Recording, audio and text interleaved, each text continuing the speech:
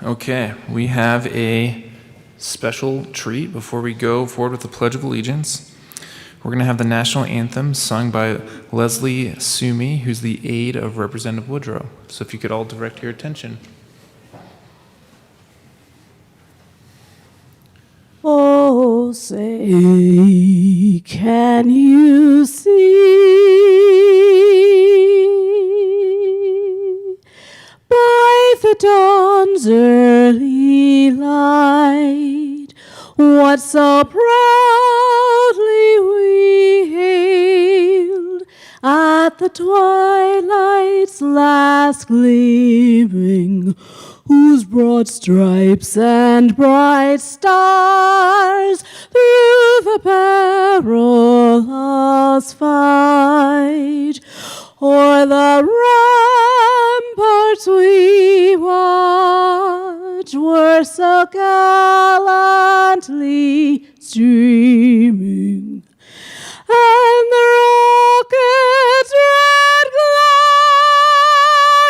bombs bursting in air, gave proof through the night that our flag was still there.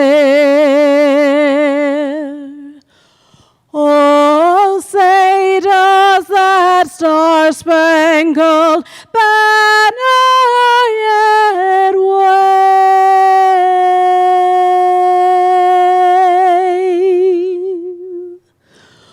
o'er the land of the free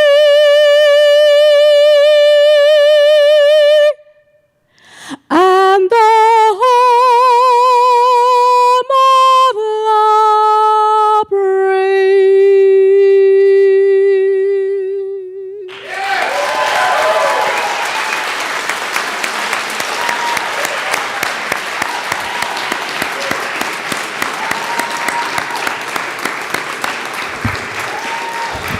Thank you very much. That was beautiful. The House will come to order.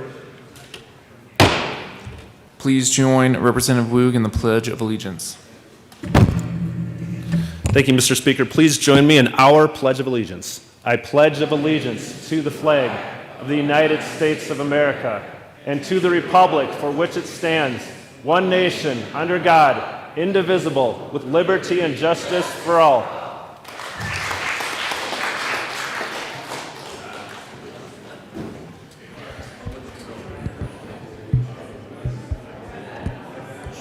Mr. Gregorio, please call the roll. Representative Zamabile. Bacon. Representative Bacon. Representative Bacon is excused. Baisley. Benavidez. Burnett. Byrd. Bockenfeld. Basenecker. Bradfield. Representative Bradfield. Representative Bradfield is excused. Caraveo. Carver. Catlin. Cutter. Doherty. Duran. Escar. Exum. Froelich. Geithner. Representative Geithner. Representative Geithner is excused. Gonzalez Gutierrez. Gray. Hanks. Herod. Representative Herod. Representative Herod is excused. Holtorf. Hooten. Jackson. Judah. Kennedy. Kipp. Representative Kipp. Representative Larson. Lontine. Luck. Lynch. McCluskey. Representative McCluskey. Representative McCluskey is excused. McCormick. McKean. McLaughlin. Present. Michelson Janae. Mullica. Neville. Ortiz. Representative Ortiz. Representative Ortiz is excused. Pelton. Pico. Ransom. Representative Ransom. Representative Ransom is excused. Rich. Consider it a thank you. Ricks. Representative Ricks. Representative Ricks is excused. Roberts. Sandridge. Sirota. Snyder. Soper. Sullivan. Tipper. Representative Tipper. Representative Tipper is excused. Tachon. Valdez A. Valdez D. Van Bever. Van Winkle. Weissman. Will. Williams. Woodrow. Woog. Young. And Mr. Speaker.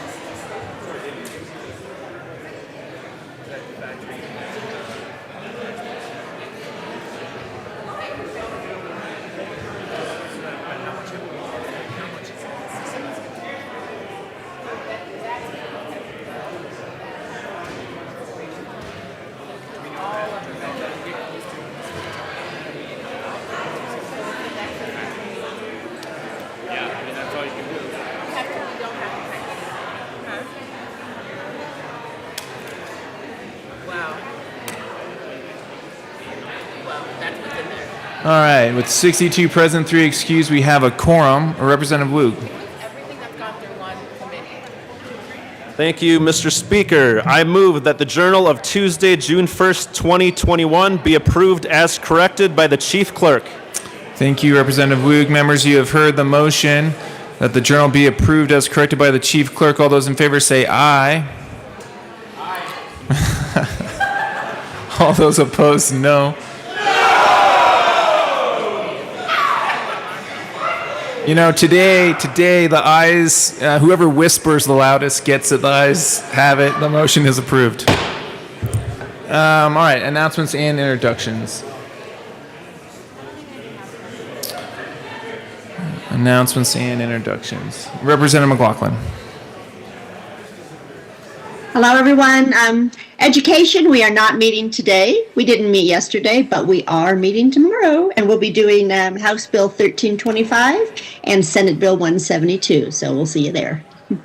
Thank you, Representative McLaughlin. Representative Byrd. Thank you, Mr. Speaker. Guess what, members? It's Wednesday, and it must be finance. Today we are meeting upon adjournment, and we will only be hearing Senate Bill 190 for action only in room 112. I'll see you there. Representative, Mr. Minority Leader McKean. Thank you very much, Mr. Speaker. Representative Byrd. So yesterday, I tried to call somebody for just setting up some stuff I had to do when I went home, and the answer I got back was, if it's 5:30, I'm running. And that was an homage to you. Very good. Representative Weissman. Thank you, Mr. Speaker. Judiciary members, another reminder about today's business. As you will note on the board here, we are meeting on the conclusion of the Finance Committee, so I'll keep in touch about that precise timing. We are in the Old State Library today, which is the room across the way. We have 4 bills on our agenda. 1309, back for action only. Senate Bill 88, back for action only. Then full hearings as usual on Senate Bill 280 and House Bill 1320. See you this afternoon in Old State Library for Judiciary. Representative Michelson-Jeannet.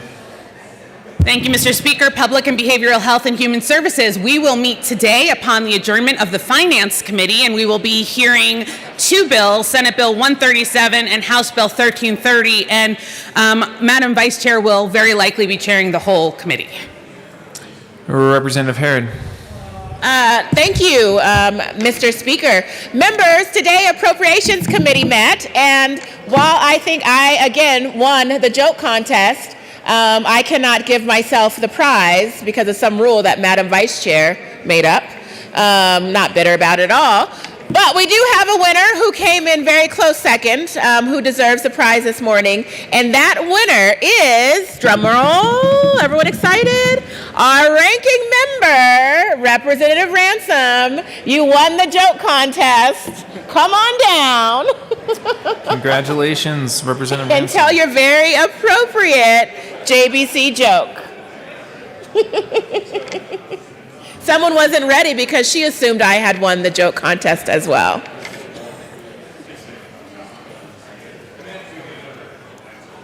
Thank you. Yeah. I had to look it up because I actually forgot it. We were so busy reading bills in there and running late. Oh, I know. Always borrow money from a pessimist. They'll never expect it back. And you do win the Girl Scout cookies. Congratulations. Thank you. Congratulations, Representative Ransom. Representative Exum. Thank you, Mr. Speaker. House Transportation and Local Government. We will be upon adjournment of Finance, and we will hear Senate Bill 262, Representative Byrd and Minority Leader McKean, and we'll also hear House Bill 1329 by our Assistant Majority Leader Gonzalez Gutierrez and Representative Woodrow. So be there. Well, stay tuned upon adjournment of Finance. Thank you. Very good. Any other announcements or introductions? Seeing none, the next order of business is third reading of bills, final passage. Represented Madam Majority Leader Exum, or Escar. Sorry, Ease. I don't even know what you called me, but okay. Thank you, Mr. Speaker. I move to proceed out of order for consideration of Senate Bill 260. Thank you, members. It's on the first page of your calendar. Mr. Gregorio, please read the title of the Senate Bill 260. Senate Bill 260 by Senators Fenberg and Winter, also Representatives Garnett and Gray, concerning the sustainability of the transportation system in Colorado and in connection therewith creating new sources of dedicated funding and new state enterprises to preserve, improve, and expand existing transportation infrastructure, develop the modernized infrastructure needed to support the widespread adoption of electric motor vehicles and mitigate environmental and health impacts of transportation system use, expanding authority for regional transportation improvements, and making an appropriation. Majority Leader Escar. Thank you, Mr. Speaker. I move for the passage of Senate Bill 260 on third reading, final passage. Representative Gray. Thank you, Mr. Speaker. I come before you in great humility and embarrassment and ask permission to offer a third reading amendment. Okay, Representative Gray, let's maybe display it up and then maybe explain it. Thank you, Mr. Speaker. This was put on your desks last night, members. It's a multi-page amendment. There are no substantive changes to the policy. We've just been working with the drafter since second reading, and it corrects things like matching the appropriation clause with one of the amendments that was made. And I would ask for your permission for a third reading amendment. Any further discussion on the motion to grant permission? Seeing none, the question before us is to grant permission to offer a third reading amendment. Mr. Gregorio, please open the machine and members please proceed to vote. Representative McLaughlin, how do you vote? Yes. Representative McLaughlin votes yes.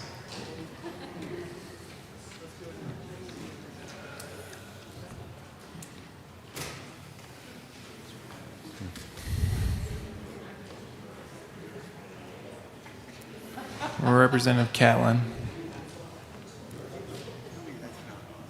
Please close the machine. With 40 aye votes, 24 no votes, and 1 excuse, permission to offer a third reading amendment is adopted. Representative Gray. Thank you, Mr. Speaker. I move L128 and ask for an aye vote. Thank you, Representative Gray. That has been properly moved. Is there any further discussion on the amendment? Seeing none, Mr. Gregorio, please open the machine, and members please proceed to vote on L128 to Senate Bill 260. Representative McLaughlin, how do you vote? Yes. Representative McLaughlin votes yes.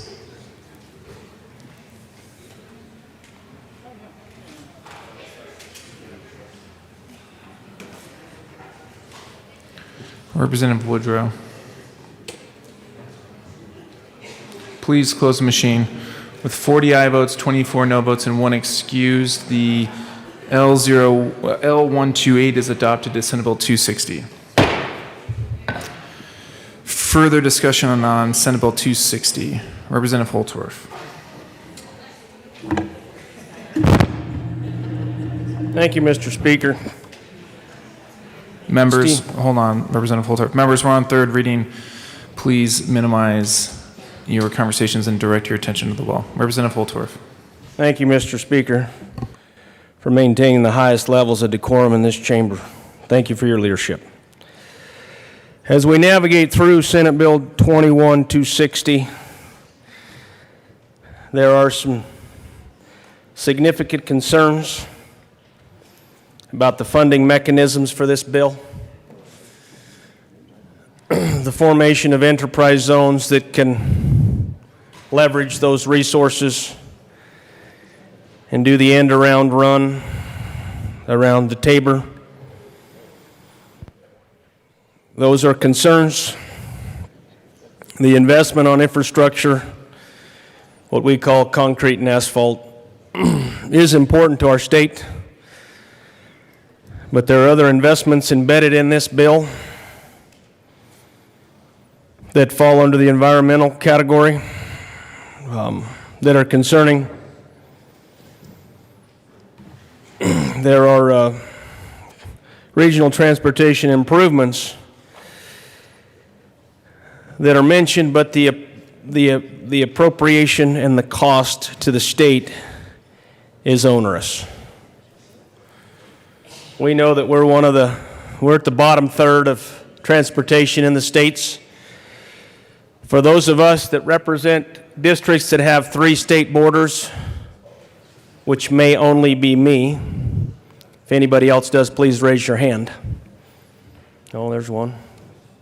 I'm talking about state borders, though. You got them. Yes, you do. 4 corners. Yes, sir. But I do have 3 states. And I will tell you the change in roadways is significant. Now we asked why that is. Well, it starts with investment, also as management, and also as allocation and prioritization of resources. The real issue here is the $200 million price tag and how those funds are generated. Now, it's my objective here to go through the bill summary and highlight a few things. So I'm going to begin with this summary.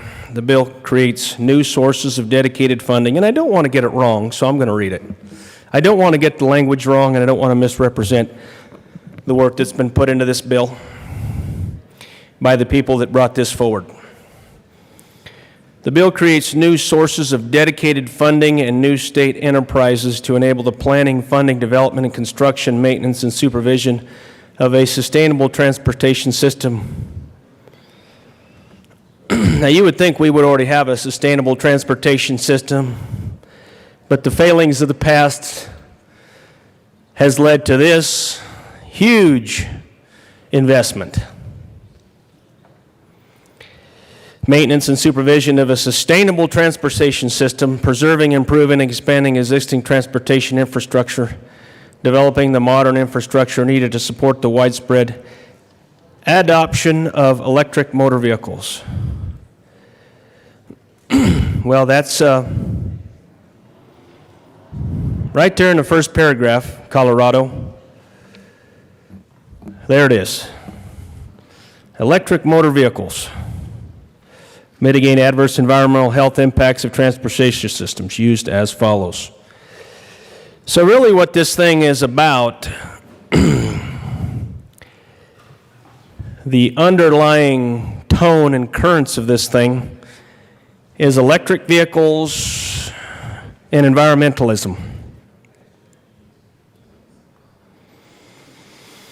I want Colorado to know that. If you thought it was about fixing your roads and bridges, well, that's only part of the story.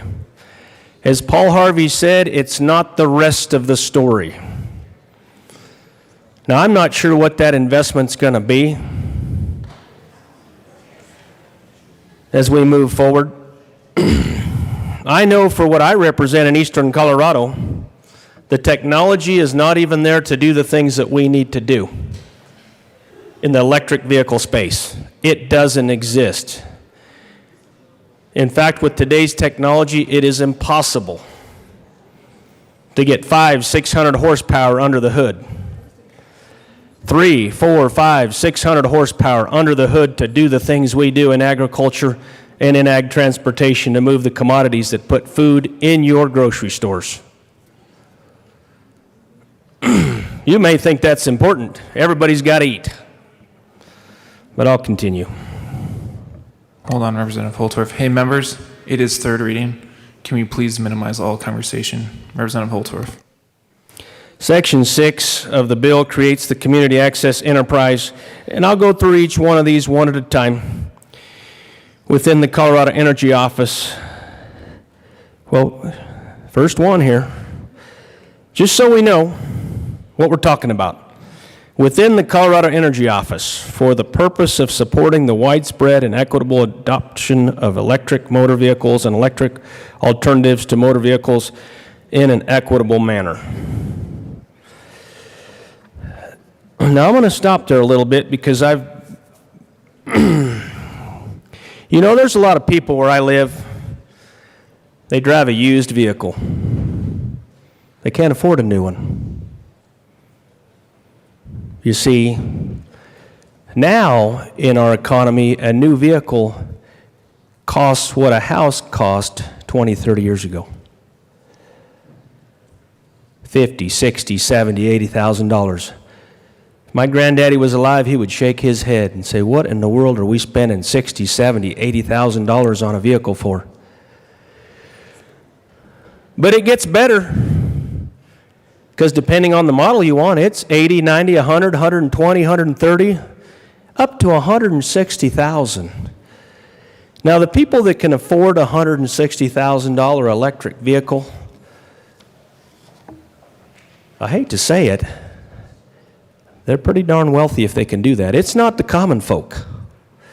It's not the people in my backyard that are still driving that 1995 F-250.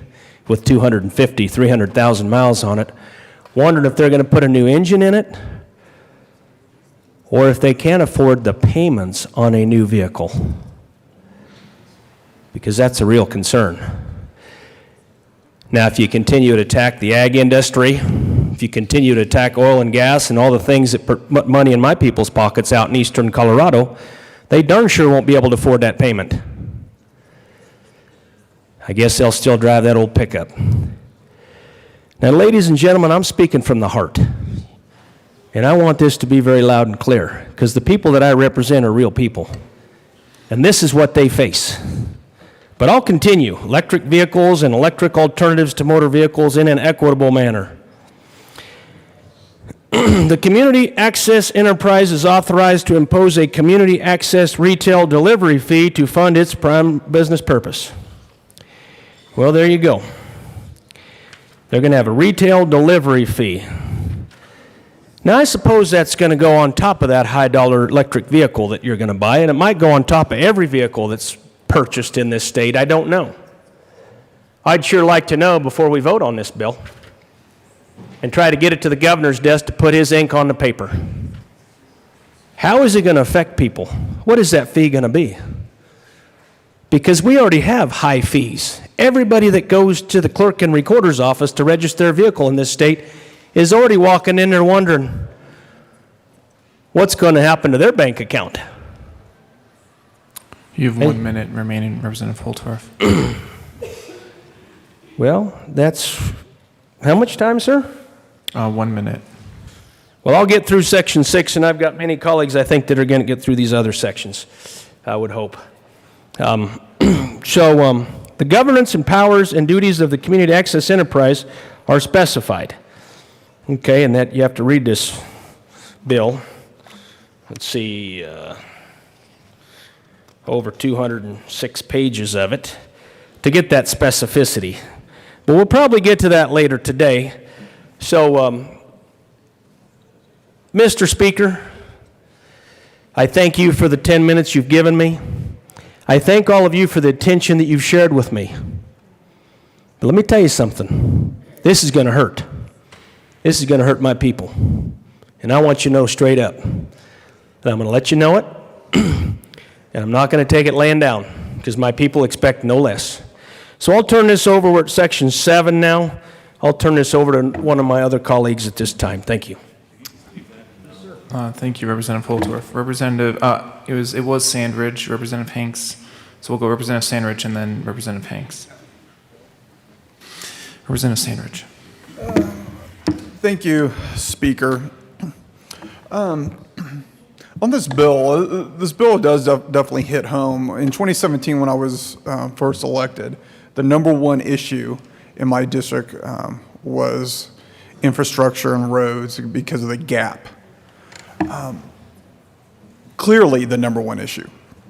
So a lot of my constituents expressed concern about, that there was a need to have more dollars, more priorities to make it a higher priority for our infrastructure and roads. I know we're about a $10 billion need right now.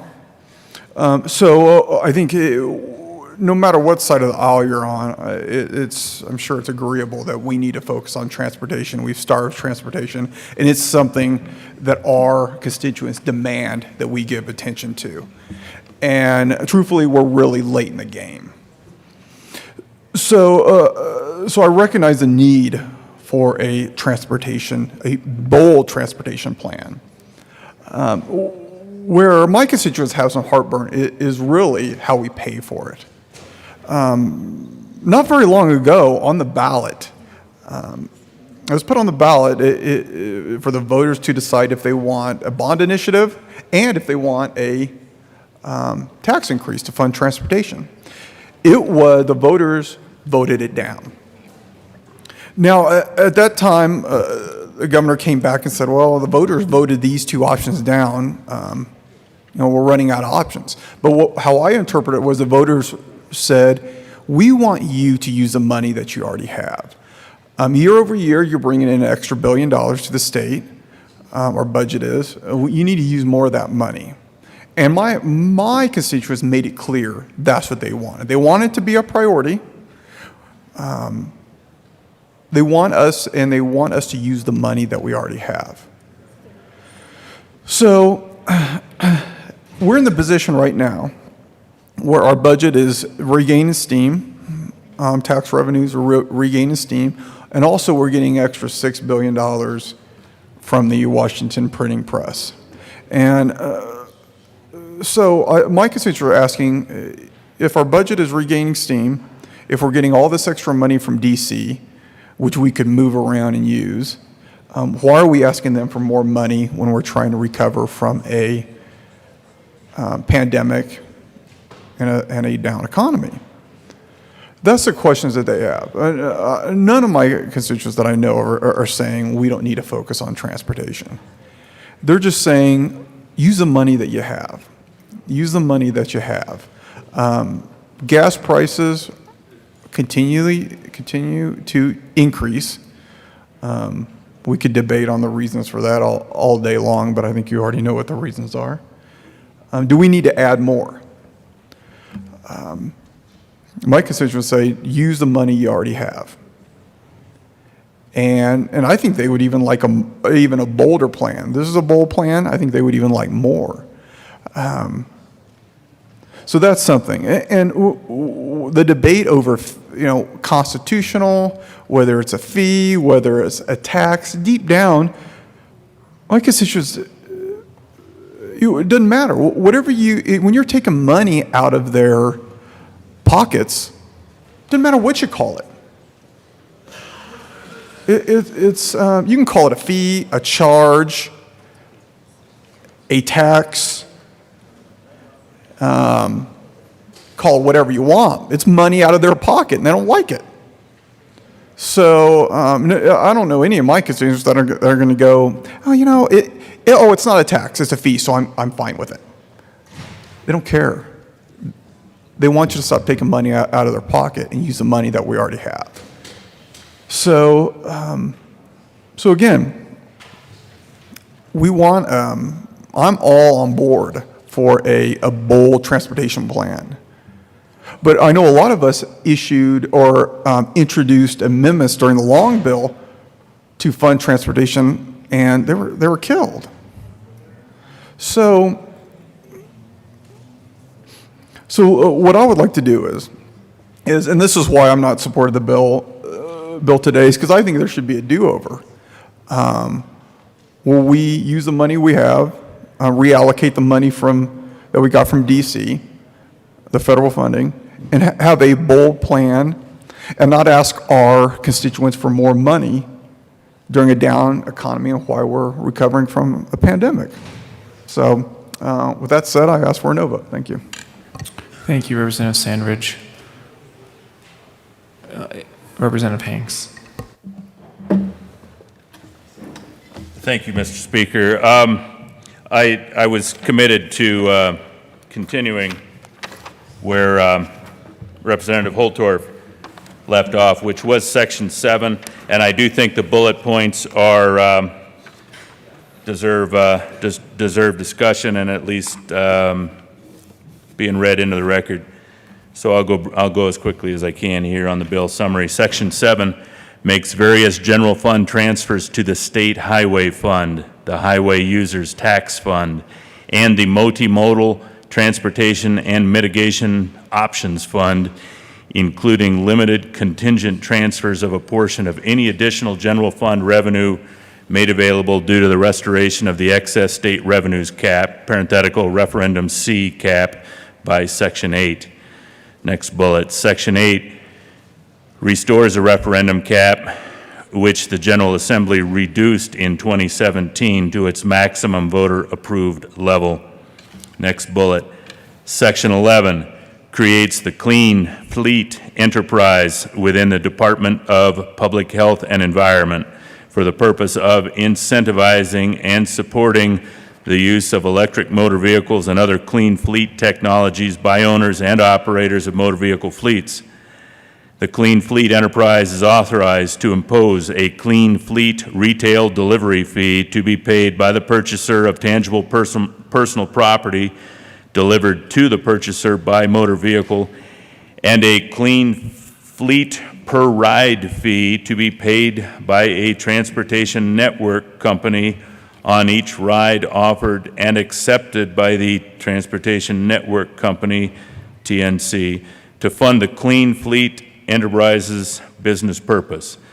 The governance and powers and duties of the Clean Fleet Enterprise are specified. Next bullet, Section 25, requires the Department of Revenue, DOR, to collect the per-ride fees imposed by the Clean Fleet Enterprise and the Non-Attainment Area Air Pollution Mitigation Enterprise as authorized by Sections 11 and 50.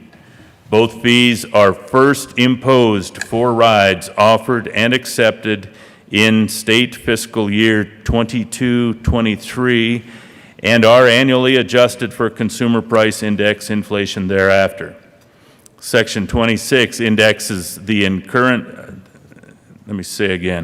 next bullet. Section 26 indexes the existing $50 registration fee imposed on electric motor vehicles to National Highway Construction Cost Index inflation and imposes additional electric motor vehicle road usage equalization fees on battery electric motor vehicles at a specified level and on plug-in hybrid electric motor vehicles at a lower level, with both additional fees being phased in on a set schedule from state fiscal year 2022/23 through 2031/32, and thereafter indexed to NHCCI inflation.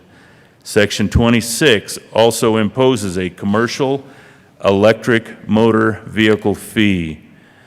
The increase and new fee revenue is credited to the HUTF for the allocation to the state, counties, and municipalities, except that 40% of the revenue generated by inflation indexing of the existing $50 registration fee is credited to the electric vehicle grant, and 30% of the revenue generated by the commercial electric motor vehicle fee is credited to the State Highway Fund for freight-related projects.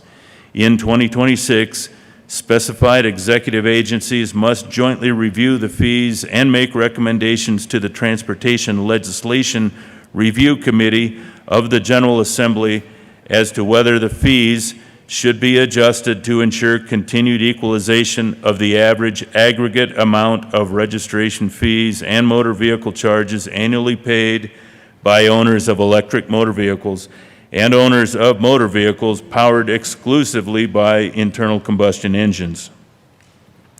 Next bullet, Section 33, imposes road usage fees on gasoline and diesel purchases that are phased in from state fiscal year 2022/23 through 2031/32, and thereafter indexed to NHCCI inflation, with the road usage fees also being adjusted in state fiscal year 2032/33 in a manner calculated to generate the same amount of additional revenue as would be generated by indexing the existing state excise taxes imposed on gasoline and diesel to construction cost inflation.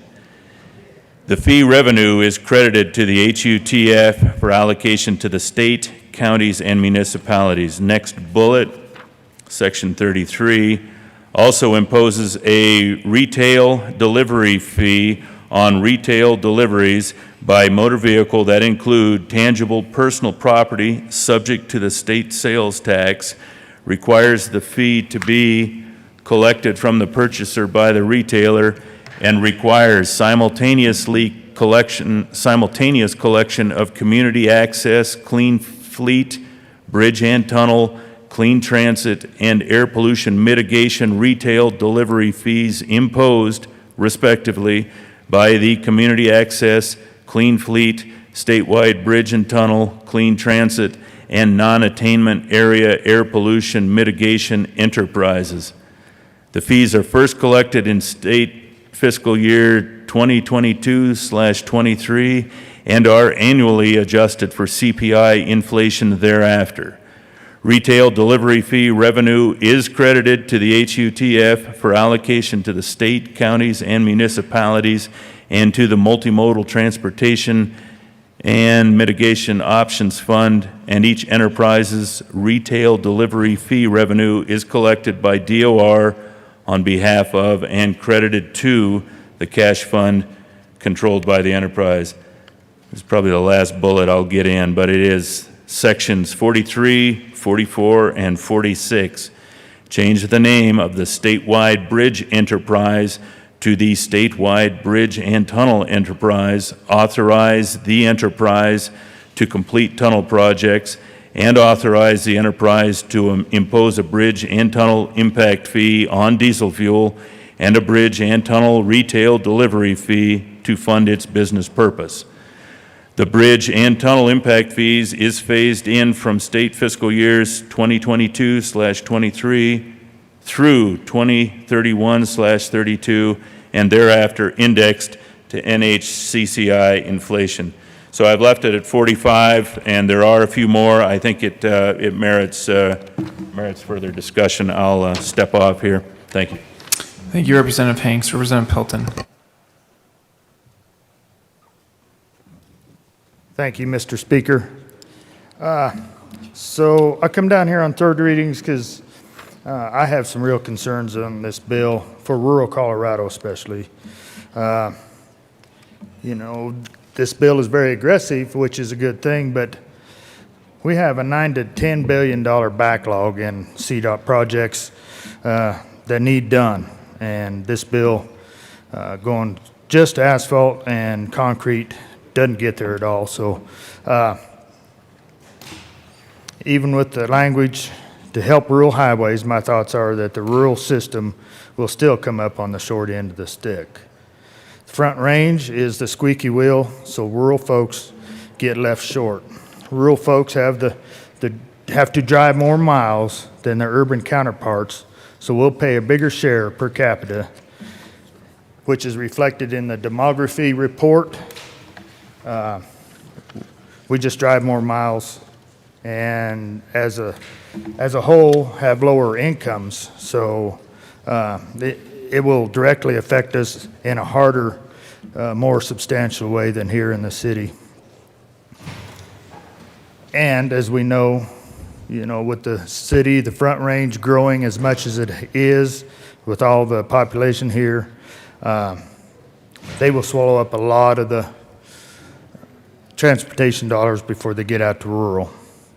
I do understand that we do need to address this problem, especially for rural, because if we don't do something substantial for transportation in the near future, all the bigger cities that are out in rural, like Grand Junction, Fort Morgan, some of those will form their own RTAs, and they will leverage all the money that comes in, and then we come up short again.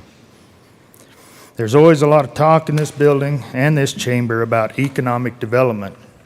In rural Colorado, our highways are our main economic driver to get our goods to town, to market, and for the commerce that goes through rural Colorado to get to the Front Range to supply you folks that live up here. In rural Colorado, it's hard to attract new business, get more people to move out there, to have the employees. So we have to retain what we have, and a good highway system would do that. Another thing that does not work in rural Colorado is transit. The transit dollars that go to rural Colorado never get spent, or such a minute amount gets spent that it doesn't work. I would like to be able to trade our transit dollars with the Front Range in exchange for asphalt. That would go a lot further in rural Colorado than transit does. In rural Colorado, we don't have congestion issues. What we have are safety issues. You know, you might come up upon a rancher moving his cow herd down the road. You've got to slow down and wait for that to happen. That's our only, that's our only congestion problem in rural Colorado. Drivability is another issue. We talked about that during seconds on how there's a lot of semi drivers are taking our county roads because they're smoother. I think it's about time the state legislature starts living within its means and quits piling more and more fees and taxes on our citizens. I would urge a no vote. Thank you, Representative Pelton. Representative Pico.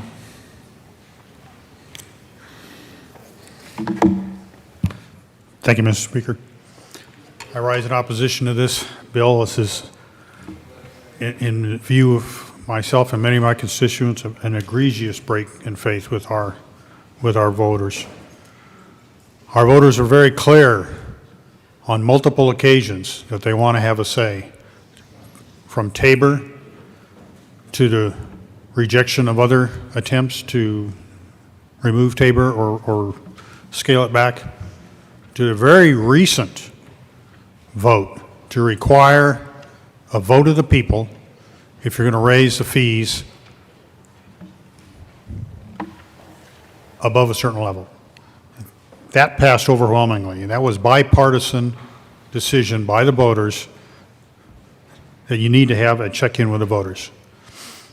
In El Paso County and in the city of Colorado Springs, about as tax-averse and fee-averse a community as you will find in Colorado or on the Front Range. We faced all the same issues, addressing stormwater infrastructure, roads, bridges, and pavement. And we made the decision in El Paso County over a number of years that we were going to address that because the state never anteed up. So we put together the proposals and we established the Pikes Peak Rural Transportation Authority a decade ago with a 1% sales tax and asked the voters for their approval.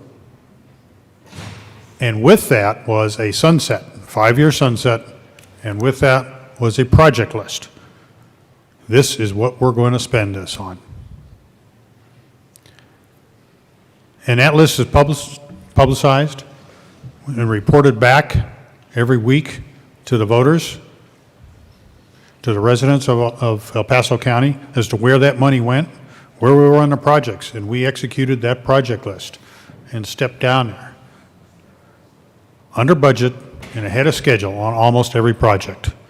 And we won their confidence, and the voters on the 5-year sunset approved round 2, again, with a 5-year sunset, a specified list of projects to do, and that won. So we are paying across most of El Paso County, not all of it anteed in, but most of El Paso County pays into that fee. Correction, pays into that tax. Voter-approved tax in El Paso County. City of Colorado Springs faced many of the same issues. Our roads were pretty bad when I came on city council, and we faced the issues both of that and with stormwater. And we went to the voters and said, we need to do this. And our measure 2C in Colorado Springs was to have a 0.62% sales tax for 5 years with a specified list of roads that we were going to work, and they were the main roads. And we told the voters up front, this is going to be a 10-year project, but we sunsetted it at 5 years. A voter check-in with 5 years, and they had the option to terminate it at that time or to renew it on whatever we did. And again, we had a specified list. These are the roads we're going to work on. These are the ones we're not, which got a lot of anxiety. But we targeted our primary access roads, and we went in there and we worked those roads aggressively. And we did a combined project with utilities to ensure that we dug up and replaced all the utilities underneath the road work before we laid the pavement on top. We forced that coordination between the branches. And we gave them the specified list, as I said, and we reported it every week. We gave them the 2-week project list that was up next, and reported it and updated every single week, and we executed that list. And we came in under budget and ahead of schedule. We won their confidence, and we renewed it a year or so ago with a slightly reduced rate. Got the same amount of money coming in, about $50 million a year, just for City of Colorado Springs, and the voters approved it.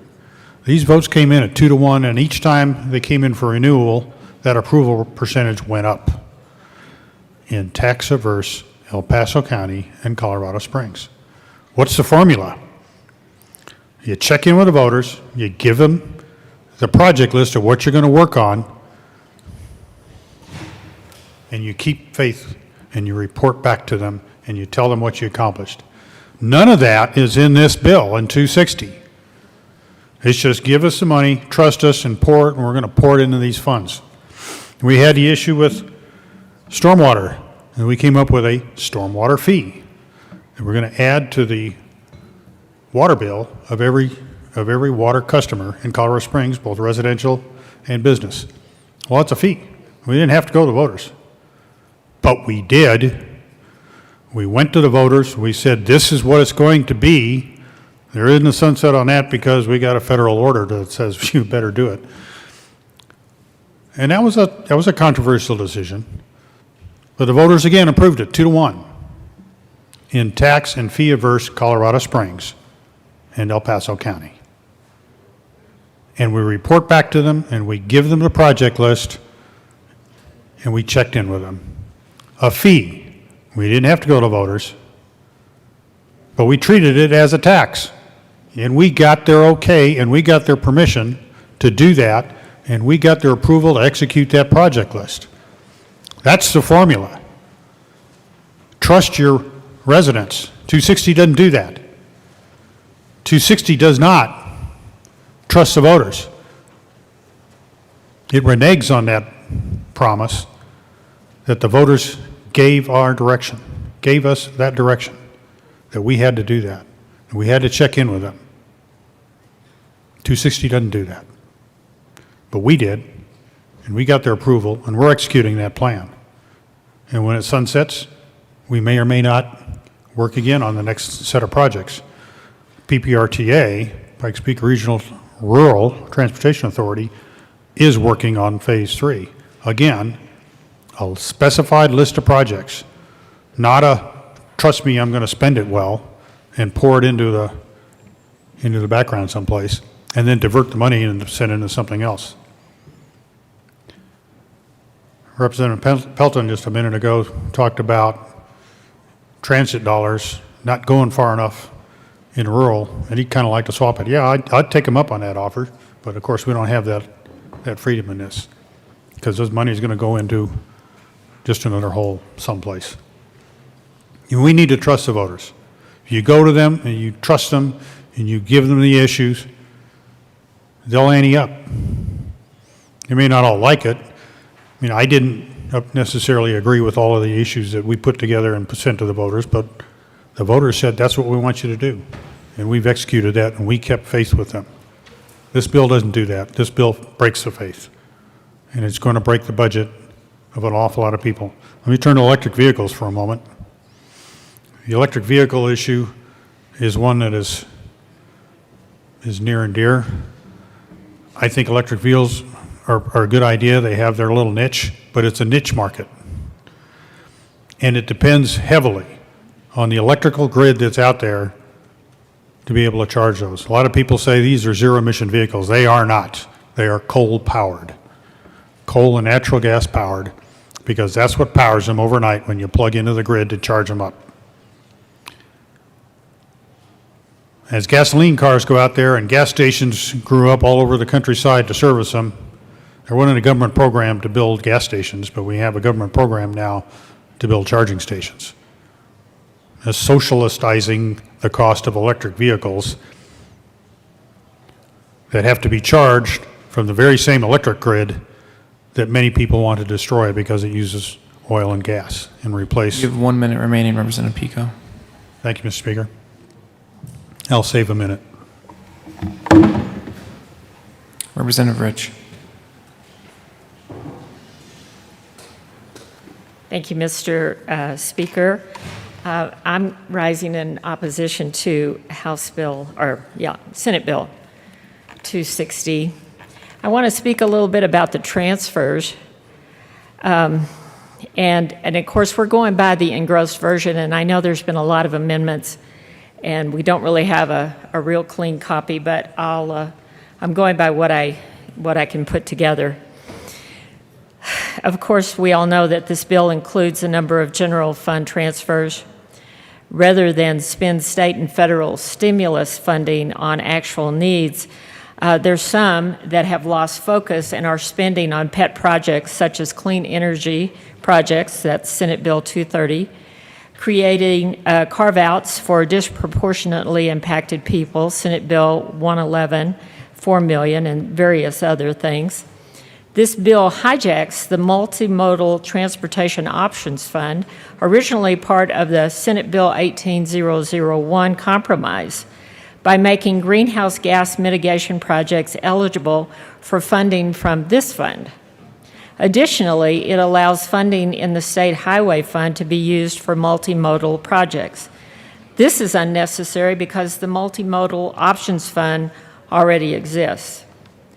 While voters made it clear that they want the state to fix roads using resources already available, some are blaming voters for running the roads and exacerbating climate change. This bill will even require any transportation capacity project, such as widening of highways, to undergo greater scrutiny of how the project would impact greenhouse gas emissions. Finally, some don't understand rural Colorado if they think that rural Colorado needs, wants, or will use electric transit. It isn't exclusive to say, how Denver goes, so rural Colorado must go. Instead, some should consider how adversely these extreme transit and electric-centric mandates will impact rural communities.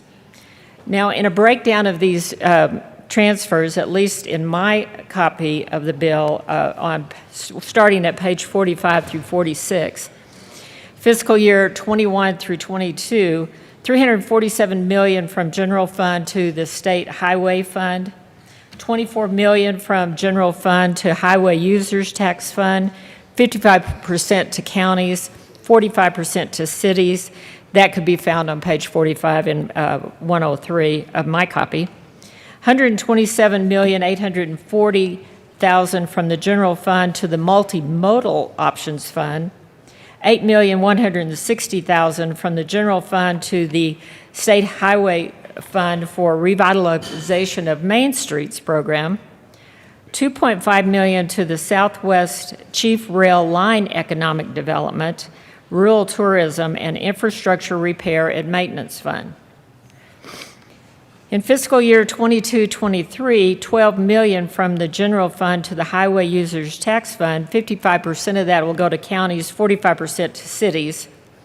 Beginning July 2022, annual transfers through July 2031, $10,500,000 from general fund to the multimodal options fund.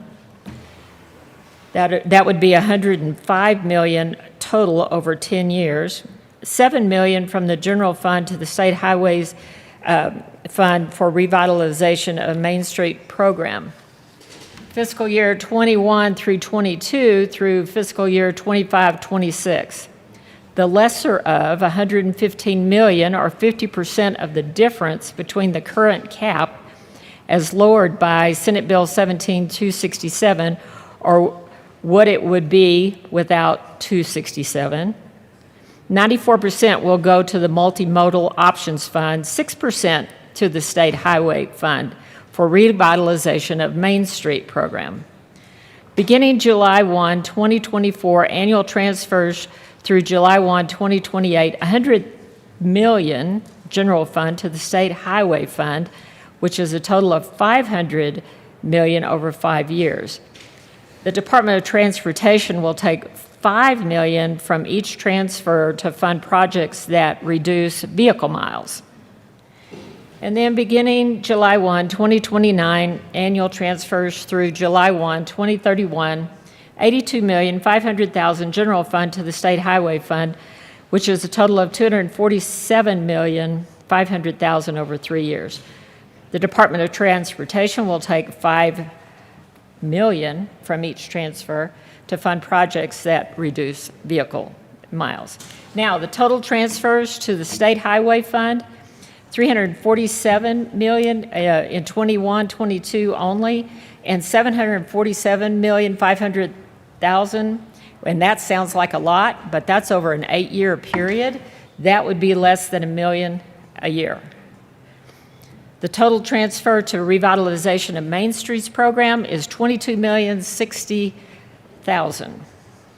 and that's only for fiscal years 22 through 26. Total transfer to Multimodal Options Fund is $340,940,000. That's $127 million in fiscal year 21-22 only. So multimodal is going to get $127 million, and the state highway fund out of this $774 million. That's over an 8-year period. The highway users transfers for county and cities, that'll be $36 million. You know, there was a lot of talk that our side of the aisle didn't really have any solutions. But in 2017 and 2018, we were able to pass Senate Bill 267 and Senate Bill 001. And these bills had strong bipartisan support. And they made meaningful investments on our roads and bridges. But this bill will repeal both of those. Voters will not have the ability to vote on bonding in November. So for those of you that are listening, you don't get a say. Instead, this bill will spend money on pet projects. And additionally, this bill restores the referendum CCAP to what it would have been without the base reduction in Senate Bill 267, allowing the state to retain more revenue. I'm just getting started, but I'll stop right there because I know other people want to speak, but I urge a no vote on this bill. I know that it's not supported in where I'm from in Mesa County. Thank you, Representative Rich. Representative Van Bibber. Thank you, Mr. Speaker. We've had a lot of time to reflect. Well, actually, we have not. I'll take that back. We have not had a lot of time to really reflect on the 207 pages of the transportation bill. But there's a lot to digest here, and some of the things that I would like to point out, and I guess I will back up and say, I rise in opposition to this bill. Strong opposition on behalf of my constituents. What is urban is not rural. And to us, all that glitters in this bill is not gold. And so as I look through the bullets that my previous colleagues stood up here and started to discuss, there were a few things that stood out to me as a representative and what transportation does mean as arterials that cause my county to thrive. When I look at Section 50, it says it creates the Clean Transit Enterprise within the Department of Transportation for the purpose of supporting clean public transit through electrification planning efforts, facility upgrades, fleet motor vehicle replacement. And what does that mean? That means the fleet that the state of Colorado owns and how we will replace that with electric vehicles. So you as a voter have an understanding of the scope of what we are talking about in just one small portion of this bill. The governance and powers and duties of the Clean Transit Enterprise are specified. So keep that in mind. How much of a fleet will the taxpayers in the state of Colorado be replacing through the fees that particular court cases have been referred to, and I'll refer to that in a second in this bill. Then I look at sections 9, 32, 42, and 51, and what jumps out to me is that those sections effectuate the repeal of the requirement that a ballot question seeking approval for the issuance of transportation revenue anticipation notes be submitted to the voters of the state in a statewide election. And so as I turn to that portion of the bill, in section 9 on page 49, the repeal, so this is a quote from the bill, the repeal, as they will become effective only if a ballot issue is proclaimed by the governor. That's quite a specific and one-person run directive. Something that I think in a constitutional republic and a state with democratic processes should be very wary of. One person gets to ensure a ballot initiative. And then we leap to page 169 that particular portion of the bill references. And what jumps out to me there is that it says in section to Roman numeral 2, portion D, that by providing remediation services as authorized in this section, the Clean Transit Enterprise engages in an activity conducted in the pursuit of a benefit, gain, or livelihood, and therefore operates as a business. A business. I'm not sure that that will be a fluid and efficient use of our funds. In fact, I'm almost certain it would not be. And when the state of Colorado starts to enter into the process of ensuring that they are a business, such as other bills that are being pushed through the House and the Senate here, it is alarming to most people in those industries that the state of Colorado sees themselves as an efficient business. And they're using court cases to justify this. In Section E, they reference the court case Nickel versus E470 Public Highway Authority 896, a court case from 1995.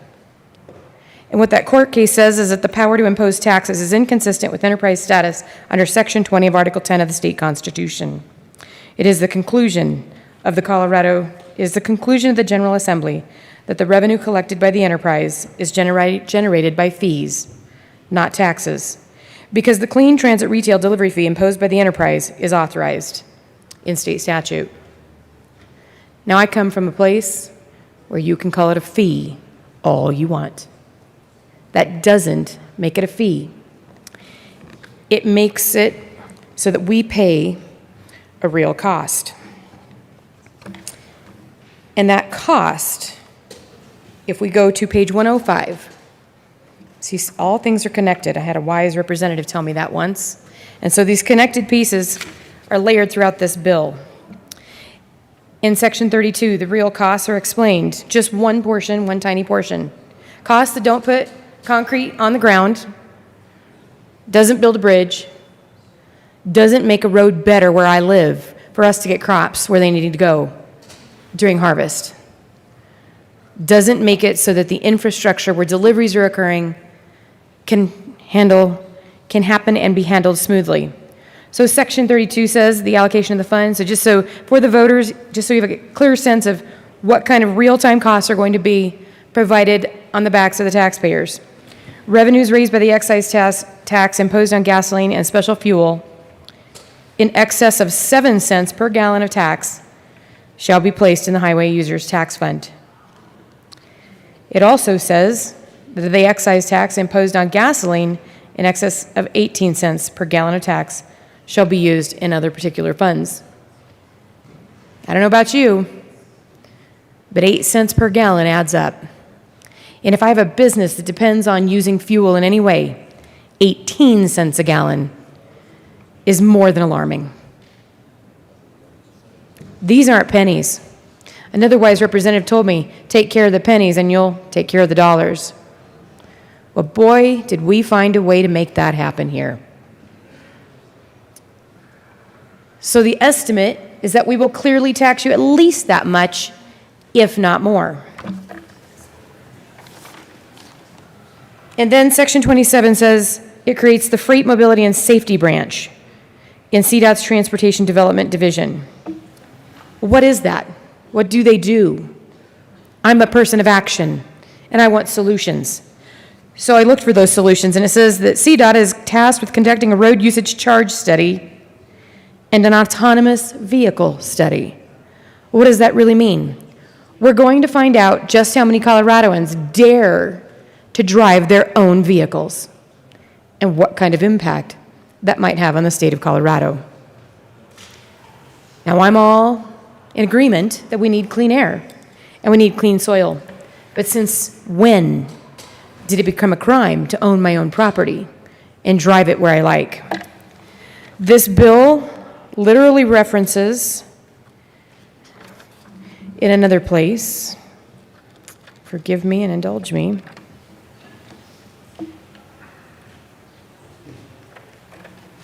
see, it's so big, I've got to root around in it for what I need. And I may not find it. But there's another portion of this bill, taxpayers and constituents, that literally state that the goal is to ensure that you no longer drive your own vehicle. It's not stated quite like that, but that's the intent, that's the inference. that we use multimodal transportation. We use a method of transportation that is not built, and where it is built, it's not used, on the backs of the rest of the taxpayers in the state of Colorado. And then we look at sections 34 through 41, where they would like to create a regional transportation authority. And isn't that the word we should pay attention to, authority? Because that means that will be dictated to at the local level. No longer will there be a cooperative, or as a cooperative, as we'd like to see, MPO discussion about how these kinds of things will most impact drivers, businesses, taxpayers, constituents. No, there's a lot of authority mentioned in this bill. You have 1 minute remaining.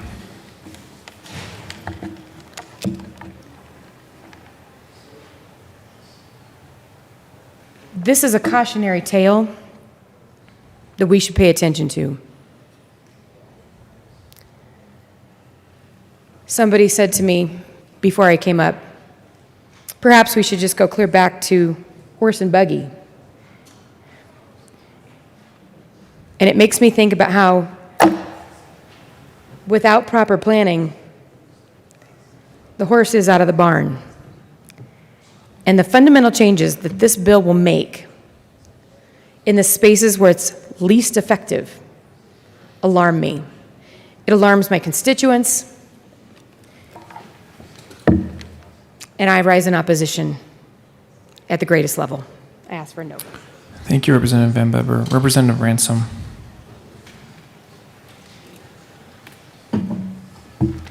Thank you, Mr. Speaker.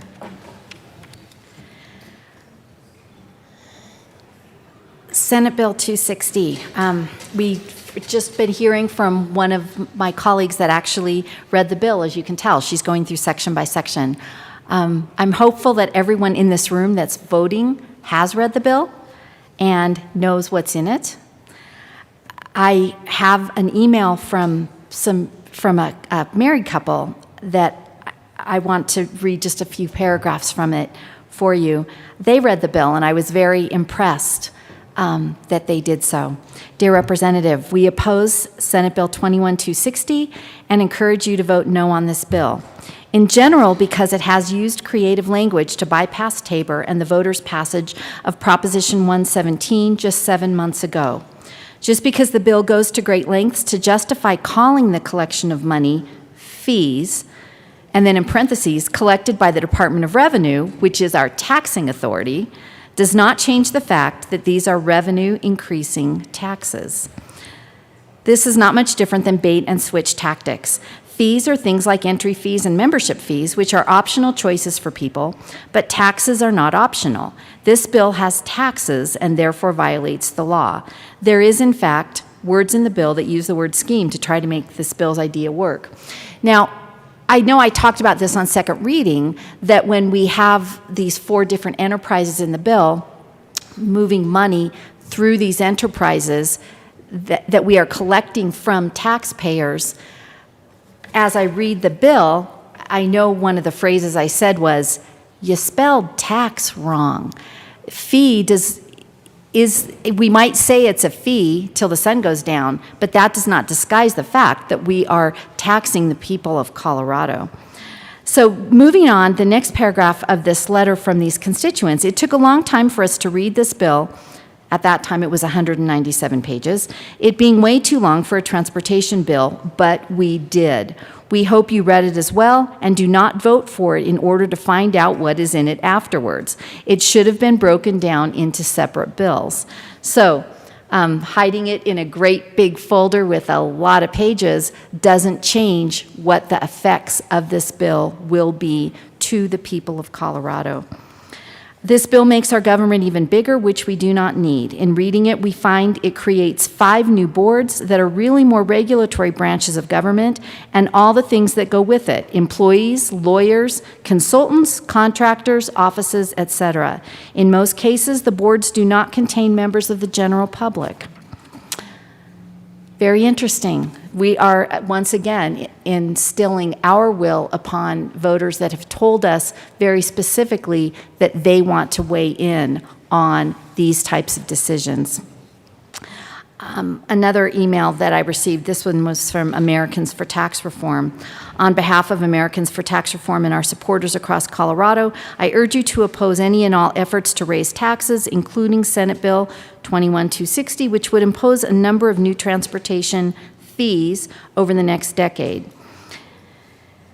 They move on to say Senate Bill 21260 would impose a series of new transportation fees that will take a whopping $4 billion out of the pockets of Colorado taxpayers over the next decade.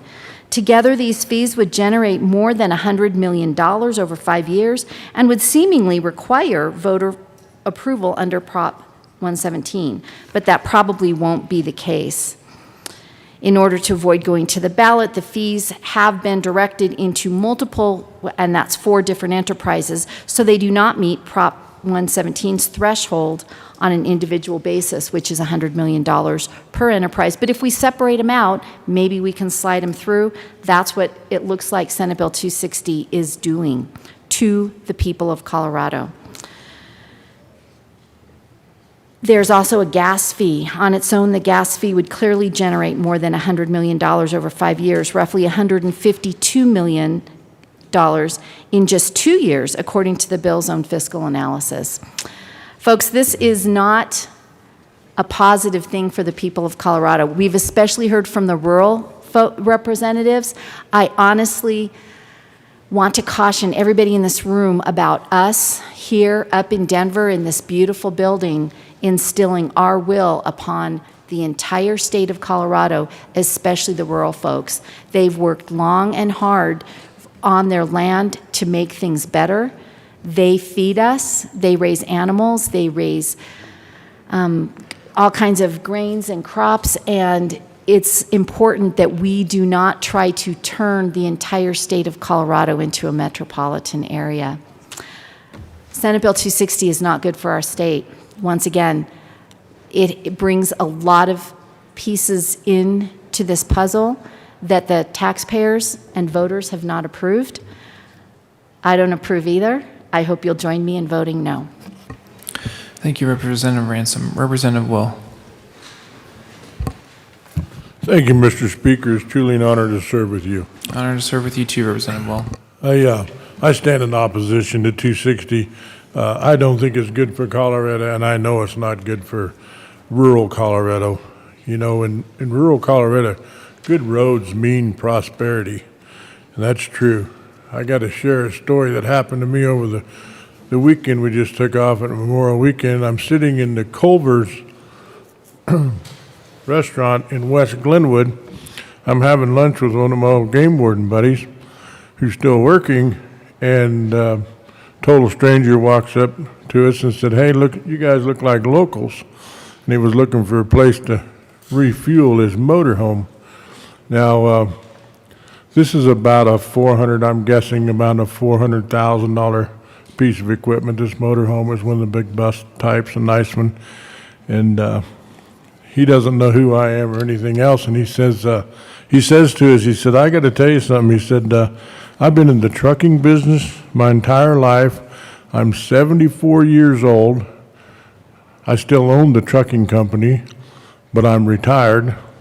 And I have this nice motorhome, and I'm seeing the U.S." But he said, I've driven I've driven through all the states in the nation and over a lot of the major highways. And he said, "I have to tell you, Colorado has the worst roads I've ever been on." And he was talking about, he was from Connecticut. He was headed to the West Coast, and he said, "When I come back through, I'm going to avoid Colorado because I really like my motorhome." And he said, "I thought we were going to shake it apart and bring it through here." So just a story to share that this, our roads do need work, and we understand that. I think we all understand that. I just don't think 260 is the way to do it. And my colleague, Representative Sandridge said, you know, during the long bill, we're offered multiple amendments to fund highways that were all rejected. So And I just think it's just not the way to do it. I think the user fees and all that's going to impact rural Colorado disproportionately. I think higher gasoline fees they'll have a larger impact on populations living in rural Colorado. That was also stated, I think, for Representative Pelton. But these are, men, women, and children, and drivers of working ages, and these aren't the high income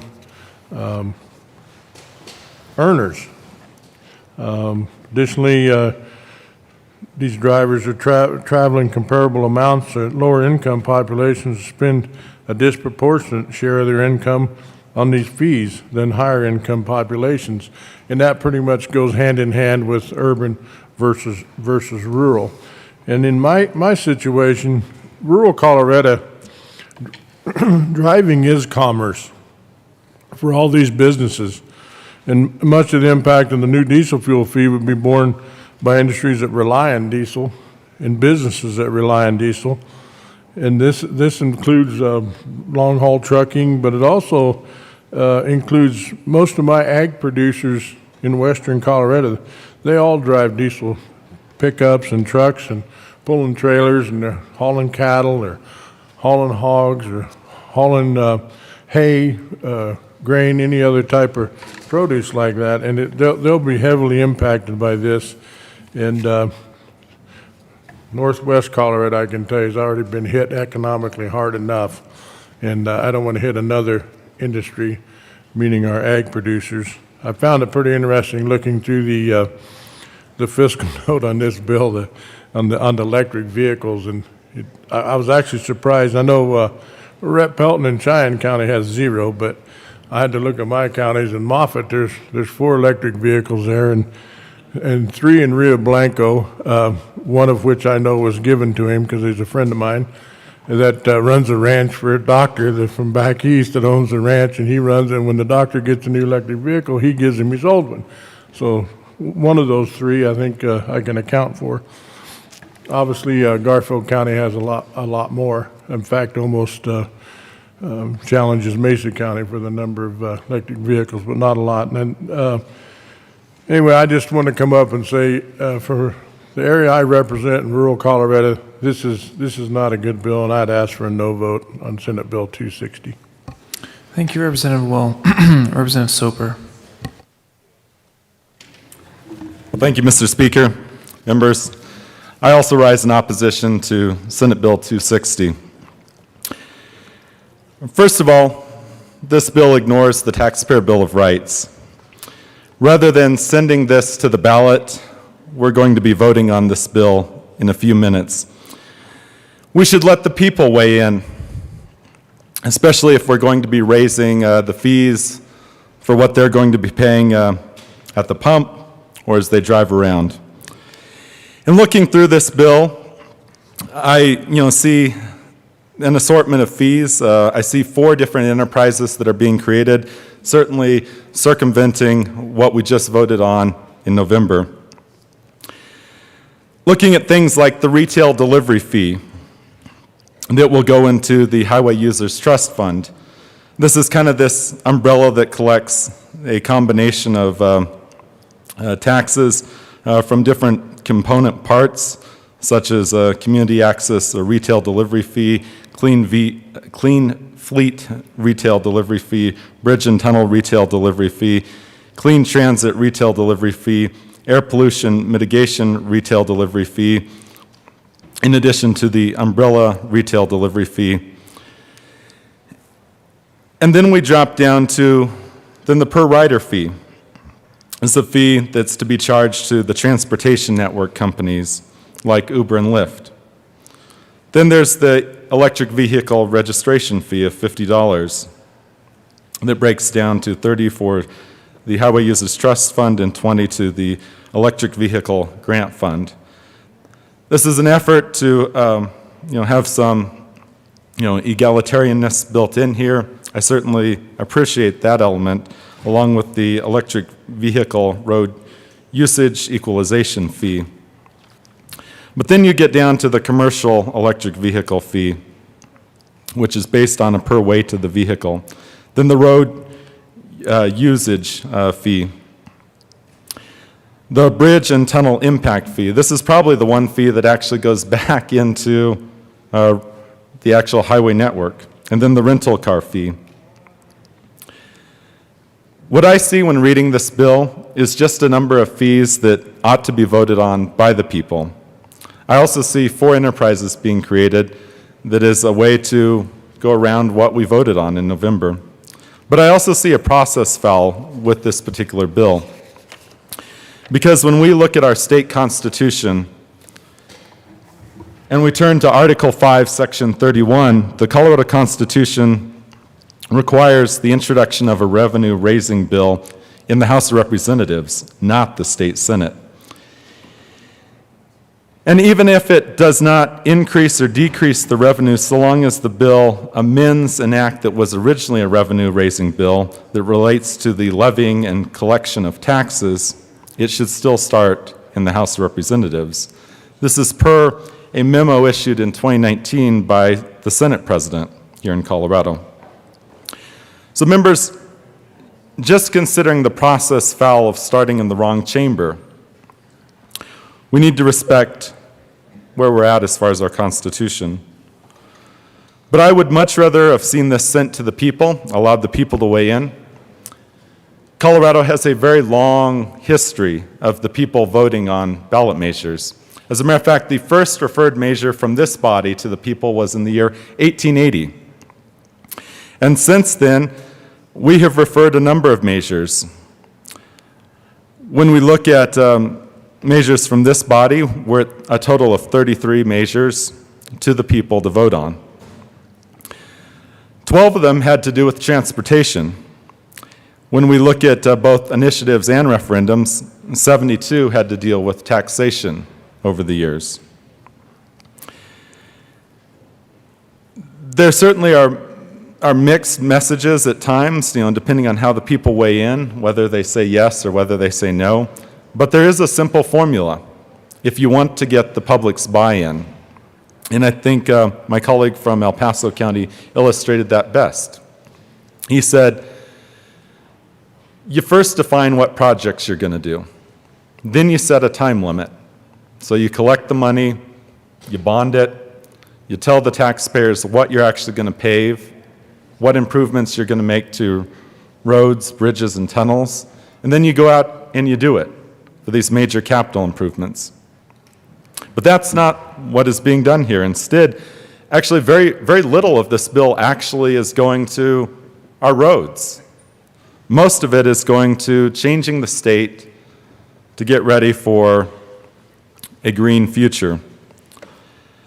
When I think of the automobile, and I think of cities throughout Colorado, and I think about my time living in Europe, Colorado is not like these ancient cities that developed without the automobile. It's really easy to ride a train into a cute European village. You're at the heart of the city. Everything is built walkable because they never anticipated the automobile. Fast forward to the way our cities developed here in Colorado and throughout the American West and the United States. They all developed around the automobile. We have large parking lots in front of our retail establishments. Houses are built far apart. We've gotten used to being able to drive out into the mountains, to be able to recreate, to pull our boats or our RVs using our vehicles. And we've become ever reliant on on-time delivery for commercial transportation using semi-trucks. Our society is not really set up for the multimodal transportation that's being anticipated with this bill. If our cities were developed differently, we might be having a different conversation. But our cities developed around the automobile and should respect the automobile. The element in here that is talking about Main Street revitalization. What we've seen is Main Street revitalization ends up being deleting parking spaces in rural Colorado, making it harder on retail establishments to be able to get customers in the door. Because one thing is true, if you can't find a parking place near a shop in rural Colorado, you're not going to shop at that store. Instead, you're going to leave downtown and you're going to go to a retail establishment that's not on Main Street. Members, there's a lot of issues that I have with this bill. This is not the right direction. Plus, it ignores the work we've made in 2017 and 2018 by really nullifying the work that was accomplished in those 2 years. I would have much rather seen a different bill than one we have here today, one that included specific projects, one that asked the people if this is really the direction we want to go, and one that also contemplates capacity. Do we have the capacity to actually do in the timeline what we're doing here? And I don't think that's actually true. I think we're going to be throwing a lot of money out there in different directions with absolutely no accountability. I do know that there was a Senate bill that was killed and that was incorporated in here that tries to add some transparency to CDOT, particularly with contractors. But it didn't add the whole thing here. So we still have this murky world that's known as CDOT. And the fact that you can roll from being a CDOT employee over to being a consultant, making twice as much money, having very thick contract proposals to where it's very difficult to know if the taxpayers are getting the best investment with their tax dollars. So for these reasons, members, I will be a no vote here today. I would encourage everyone to think long and hard about what we're about to do here and how we're going to be tying up the state's resources. We're taking more of the hard-earned dollars from Coloradans, and we're not necessarily going to be putting this where it needs to be. You have 50 seconds remaining, Representative Silva. Thank you, Mr. Speaker. We need to be paving roads like I-70. So members, I ask for a no vote. Thank you. Representative Neville. Thank you, Mr. Speaker. Members, ever since I've been down here, we've been running amendments on the long bill to add more funding to our transportation system. I can think back to 2016. I think collectively the amendments from this side of the aisle totaled up to over $500 million. I think this year alone we had ones for over $1 billion. All those amendments were rejected, and what I used to tell people is they're holding your commute hostage for a tax increase. Well, they tried that, and that failed. The voters soundly rejected that. Not only did the voters soundly reject that, they came back and added language strengthening our taxpayer Bill of Rights so that they couldn't call it a fee instead. But here we are. From the fiscal note itself, fees on gasoline and diesel fuel, the bill imposes a per gallon fee on gasoline. Members, if it looks like a tax, walks like a tax, acts like a tax, it's a tax. But we're going to call it a fee so that we can skirt around our taxpayers' Bill of Rights. So maybe you can't afford this new tax on gas, so you try to find other alternatives. I'll get stuff delivered to my house. Well, we're going to fee that as well. Just think of I think this is kind of ridiculous. How's that going to work in practical application? So the Amazon truck parks in between my house and the cul-de-sac of my neighbor's house and drops a package off to me and a package off to my neighbor. They didn't even drive any extra distance. There's 2 fees now? Well, maybe you can't afford to actually buy a vehicle in this state anymore since we've increased your registration fees, and with the higher price of vehicles, your special ownership tax is through the roof, so you can't even afford it. So you look for other alternatives. Maybe I'll try to take an Uber or a Lyft. They got you. They're going to fee that as well. I mean, I look at the bill and the scope of everything we've done, and I don't think this bill's the icing or the cherry on top of the cake of this session. Instead, it is the straw that will break the back of the camel. And unfortunately, in this circumstance, the camel is the middle class of our state. Vote no. Don't break the backs of our middle class citizens. Thank you, Representative Neville. Assistant Minority Leader Geithner. Thank you, Mr. Speaker. Members, I had the opportunity to come and talk a little bit on seconds during 260, and I wanted to remind the body, and perhaps those that are even listening into us now, a little bit of what the points that I wanted to highlight were. And we've had some discussion so far about the various enterprises that are created by 260, and I'm happy to review some of those as well. For starters, the Community Access Enterprise. The fiscal note, and there's, I think, 4 or 5 fiscal notes, describes the Community Access Enterprises. This enterprise is created within the Colorado Energy Office to support widespread adoption of electric vehicles and electric alternatives to motor vehicles, including development of vehicle charging infrastructure, as well as financial incentives for electric vehicle purchases. So that's just the Community Access Enterprise. So taken here from the Colorado Energy Office dashboard as of Monday, February 1st, 2021, so that's just this year, just a few short months ago, there were a total of 33,653 electric vehicles on the road in Colorado. 33,653. And in 2020, total registered vehicles on the road in Colorado were 4,590,272. I'm going to take a stab without doing the actual math, but I'm guessing that 99.99% of the vehicles on the road are motor vehicles and not electric vehicles. Yet we're going to create an enterprise that is going to have a fee generated by it that will pay for the support of widespread adoption of electric vehicles and electric alternatives to motor vehicles. So let's go on to the Clean Fleet Enterprise. This enterprise is created within Colorado Department of Public Health and Environment to incentivize and support the use of electric motor vehicles and other technologies in private and government vehicle fleets by providing financial assistance for electric motor vehicles to fleet operators and by providing or supporting related services.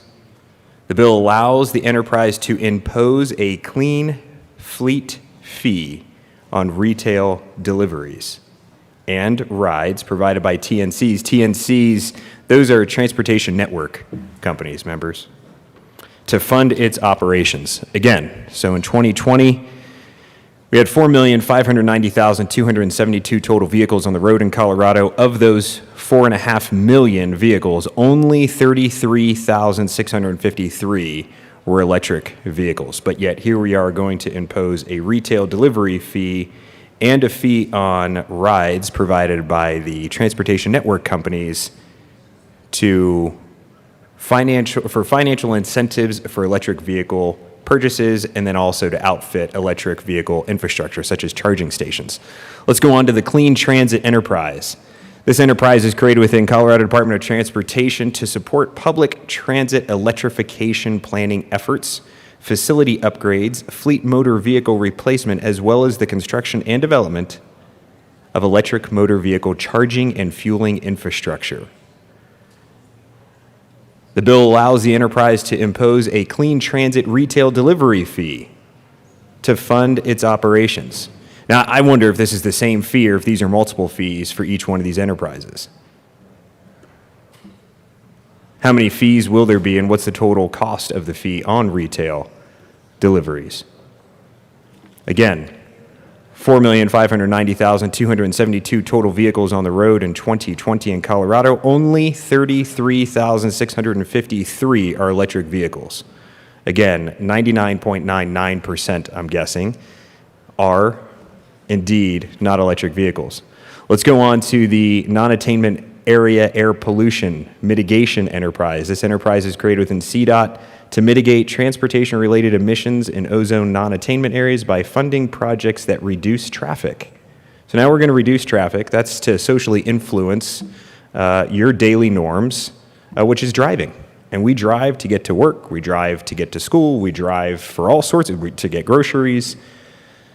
So we're going to try and influence how we operate as Coloradans by reducing traffic. So I highlight those things to make a finer point. One of the last amendments that was moved onto Senate Bill 260 was L115. L115, if you'll recall, had to do with the function of the Environmental Justice and Equity Branch, and its purpose was to work directly with disproportionately impacted communities. That's taken directly from the amendment line 9, disproportionately impacted communities. So if we look at the bill and we talk about the disproportionately impacted communities, they're actually defined. Cost burdened means a household that spends more than 30% of its income on housing. Low income is defined as means the median household income is less than or equal to 200% of the federal poverty guideline. I asked the question of the sponsors if these individuals that are identified and fit into these categories of cost burdened and low income, the disproportionately impacted communities, would be immune from such fees. I provided an example. I'll provide another one. I mean, let's consider the single parent, the mom, who maybe she has 2 or 3 kids, she has 2 or 3 jobs.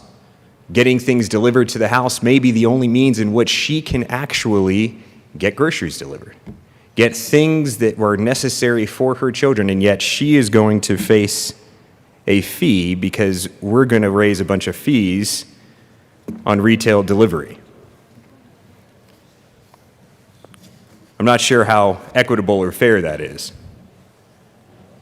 There were 2 amendments that were offered specifically by my side of the aisle. One of those amendments that was offered had to do with referring 260 to the ballot. I talked about that there were some indicators on Proposition 117. I actually went through House District 19, my district, and the precincts to identify how my precincts responded, all 51 of them, to Proposition 117.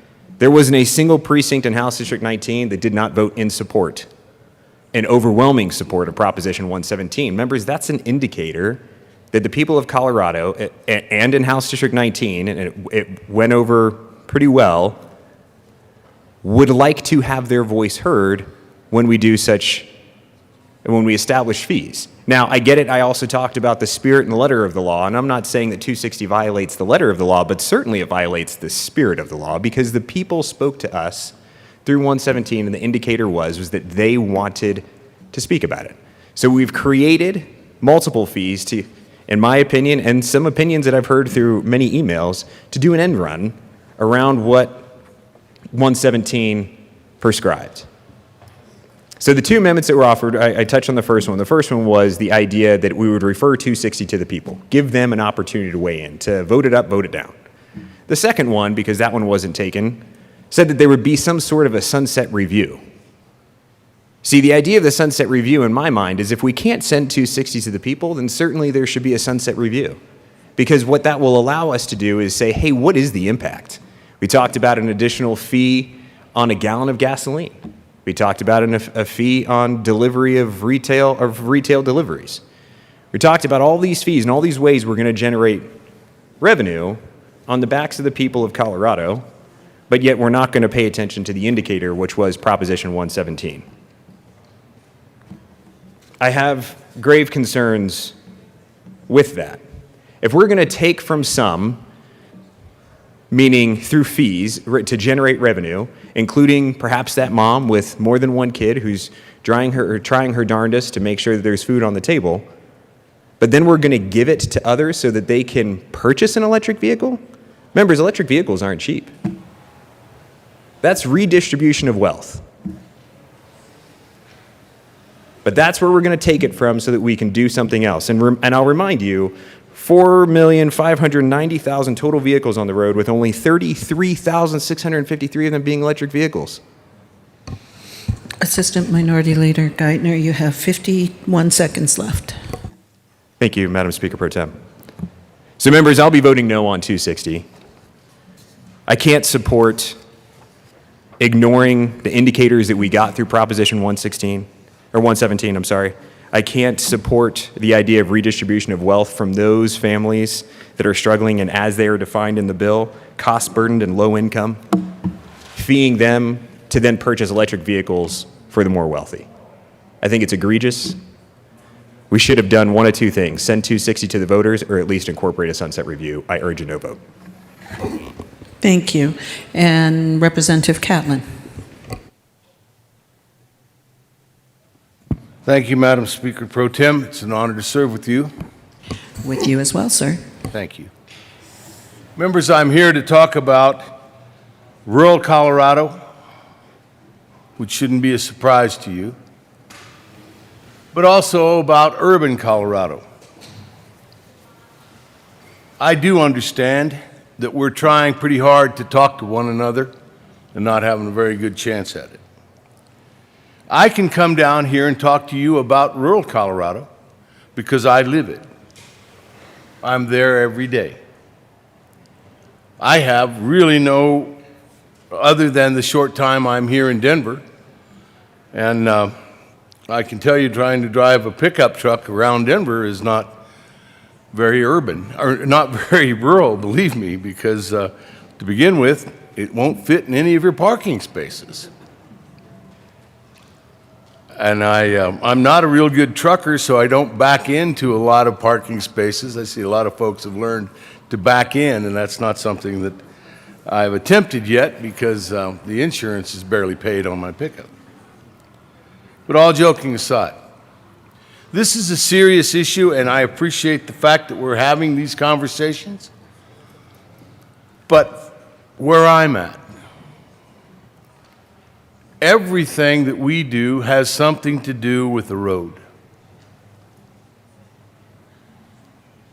And the pavement and concrete out in the southwest part of the state is failing. We've got bridges that are older than I am. We've got tunnels that are a little shaky. I was hoping the 260 would be something that we could get right to these things, start doing it right away. I came down and spoke about some of the federal money coming in and using it so that we could go directly to these issues, get on them right away. As the guy on TV says, get her done.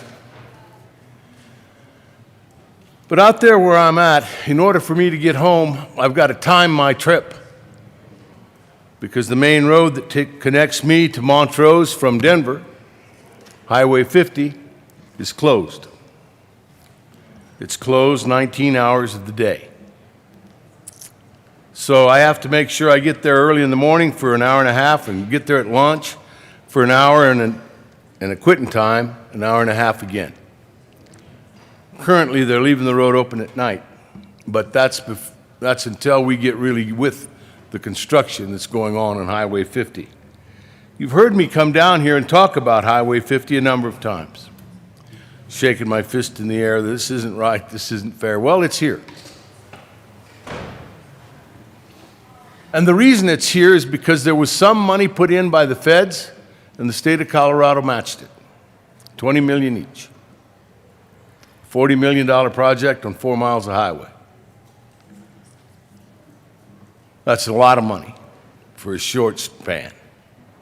If that's typical of what Colorado's shortfalls are going to be, we are in trouble, and we all know that in this room.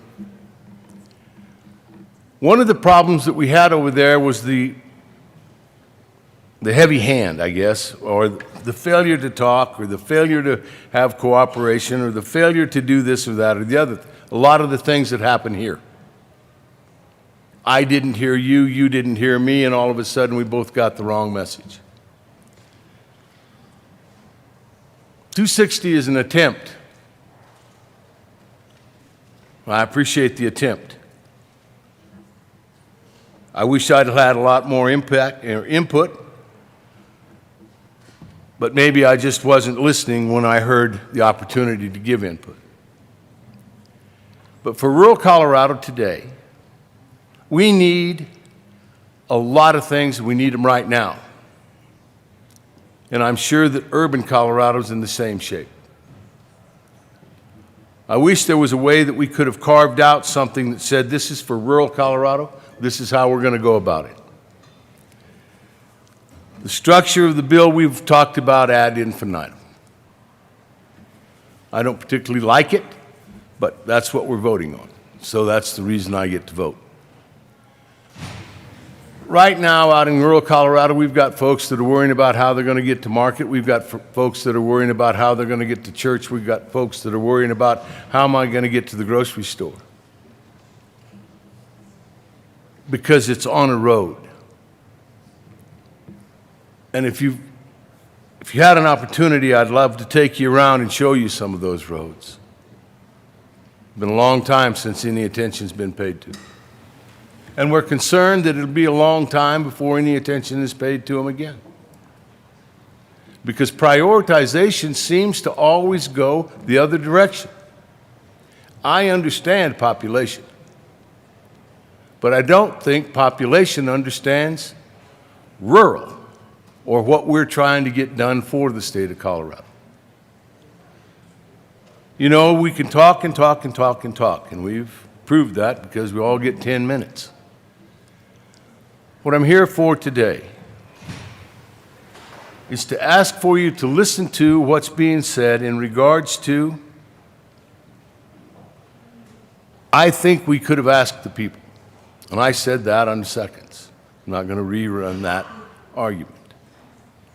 But today I'm here for my rural constituents to make an appeal to the urban representatives and suburbans, and not to draw a line between us, but to draw a big tent that we can all be in, you know? Because if we could put a tent over this building, we'd really certainly qualify as a circus, I'm sure.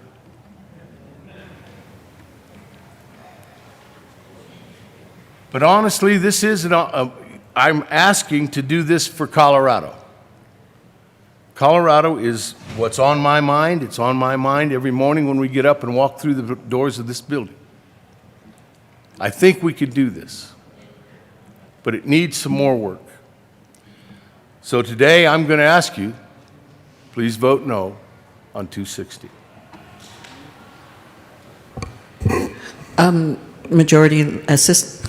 Minority Leader, I'm going to get your title right, Minority Leader McKean. Thank you, Madam Speaker Pro Tem. Those are some pretty good words. Good words about what it is that joins us together here. This has been really heavy on my mind because we fight sometimes so hard, and we fight for what we individually think is right and the right way to do something. And I think that in general we fight that way because we figure, well, if we just say the right pair of words, then y'all are going to say, wow, that's it, you're right, we should do this that way. And we turn that train around and we go a different direction with it, or we head down the path that things are set for.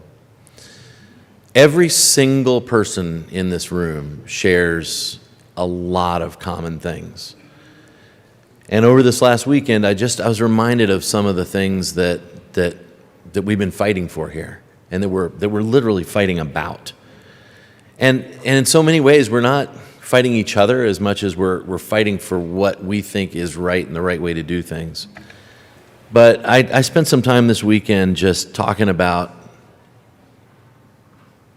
everything.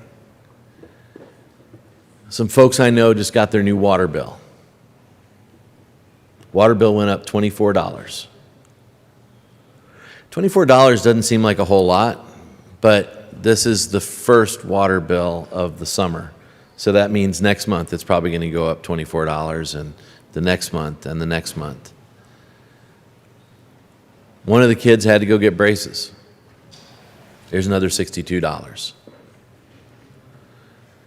I went and picked up some milk this weekend. Another $1.80 on a gallon of milk. Put diesel fuel in the truck. I paid $3.09. Every single thing is heading up in cost. Same gallon of milk, same gallon of diesel fuel. It doesn't do more. It does exactly what it did a year ago. Water bill, still water in the same patch of grass. And I think, at least for me, that was a grounding experience of just coming back to home about what the decisions we make here do. The decisions we make here about the way that we plot out solutions for the state. I drove in today and I'm coming down I-25, and as usual, the same guy at 84th is in a wreck. He just needs to stay home. But I swear, every day, and we slow down and then we speed back up, and I'm thinking, all right. It's funny because when we, right by Longmont, when we wide out into 3 lanes, when I drive my car, no big deal. When I'm driving the truck, something about those lanes gets in this rhythm that makes me think I got a wheel out of balance. It's not a wheel out of balance, folks. It is a road that needs work. And so we have that. We have all of that in common. And I do applaud the work of folks who put this bill together, because it was a heavy lift.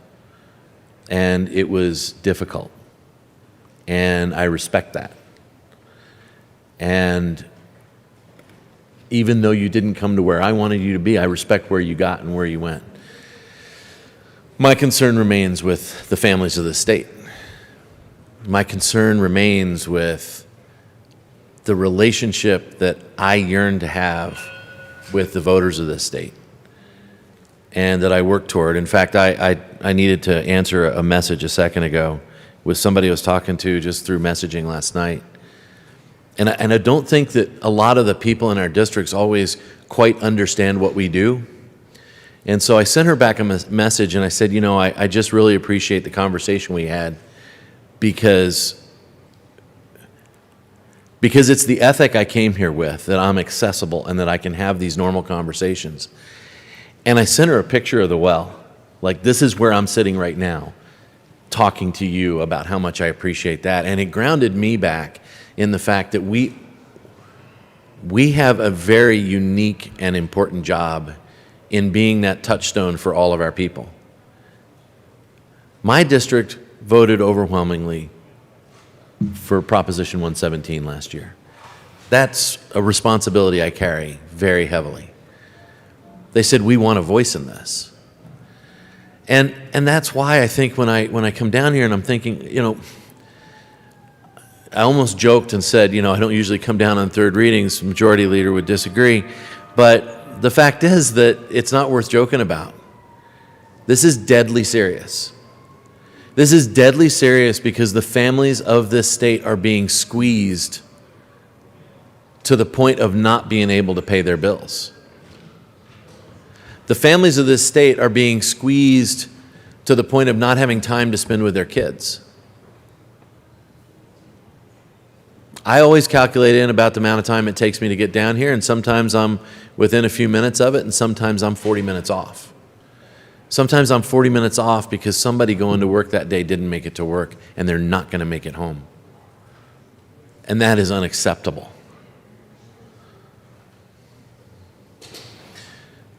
So I sure hope that the elements of this bill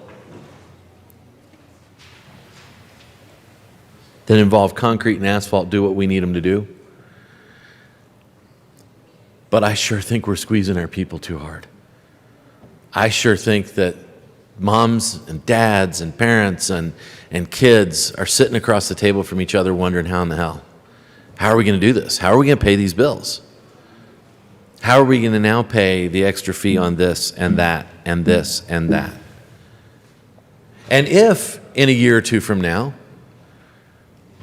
people have not seen the benefit to their commute, to being able to get home and do homework and read a book and have dinner together, if a year or two from now, folks are still struggling to pay the bills and there's a fee attached to everything, and they see that that fee did not generate what they needed, if a couple years from now, they're having to make the decision of whether or not they can afford to have a gasoline vehicle because there's so much money being put into incentivizing electric, and yet they can't necessarily afford that. If a couple years from now they're still pinched, we failed. And that's a risk that we take in the vote that we cast, is does this provide the solution? Does it provide a solution? Does it provide what we think might be a goal, but does it do what our families need? Because in the end of this entire process, we can talk about all of the disproportionately affected communities. We can talk about rural. We can talk about urban. I don't care where you sit down to dinner, this bill is going to affect your life. And I go back to the fact that the people of Colorado should have had a voice in this. We should have put this together in a way that says, you know what, these are the best ideas we've got, and we want your permission to do this, and we're going to show you how we did it. So all of that work I appreciate. That piece is tough. That piece brings me to a no. It makes me ask you all for a no on this bill. I think our families need to hear that we want their voice, not just in representation, but when we talk about these kind of fees, these kinds of gas tax fee charges, that we go back to them and we say, we need your permission, and that we have the humility to ask for that. Representative urge a no. Dean, you have 50. Oh, thank you. Mr. Speaker.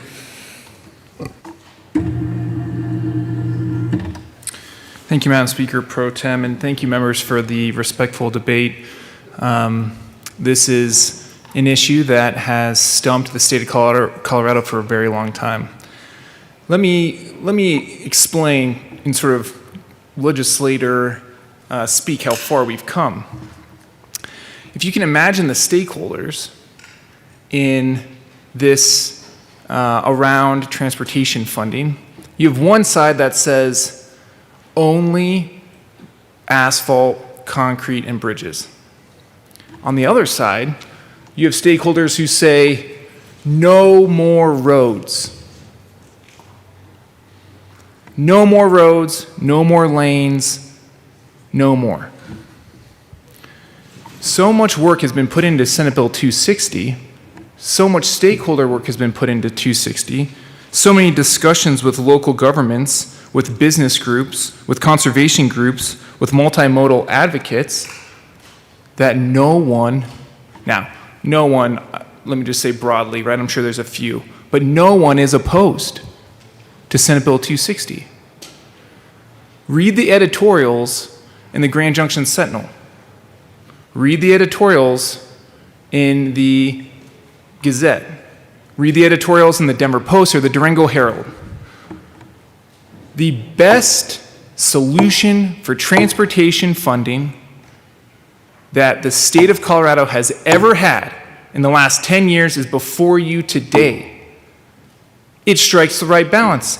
It puts $800 million into fixing our rural roads. We should not be 47th in the country when it comes to the safety of our rural roads, and we have heard that. And there is money going towards that to solve that problem. There's $2.5 billion going to the HUTF. Same formula that we've always had. Local governments get a big portion of those dollars to go towards the needs in their communities. We know where the market's going. We know what the future holds. We know that there is an electrification future here in Colorado. This anticipates the future. That's what legislation should do in this state. We need to anticipate where we are going to go. In Senate Bill 260, it does that.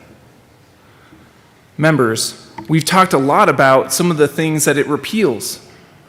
Yes, it does repeal going to the ballot in Senate Bill, that Senate Bill 1 had in it in 2018. Now, it was not bipartisan, Senate Bill 1, in this chamber. Senate Bill 1 was not bipartisan. So it's important that the record reflect that we have been trying to fix this for a very long time. We are all coming together with ideas. No one is necessarily totally happy with Senate Bill 260. There's a lot in there that I wish was a little bit different.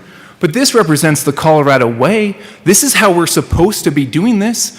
There isn't a bunch of lobbyists lined up in the windows, pro and con, because CCI, because CML, because the Metro mayors, because all of these local officials are saying we need something, and Senate Bill 260 is a pretty good step forward. Please, Representative Garnett, please, Representative Gray, get it across the finish line. I know that a lot of people wish that some things in here were a little bit different. I get that. But this is the legislative process. This is going to put Colorado back at the front of our competitive advantage with our neighboring states. You've heard from too many people that when you cross the state line into Colorado, that you can tell, that you hit potholes, that you don't want your RV to come back into the state of Colorado. Those are anecdotes that we never want to hear again. And Senate Bill 260 puts us on a track to be competitive with states like Utah, which, even after the end of the 8 years, charges their citizens more than anything that's in Senate Bill 260.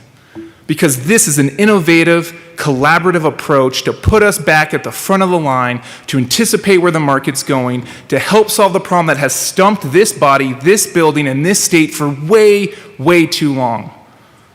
I want to thank Representative Gray for all of your hard work. I want to thank all of you for your dedicated attention, and I urge an aye vote on Senate Bill 260.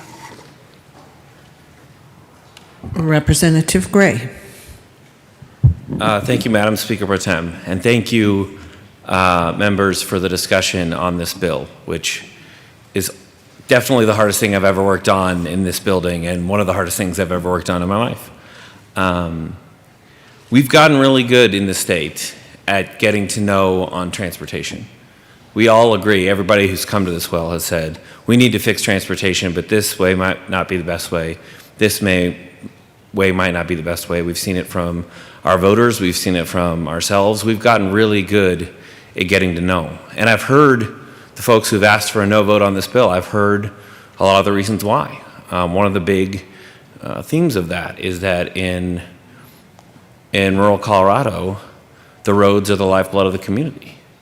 That's how we see our family. That's how we get to church. That's how we get our goods to market.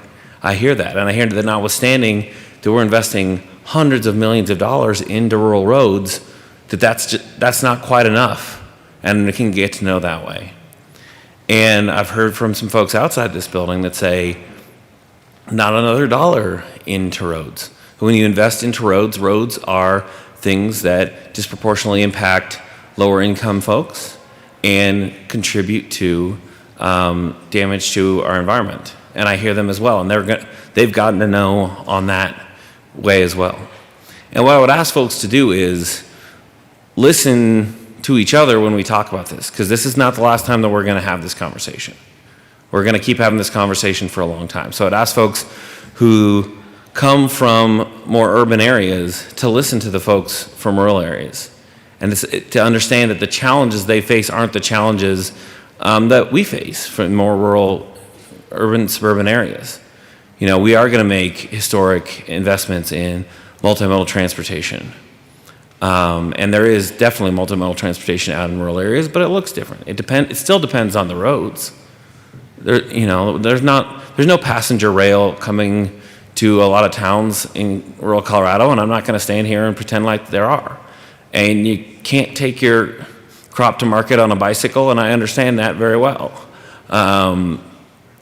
And so those of us in areas where we do have more options, we need to listen. But I'd also ask the same in the other direction. I'd ask folks who come from areas where the air is clean and there's wide open spaces to think about the feelings and the thoughts of parents who are raising their kids in areas where the air is just not healthy. And they got little ones at home, and they're trying to figure out whether it's healthy to stay where they are. And where they in some places in the state, you can get 5 miles down the road in 4 minutes. And in some places in the state, you can get 5 miles down the road in 25 minutes. And to think about that as well. I'd ask for everybody to think about not just to absolutely represent your constituents, but this bill is not for any one group of constituents. It's not just for rural Colorado. It's not just for suburban Colorado. It's not just for urban Colorado. It's for all of Colorado. So yes, notwithstanding some folks don't want it to happen, we're going to make historic investments in rural roads. And notwithstanding the fact that some folks don't want it to happen, we're going to make historic investments in multimodal transportation and in electrification to prepare for the future. But the important thing is we're making investments for everybody. We're looking across the state and saying we can hang together, we can hang apart, and we should stick together. And I'm so very proud of it. The main thing I would like to say is to say thank you to the hundreds of people who finally have gotten to yes. We found a lot of ways to get to no. I'm so thankful for everybody inside and outside this building who has gotten to yes. I'm thankful to my fellow sponsors. I'm thankful to the folks in this building. I'm thankful to all the people outside this building who have helped to make that happen, including folks in the administration, and I'm going to say the name Sarah Hughes. Many of you may not have met her, but she deserves a thank you within the administration for all the work she's done to get us to this point, among many, many others. If I listed all the names of people who have spent countless hours getting us to where we are right now, I would definitely go past my 10 minutes. So I'm not going to do that. I can't name everybody, but I just want to say thank you. I want to say thank you to all of you. Thank you to everybody who has worked on this. And I'm so proud of it. And I'm committed to continue working with all of you to make sure that we build a system that works for everyone in Colorado. And with that, I would humbly ask for a yes vote on Senate Bill 260. Majority, see no further discussion. Majority Leader Escar. Thank you, Mr. Speaker. I move Senate Bill 260 as amended on third reading, final passage. Question before us is the adoption of Senate Bill 260 as amended on third reading and final passage. Mr. Gregorio, please open the machine, and members, please proceed to vote. Representative McLaughlin, how do you vote? Yes. Representative McLaughlin votes yes.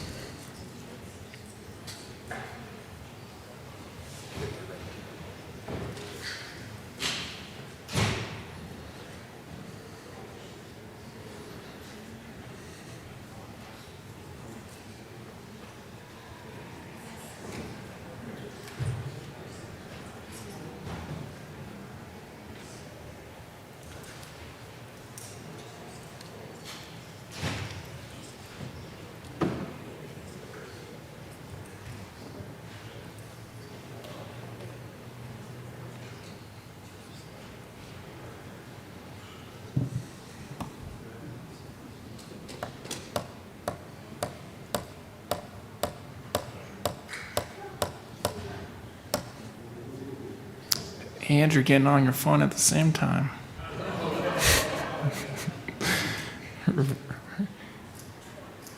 Representative Chipper, that is a $10 fine. Please close the machine. 40. It's Let me close out the vote, okay? With 41 aye votes, 24 no votes, and 0 excused, Senate Bill 260 is adopted. Co-sponsors.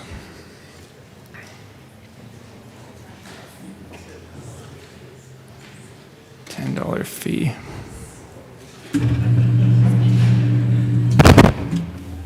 Speaker. Representative McLaughlin, co-sponsor. Please close the machine. Majority Leader Escar. Thank you, Mr. Speaker. I move to proceed out of order for House Bill 1324. Seeing no objection, we'll proceed out of order for consideration of House Bill 1324. Mr. Gregorio, please, wait. Mr. Gregorio, please read the title of the House Bill 1324. House Bill 1324 by Representatives Pelton and Roberts, also Senators Rodriguez and Heisey, concerning measures to facilitate the use of innovative energy technologies by investor-owned utilities in Colorado and in connection therewith authorizing the Public Utilities Commission to review and approve investor-owned utilities applications for low-emission innovative energy technologies based on meeting specified criteria. Majority Leader Escar. Thank you, Mr. Speaker. I move House Bill 1324 on third reading, final passage.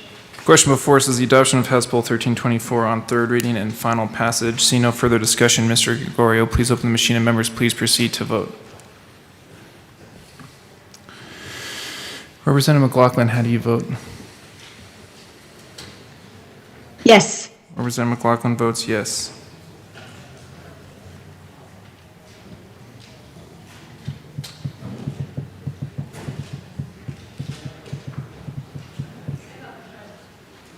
$10 credit. You sure?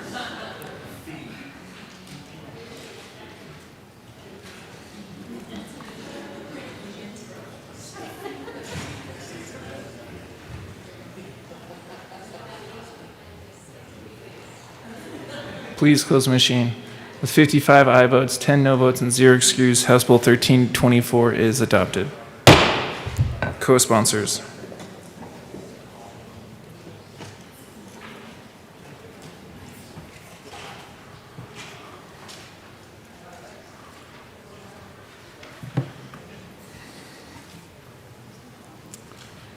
Please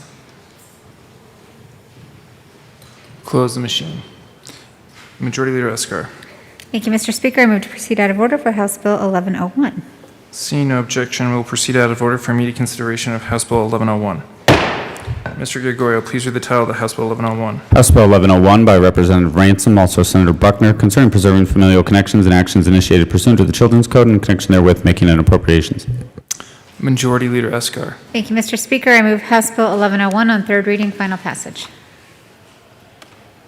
The question before us is the adoption of House Bill 1101 on third reading and final passage. Seeing no further discussion, Mr. Gregorio, please open the machine and members, please proceed to vote. Representative McLaughlin, how do you vote? Yes. Representative McLaughlin votes yes.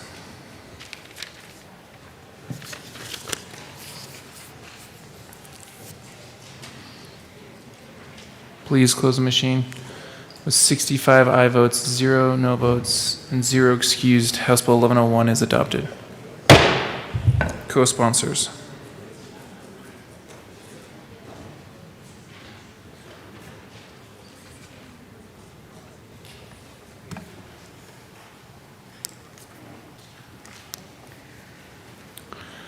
Please close the machine. Mr. Gregorio, well, let's see. Maybe we do. Okay, Majority Leader Eskar, sorry. Thank you, Mr. Speaker. I move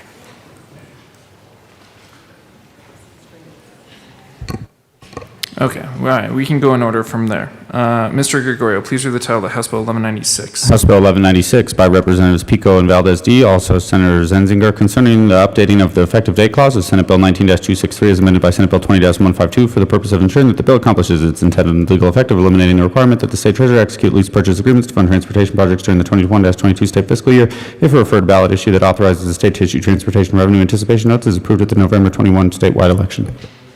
Majority Leader Eskar. Thank you, Mr. Speaker. I move House Bill 1196 on third reading, final passage. The question before us is the adoption of House Bill 1196 on third reading and final passage. Seeing no further discussion, Mr. Gregorio, please open the machine and members proceed to vote.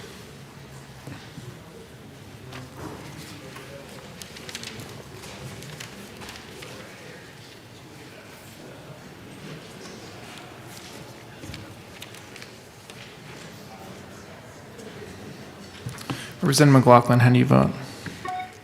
Yes. Representative McLaughlin votes yes. Representative Luck. Please close the machine. With 63 aye votes, 2 no votes, and 0 excused, House Bill 1196 is adopted. Co-sponsors.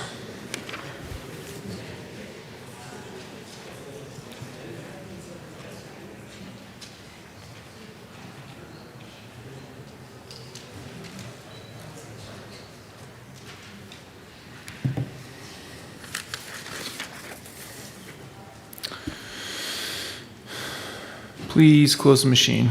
Majority Leader Eskar. Thank you, Mr. Speaker. I move to proceed out of order for House Bill 1316. Seeing no objection, we'll proceed out of order for immediate consideration of House Bill 1316, which is at the bottom of page 4 of your calendar. Mr. Gregorio, please read the title of the House Bill 1316. House Bill 1316 by Representatives Pico and Valdez D., also Senators Kirkmeyer and Moreno, concerning changes to the term lease purchase as it relates to state or local public agreements to clarify that such agreements are to be accounted for by the state controller as finance purchases of assets and in connection therewith confronting the Colorado Revised Statutes with the current accounting standards set by the Governmental Accounting Standards Board. Majority Leader Eskar. Thank you, Mr. Speaker. I move House Bill 1316 on third reading, final passage. Question before us is the adoption of House Bill 1316 on third reading and final passage. See no further discussion. Mr. Gregorio, please open the machine and members, please proceed to vote. Representative McLaughlin, how do you vote?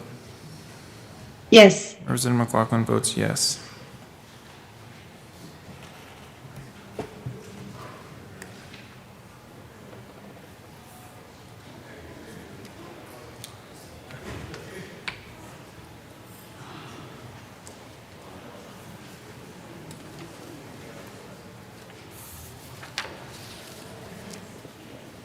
Please close the machine. With 63 aye votes, 2 no votes, and none, 0 excused, House Bill 1316 is adopted. Co-sponsors.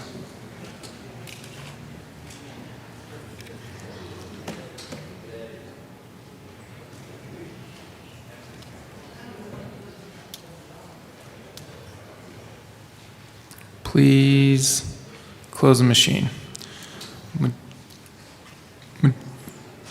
Mr. Gregorio, please read committee reports of committees of reference. Committee on Appropriations, after consideration on the merits, the committee recommends following. Senate Bill 25 be referred to the Committee of the Whole with favorable recommendation. Senate Bill 129 be amended as follows and be so amended and be referred to the Committee of the Whole with favorable recommendation. Senate Bill 194 be amended as follows and be so amended and be referred to the Committee of the Whole with favorable recommendation. Senate Bill 255 be amended as follows and be so amended and be referred to the Committee of the Whole with favorable recommendation. Senate Bill 268 be amended as follows and be so amended and be referred to the Committee of the Whole with favorable recommendation. Senate Bill 274 be referred to the Committee of the Whole with favorable recommendation. Senate Bill 275 be referred to the Committee of the Whole with favorable recommendation. Senate Bill 276 be referred to the Committee of the Whole with favorable recommendation. Senate Bill 277 be referred to the Committee of the Whole with favorable recommendation. Senate Bill 278 be referred to the Committee of the Whole with favorable recommendation. Committee on Energy and Environment, after consideration on the merits, the committee recommends following. House Bill 1326 be amended as follows and be so amended and be referred to the Committee on Appropriations with favorable recommendation. Senate Bill 258 be referred to the Committee on Appropriations. Committee on Finance, after consideration on the merits, the committee recommends following. Senate Bill 57 be referred to favorably to the Committee on Appropriations. Senate Bill 279 be referred to the Committee of the Whole with favorable recommendation. Majority Leader Escar. Thank you, Mr. Speaker. I move the following bills be made special orders today, June 2nd at 11:33 a.m. Senate Bill 268, Senate Bill 274, Senate Bill 275, Senate Bill 25, Senate Bill 131, Senate Bill 129, Senate Bill 116, Senate Bill 276, Senate Bill 277, Senate Bill 278, Senate Bill 16, Senate Bill 255, Senate Bill 238, Senate Bill 244, Senate Bill 146, Senate Bill 199, Senate Bill 194, and Senate Bill 279. Seeing no objection, the following bills laid out by the Majority Leader will be made special orders at 11:33 on Wednesday, June 2nd. Representative Caraveo.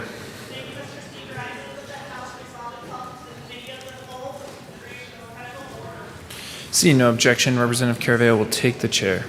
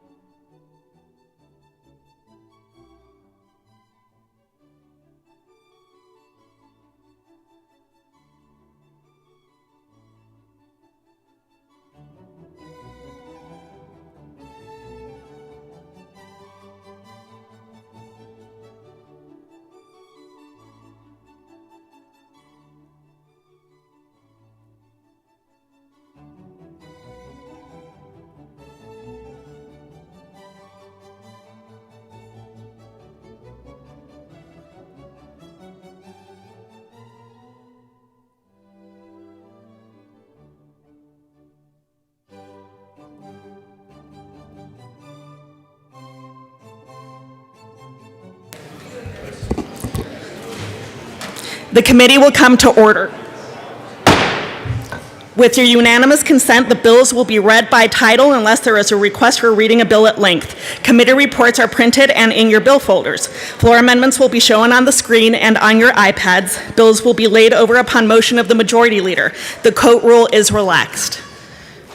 Madam Majority Leader. Thank you, Madam Chair. I move to lay over Senate Bill 268 until after Senate Bill 276. At the request of the Majority Leader, House Bill 268 will be laid over until after House Bill 276. Mr. Gregorio, please read the title to Senate Bill 274. Senate Bill 274 by Senator Moreno, also Representative Harrod, concerning a sustainable model that is not embedded in the child welfare system for serving facility students and in connection therewith making an appropriation. Representative Harrod. Thank you, Madam Chair. I move Senate Bill 274. To the bill. Thank you. Members, this bill is one that is a Joint Budget Committee bill. It's regarding a model for delivering educational services to students that is separate from the child welfare program. The bill requires that the Department of Education distribute supplemental payments to facility schools approved by the Department of Education as of October 1, 2021. I ask for an aye vote. Any further discussion on Senate Bill 274? Seeing none, the question before us is passage of Senate Bill 274. All those in favor say aye. Aye. All those opposed, no. The ayes have it. Senate Bill 274 is passed. And just a reminder, I know we've been freed from thirds and can chat now, but please keep the volume down.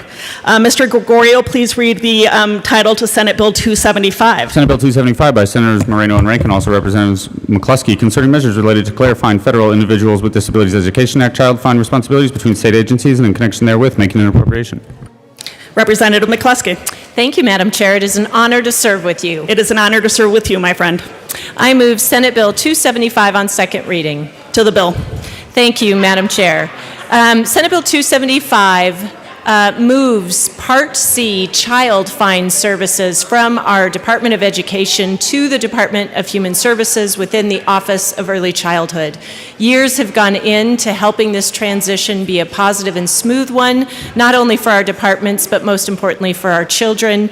Part C is part of the federal IDEA, Individuals with Disabilities Education Act, and that Part C requires us to identify, evaluate, and serve children with disabilities birth through age 2. By moving this into the Office of Early Childhood, we're going to see some great synergy and better services to our young families. I urge an aye vote. Any further discussion? Representative Ransom. Thank you, Madam Chair. And folks, this is a JBC bill. We've heard from the departments going back to last year. It's for quite a while now. And we really looked at the best way to evaluate these youngsters, the real littles that need to be evaluated, and if they do need to get services through Child Find, getting it through the Office of Early Childhood is really the best place to have those evaluations done. So I urge an aye vote on the committee, and I thank the sponsor for her work in bringing it to you. Any further discussion on the bill? Seeing none, the question before us is passage of Senate Bill 275. All those in favor say aye. Aye. All those opposed, no. The ayes, the ayes have it. Despite that valiant effort, Senate Bill 275 is passed. Mr. Gregorio, please read the title to Senate Bill 25. Senate Bill 25 by Senators Pedersen and Quorum, also Representatives Tipper and Will, concerning family planning services for individuals whose income does not exceed the state's current effective income level for pregnant women under the Children's Basic Health Plan and in connection therewith making an appropriation. Do we have the sponsors? She's coming. Don't run. Don't trip. Representative Will. Oh, Representative Tipper. Thank you, Madam Chair. I move Senate Bill 25 and any committee reports that may exist. Just to the bill, Representative. Oh, thank you. There are no committee reports.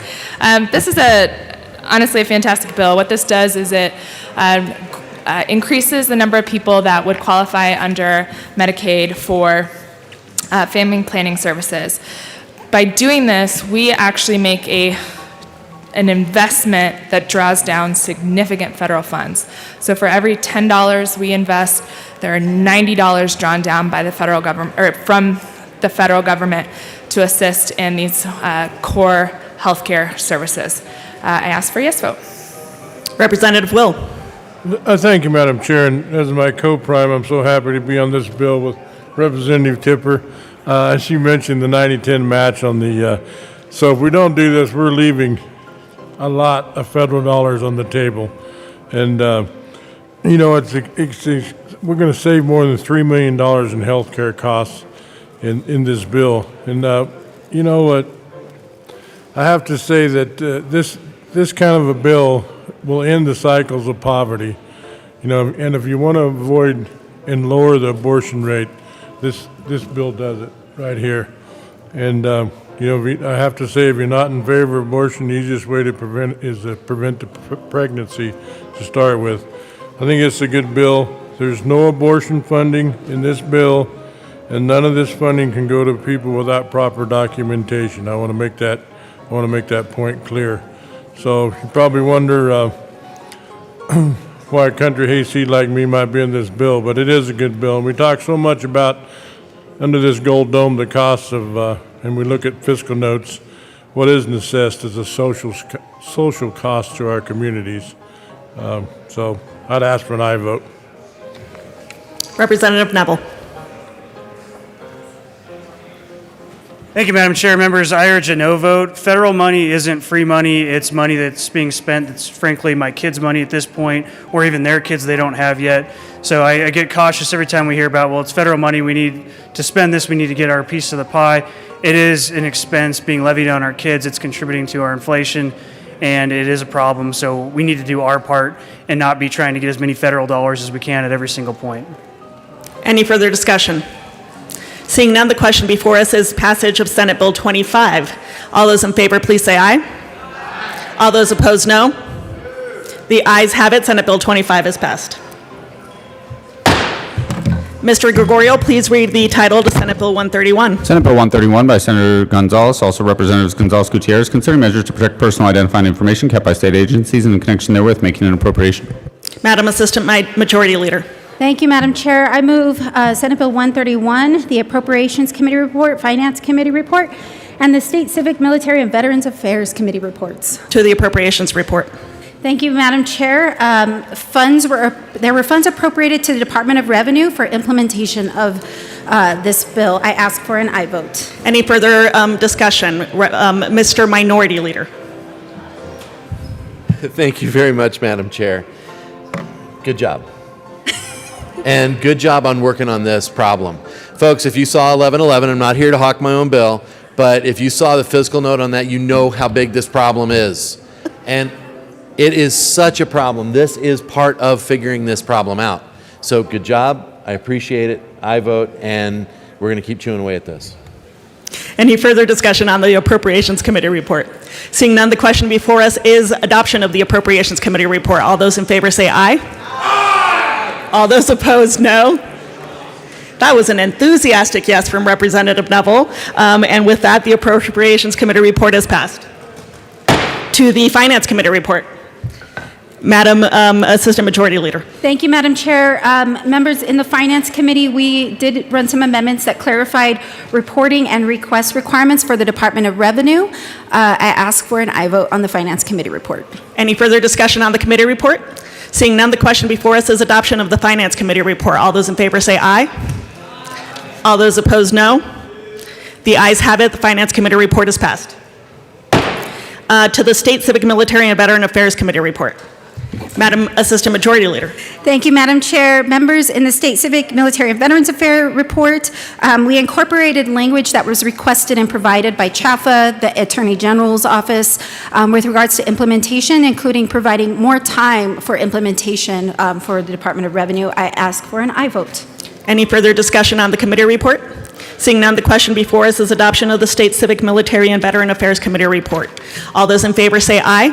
Aye. All those opposed, no. The ayes have it. The committee report is adopted. To the bill, Madam Assistant Majority Leader. Thank you, Madam Chair. Before I get into the bill real quick here, I would like to offer Amendment L18. and ask for it to be displayed. You're fine. That has been properly moved and is now displayed. Please continue.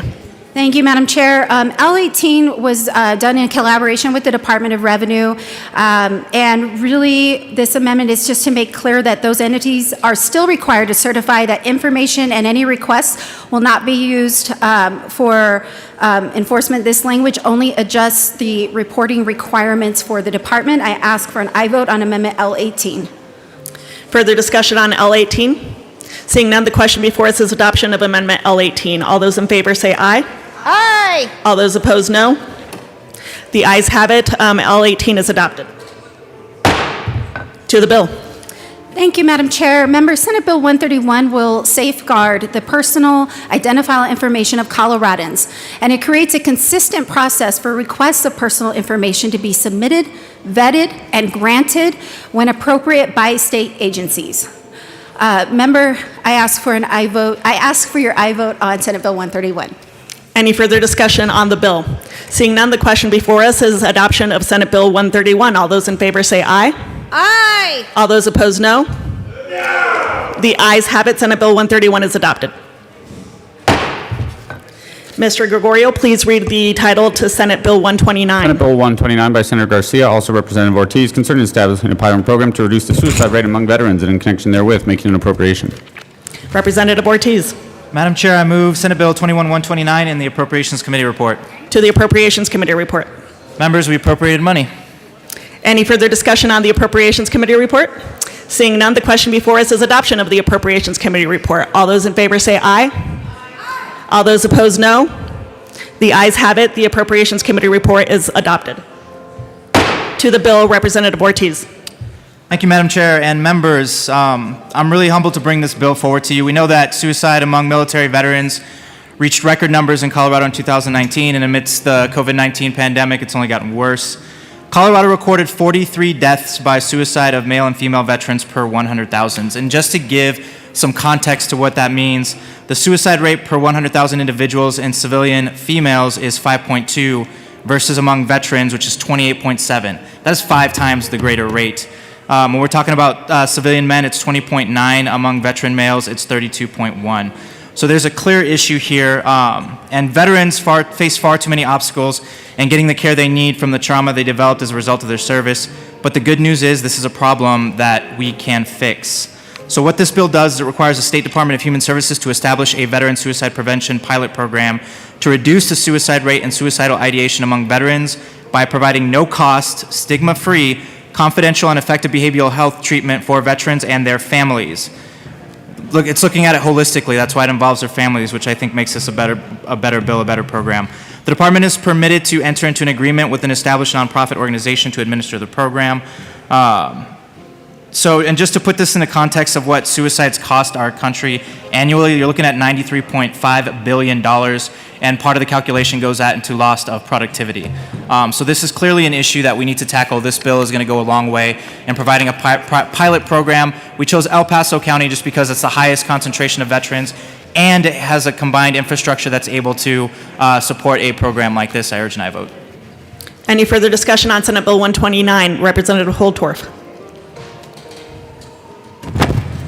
Thank you, Madam Chair. I rise in support of this pilot program. I know we have a $2 million price tag on this, almost $3 million, less than $2 million in the first year and out to near $3 million in the out years. I will tell you that Colorado is home to a lot of military personnel, military retirees, and military veterans. This is a systemic problem. The capacity in mental health, you've heard me talk before as we try to build capacity in the veteran space. I think we have what I call an acute problem, particularly with Operation Iraqi Freedom, Operation Enduring Freedom, Operation Just Dawn, and other operations that service members have participated in. When they do come back from their tours of duty, those combat tours, things are very different. If you ever seen the movie The Hurt Locker, go watch it. That is a very good Hollywood depiction of what happens when you come home. Because truly, and my brothers in arms know this, when you do come home, you have a longing to go back because you've left brothers and sisters there and you feel like you haven't accomplished the mission to save them and to do what duty has called for. Along with the guilt and frustration and the emotional sentiment that you carry for letting your brothers and sisters in arms perish around you or on different missions that you participated in, or your inability to save those lives that you felt obligated to save. You carry that with you the rest of your life. It never goes away. And it's a pretty heavy lift. It's a pretty heavy suitcase that all of us carry. This particular pilot program helps reach those individuals. It attacks an acute problem. And I just want to rise in support of this and encourage that I vote. Representative Sullivan. Thank you, Madam Chair. A couple of years ago, I went to the VA for a program that they were putting on. They had this like poster program they would do once a year about all kinds of different medical issues and things that were going on with veterans. And one of the issues was about suicides. And a doctor had done thousands of interviews with veterans and their families, and they were asking, suicidal type questions and how it was impacting the families. And the families weren't really engaged as much with suicide and what they could do to help prevent that. And I was really astounded to see that. And so I think a program like this, especially, down in El Paso County, that they can push something like that out there, and it will make the people more aware, because I think we find a way to stem some of this is awareness to people. So I am very supportive of this. I mean, because the figures, continue to mount up, where we're getting, 22 to 25 veterans take their life, every single day. And, that's just shameful that, we can't get those men and women the help they need. And especially as the representative from Arapahoe County said, that it's a real problem with our female veterans, and we need to do something like that. So I ask for an aye vote. Any further discussion on the bill? Seeing none, the question before us is adoption of Senate Bill 129. All those in favor say aye. Aye. All those opposed, no. The ayes have it. Senate Bill 129 is adopted. Mr. Gregorio, please read the title to Senate Bill 116. Senate Bill 116 by Senator Danielson, also Representatives Benavides and McLaughlin, concerning the prohibition of American Indian mascots in Colorado. Representative McLaughlin. You go. Okay. Madam Speaker Pro Tem. Thank you, Madam Chair. I'd like to move Senate Bill 21-116 and the Education Committee report. To the Education Committee report. Members, in education, we made some amendments that were asked that we add to this. One is to clarify that the definition of mascot did not prevent a school like Niwot or Ouray from using that name on their letterhead, but clarified no image would be used for that. We also had an amendment that if an agreement is ended, that they would make sure that they contact the CCIA, which is the Colorado Commission on Indian Affairs, and we added an amendment from the Colorado Commission on Indian Affairs that explained how that would occur. And then at the request of CASB, we also add an amendment that if a school wanted to, they could submit a proposal to receive a BEST grant, and we did conforming language in the BEST grant statute. Further discussion on the Education Committee report. Representative Geithner, Mr. Assistant Minority Leader. Thank you, Madam Chair. Members, we did have a rather robust discussion on this particular piece of policy before us. 116. One of the amendments that was run actually had to do with identifying schools that were potentially going to find itself in conflict with 116, and then consolidating that list, taking that list and putting that list on a website. I raised some concerns where potentially this information, I think in today's society, it's probably fair to say that could actually create something where those schools, the administration, the faculty, the students, the parents, you name it, those school communities could actually be targeted. The idea of cancel culture and such is something that exists. And so with that, I move L039 to the Education Committee report, and I ask that it be displayed.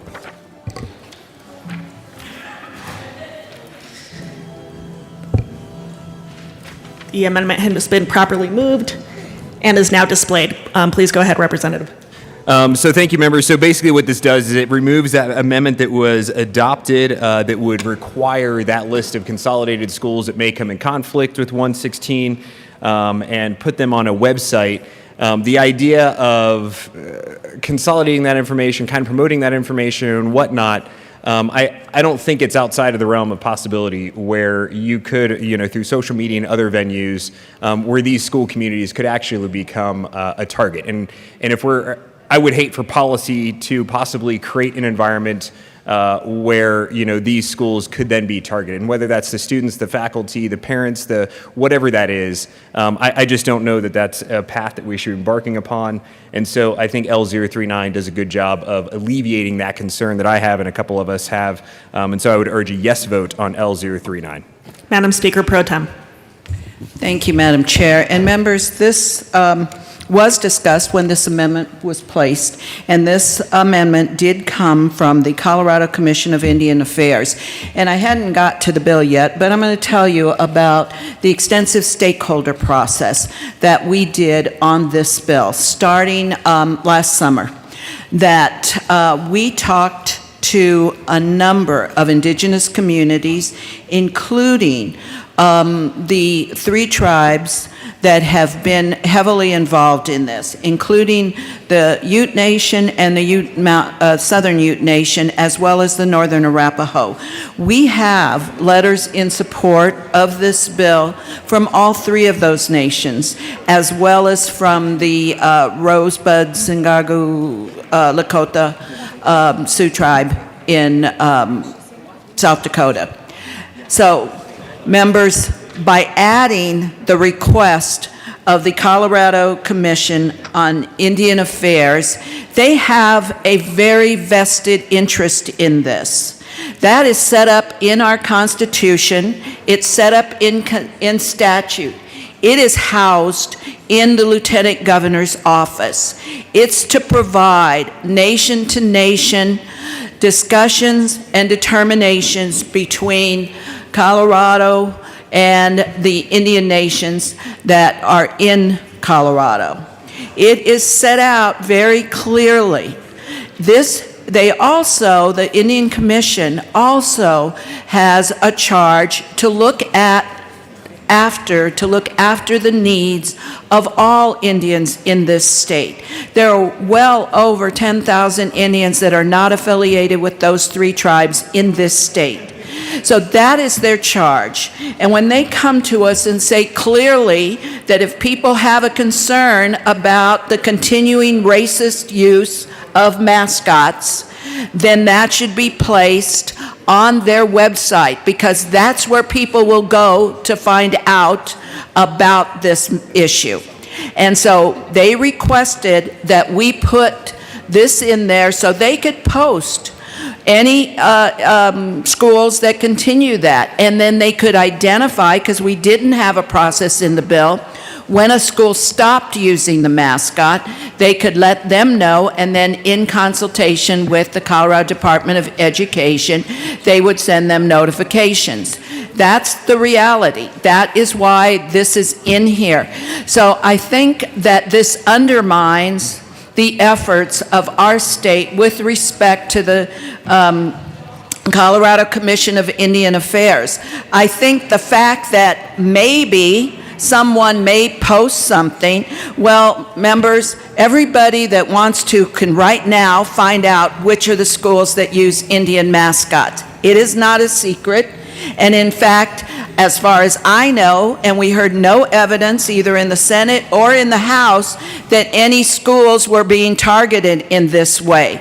So to make a jump and undermine those relationships that we have with other sovereign governments is a mistake. And I urge a no vote on this amendment.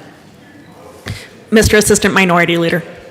Thank you, Madam Chair, and thank you to the sponsor. And you're right. I mean, there is no evidence, there was no testimony that was provided that certainly would counter the concern that I raise here. However, I think that it's important for us to look at the reality in which we live. And as policymakers, it's incumbent upon us to ensure that if we're adopting policy, at no point would we want policy that we adopt to possibly be weaponized or used in alternative fashion that would or could, and that's the idea here, could, right? First, do no harm, that could be used in a manner that could put these school communities at risk. Certainly, I would agree that you're right, the public can go ahead and they can look them up. Well, that's if that's what the public wants to do, that's fine, but I don't know that we should be putting together policy that may do that as well. And so that's what the amendment does. It says we as policymakers are not going to, we're going to mitigate the concern that we have as policymakers by adopting L039 and not consolidating the list that could otherwise be used to target families, students, administration, faculty, these school communities. That's the idea. I don't know that it sits well with me if we are going to have policy that could potentially be weaponized by someone else, and I'm not saying that the sponsors are or anything like that. I'm just saying that it could be used that way. So, hey, let's avoid that risk. Let's first do no harm and make sure that we work to ensure that we as policymakers are keeping those communities safe. That's the idea of L039. I urge a yes vote. Further discussion, Madam Speaker Pro Tem. Thank you, Madam Chair. And members, again, as the Assistant Minority Leader indicated, there was no testimony at all that this would be done. This is already public knowledge. And again, removing this amendment that was brought to us by the Colorado Commission on American Indian Affairs is a mistake. It undermines our relationship with the tribes in this state and beyond. So I'd urge a no vote. Further discussion on L39, Representative McLaughlin. Thank you, Madam Speaker. Madam Chair, sorry. Pleasure to serve with you. It's an honor to serve with you. I also see this as an unfriendly amendment. If people are going all the way to the webpage of the Colorado Commission on Indian Affairs to look this up, I would think that's a good place for schools who aren't sure whether they have a mascot. We've gotten lots of letters about, is this a mascot? Why are you doing this to us? And I think it makes it very clear beyond a shadow of a doubt exactly which schools we are talking about. So I encourage a no vote on this amendment. Any further discussion on L39, Mr. Assistant Minority Leader?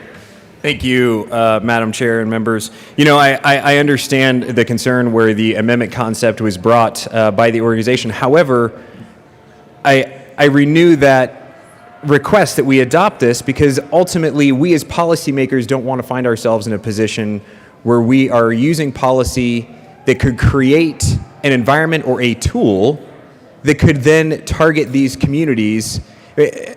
Members, we live in the society that we live in right now. And there was no testimony. I even said that. There was no testimony about this concern, but I think we can all sit back and we can look at the direction that things are going. And I think this amendment specifically creates a list that could be used for other purposes. While it is all publicly available, I don't know that we should be in the business of consolidating that list and making it available to further potentially intimidate or otherwise. It's not trying to cover any of the information up. The information is still there. It's all public information. We're just not potentially creating something that could otherwise be used to the detriment of students, of families, of teachers, faculty, administration, or these school communities. Madam Speaker Pro Tem. Thank you, Madam Chair. And members, again, however well-intentioned this amendment might be, there was absolutely no evidence, and these are known entities, the schools, and there is no evidence that any of them have been targeted or have been threatened or anything else. But passage of this amendment would cause a very real detrimental impact to our relationship to the tribes in this state and undermine the CCIA in the Lieutenant's Governor's office. Those are real demonstrable effects, not a potential effect that we have no evidence that has taken place, even though this is currently public information. So I urge a no vote. Further discussion on the amendment. Representative Van Beber. Thank you, Madam Chair. I would ask the bill sponsor, in a time when these are communities that are impacted as marginalized individuals, can you explain to me how we would create a detrimental impact to that relationship? What does that look like? Madam Speaker Pro Tem. Since that question really doesn't go to the amendment, but I would be more than willing, if you want to step over here, I'll answer your question. But this is about the amendment. The detrimental effect is to the relationship between Colorado and the American Indian tribes and the CCIA, which I'm talking about. That is the detrimental relationship that relationship will be detrimentally harmed if we pass this amendment. Remember, this amendment that was passed in education was brought to us by CCIA. The sponsors didn't come up with it, and it was done in consultation with CDE. So removing this amendment does cause detrimental harm to our relationship between our state and the Indian nations. That's the detriment that I'm speaking to. If the representative has a question, it doesn't speak to the amendment, I would be more than willing to discuss to the side her question. But again, members, I urge a no vote. Representative Van Beber. Thank you, Madam Chair.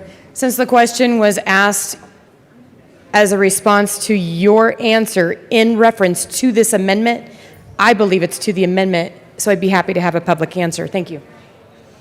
Madam Speaker Pro Tem. Thank you, Madam Chair. And perhaps the representative didn't understand my question, or if it was misunderstood. The detrimental harm I was talking about was not to communities. It was to the government-to-government relationship that the state of Colorado has with the Indian tribes. They were the ones, that's the detriment I was talking about. So that was my response. If your question, as I understood it, was about harm to communities, perhaps you could restate your question. Representative Van Beber.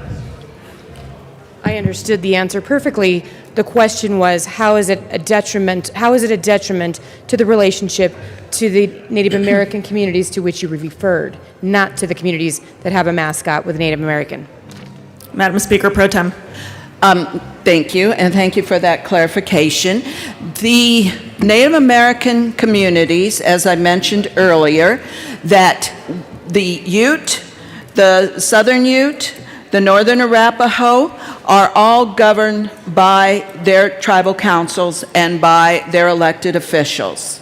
And they are the ones that also are members of the CCIA, which is the relationship. So when they make a decision, which they have, as I mentioned, in support of this and through the CCIA have asked us to bring this amendment. They are also on the CCIA part of the commission that represents all of the Native individuals that aren't members of those tribes as well on that commission. So that's how it undermines it. We had no one speak to this amendment as it would hurt any. So I don't think it does. So if that's was your question, there was nothing that's been shown either in the Senate or in the House committees that showed any harm specific about that, and why those nations speak for them, and why the CCIA brought this amendment, or asked us to bring this amendment, I should say. So again, I urge a no vote. Further discussion on the amendment?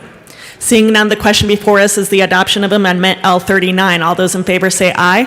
Aye. All those opposed, no. No. The noes have it. L39 is lost. To the Education Committee report, Representative Pelton.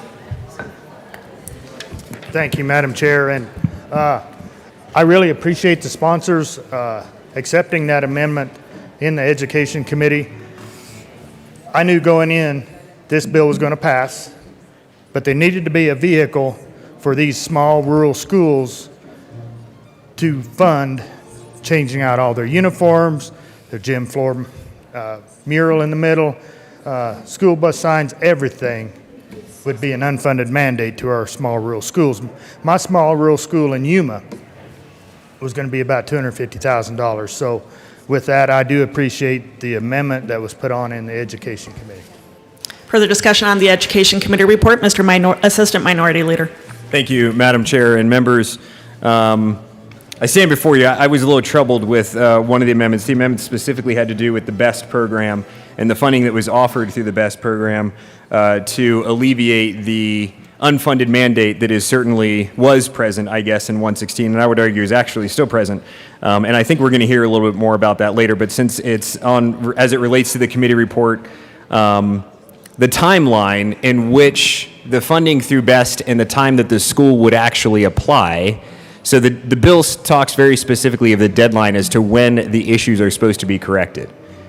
The process for applying for the BEST funding would have already come and gone, thus exposing the school to the unfunded mandate. And so while I can appreciate that, I guess the BEST fund is being looked to help mitigate that concern, the timing does not align.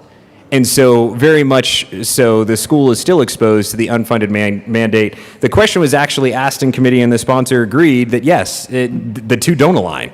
And so I think it's important that we look at that issue, because if we're going to say we're going to try and fix what is obviously an unfunded mandate in the bill now, well, then we also need to consider that it also has to have an impact. We can't just say, hey, we'd offered an amendment, it's not going to do anything. We also need to say, hey, the amendment does what we need it to do, and that is that the timelines for applying for BEST funding as it relates to the deadline in 116 all work well together so that the school is not exposed to some sort of an unfunded mandate, thus making it more difficult on retention, on recruiting, on other purchases or, costs that a school may need to manage in the day-to-day operations. So while I can appreciate that there was an amendment and the amendment attempted to address that, the amendment did not address the unfunded mandate aspect. So I'll step away from the well. I think we'll have an opportunity to have a discussion on that later. I had an amendment here that I was going to run, but I'm going to hold off on this amendment, and we'll look to another one that we have over here in the next little bit once we get to the bill. Further discussion on the committee report? Seeing none, the question before us is adoption of the Education Committee report. All those in favor say aye. All those opposed, no. No. The ayes have it. The Education Committee report is adopted. To the bill, Representative McLaughlin. Thank you, Madam Chair. I proudly represent the Southern Utes of Ignacio, one of two federally recognized tribes in Colorado. And I am also proud to be a co-prime sponsor of Senate Bill 116, which they, as well as the neighboring Mountain Ute tribe, support. I've talked to them personally. They've written letters. They are in full support of this bill. This bill is about mascots. It's about the mascots that represent hurt, pain, and sadness. It's about the mascots that are naively used without understanding how they might affect others. How does a mascot hurt, you ask? It can be a cartoon character on a gym floor depicting a dopey-looking man with a big nose and feathers. It can be the inspiration for opposing teams to dress up in war paint and war bonnets, worn only by tribal members who have earned great respect. It's not funny, it's not productive, and it is wrong. We have met with many, many stakeholders, as my co-prime sponsor said, and they told us that they have been advocating for this for 30 years. 30 years they have been asking us to stop this. It's wrong. We need to stop it. Though the lengthy conversations, members representing a variety of tribes discussed issues, they disagreed and they compromised. They understand that some tribes want some things and other tribes want something different. This bill is a compilation of their thinking, their understanding of compassion, and their common goal to abolish the dehumanizing stereotypes some mascots represent and honor their relationship. It is time to correct this wrong. Thank you. Further discussion on Senate Bill 116, Madam Speaker Pro Tem. Thank you, Madam Chair. And members, as Representative McLaughlin said, this bill has been a long time coming. The National Congress of American Indians in 1968 pushed for the removal of American Indian mascots. This has continued. What they said way back then, that the intolerance and harm promoted by these Indian sports mascots, logos, or symbols have very real consequences for Native people. Specifically, rather than honoring Native peoples, these caricatures and stereotypes are harmful. They perpetuate negative stereotypes of America's first people and contribute to a disregard for the personhood of Native Americans. Members, this is a real issue. It causes harm to many people, so many people. We've heard in our committee, in the Senate, they heard from many people about the real palpable harm it inflicts, particularly on children. And so for us, this bill is about stopping that. This country is undergoing a racial reckoning.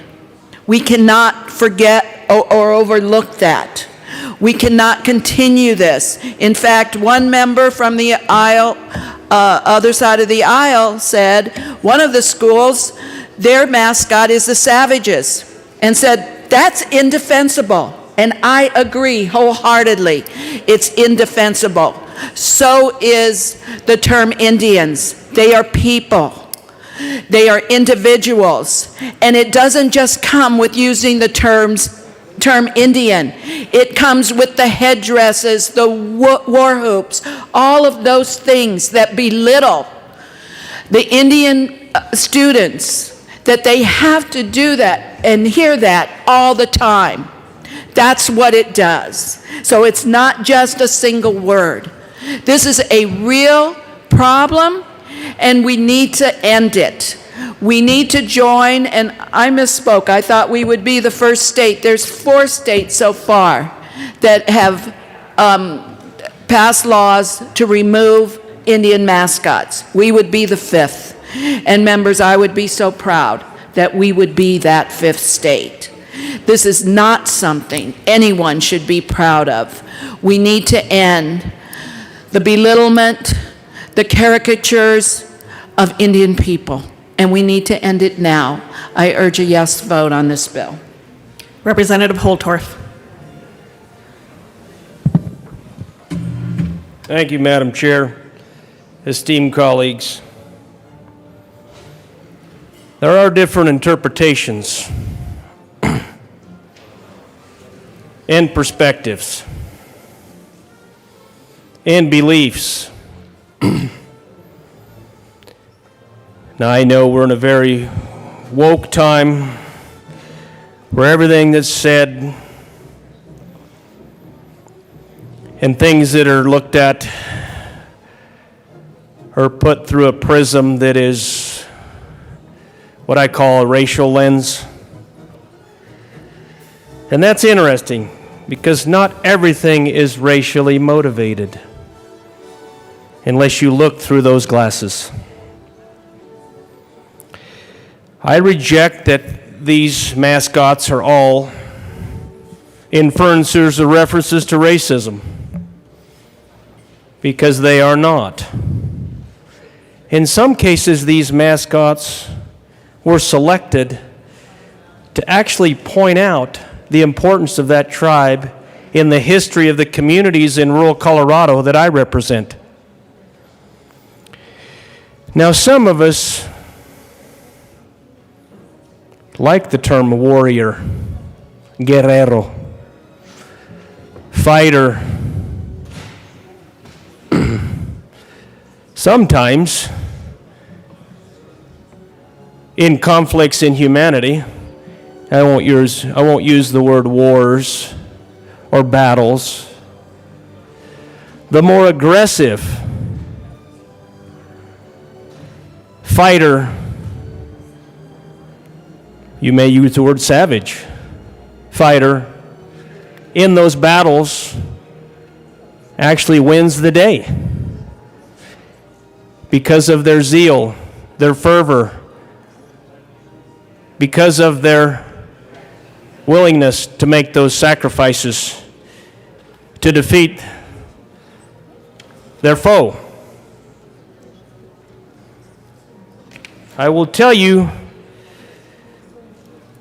that for some of the communities in my district, these American Indian mascots and references were never selected at any time in their history to be viewed through a racial lens. I'll use a little community in my home county of Arickaree. They're the Arickaree Indians. Very proud of their heritage, very proud of that reference, and they in no way, ever, in their mind's eye or in the history, wanted to do anything to harm or hurt the tribal affiliation, but maybe rather to respect it.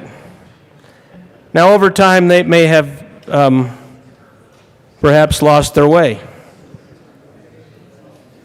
Maybe there were some things that were done that need to be corrected, so that pride and that relationship could be reestablished. To honor those tribes, I have 4 communities, 4 schools in my district that will be impacted.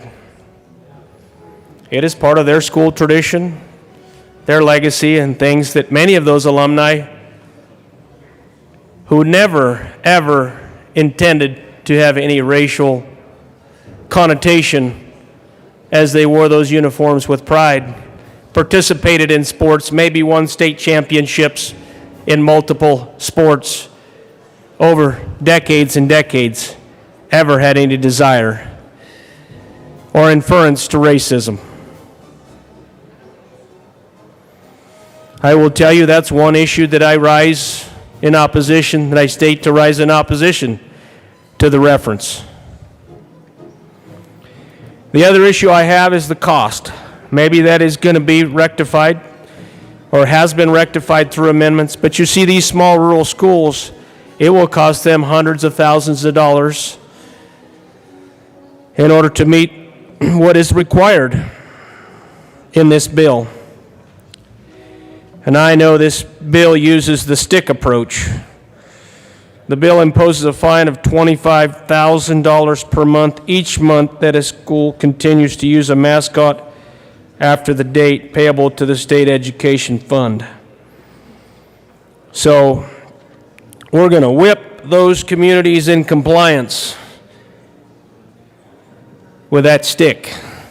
For some of these small schools, let's go to Campo. How do they fund that? Because the expense is significant. Not only do you have to change many things within the structure of the school,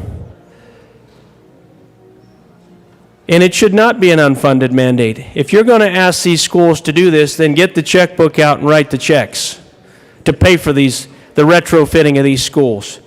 Because not only is it the basketball floor, the wrestling mats,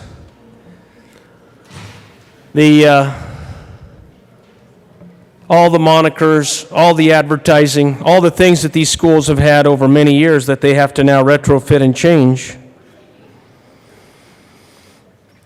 that comes with a significant cost in a time where we already have issues with funding our schools. Now we're going to put another burden on to those schools. So it does impact my rural schools. So having stated those concerns, I will be opposed to this bill. And I push back on what some of the references that were made, because many of the people in my community had and continue to have no intentions to some of the references that have been made up here today. Madam Speaker Pro Tem. Thank you, Madam Chair. Members, this country was built on racism. I'm going to talk to you about the Declaration of Independence. We all think of that, and we all know the first few lines. But what that was a declaration again, for freedom, for independence from Britain. And it included 27 different declarations about what King George was doing. The last one referred to that he, meaning King George, has excited domestic insurrections among us and has endeavored to bring on the inhabitants of our frontier the merciless Indian savages. That's what this country is built on. Domestic insurrections refers specifically to slave revolts and reveals a harsh truth that's been brought to our attention. We're not making this up. We tend to ignore that. We tend to ignore the racial undertones of this country. We can't do that. When I say that this has a racial impact to it, it does. And maybe an individual that has become so accustomed to hearing that, to hearing and seeing the caricatures of American Indians, they just think that's normal, that they don't have any specific racial intent behind it. But it's there, and the people it's directed to know that. You know, there was also a comment that we are using the stick approach. I will tell you what the stick approach is. It is literally saying to sovereign nations that you can no longer publicly or even privately carry on your ceremonies, your spiritual beliefs. That's what this country did to American Indian nations in the late 1880s. We did that. That didn't go away until the 50s, and people didn't feel comfortable doing their spiritual ceremonies until the 1970s. This is real. This is what people live through. Many people don't even think Indians still exist, and they do. They are here. They're people like me. And members, I'm going to give you another stick approach if we really want to talk about that. Let's talk about the boarding schools that the U.S. sanctioned. Let's talk about taking children away from their families so we could civilize them, that we could cut their hair and tell them you can have no contact with your families, that you can stop and must stop speaking your language. We did that. And if we want to say there's no racial impetus to anything we do, we're wrong. We don't know the history of this country. And yes, people may not understand it, and they may think what they're saying or doing doesn't do that, but it does. It is real. We've long thought Indian people were less than civilized, and we want to make them like us. We ignore that our country's Constitution was based in part on the Iroquois Nation's Constitution. We forget that. Members, this country, Indians have been the stewards of this country. Now we're facing real climate change because we've ignored their advice and what to do. When I say these mascots are racist, I mean it. I am not mincing words. And somebody can say that is not my intent. Fine, that is not your individual intent, but that's the impact of what you're doing. And this is to stop that impact. I urge a yes vote. Further discussion on the bill? Representative Larson.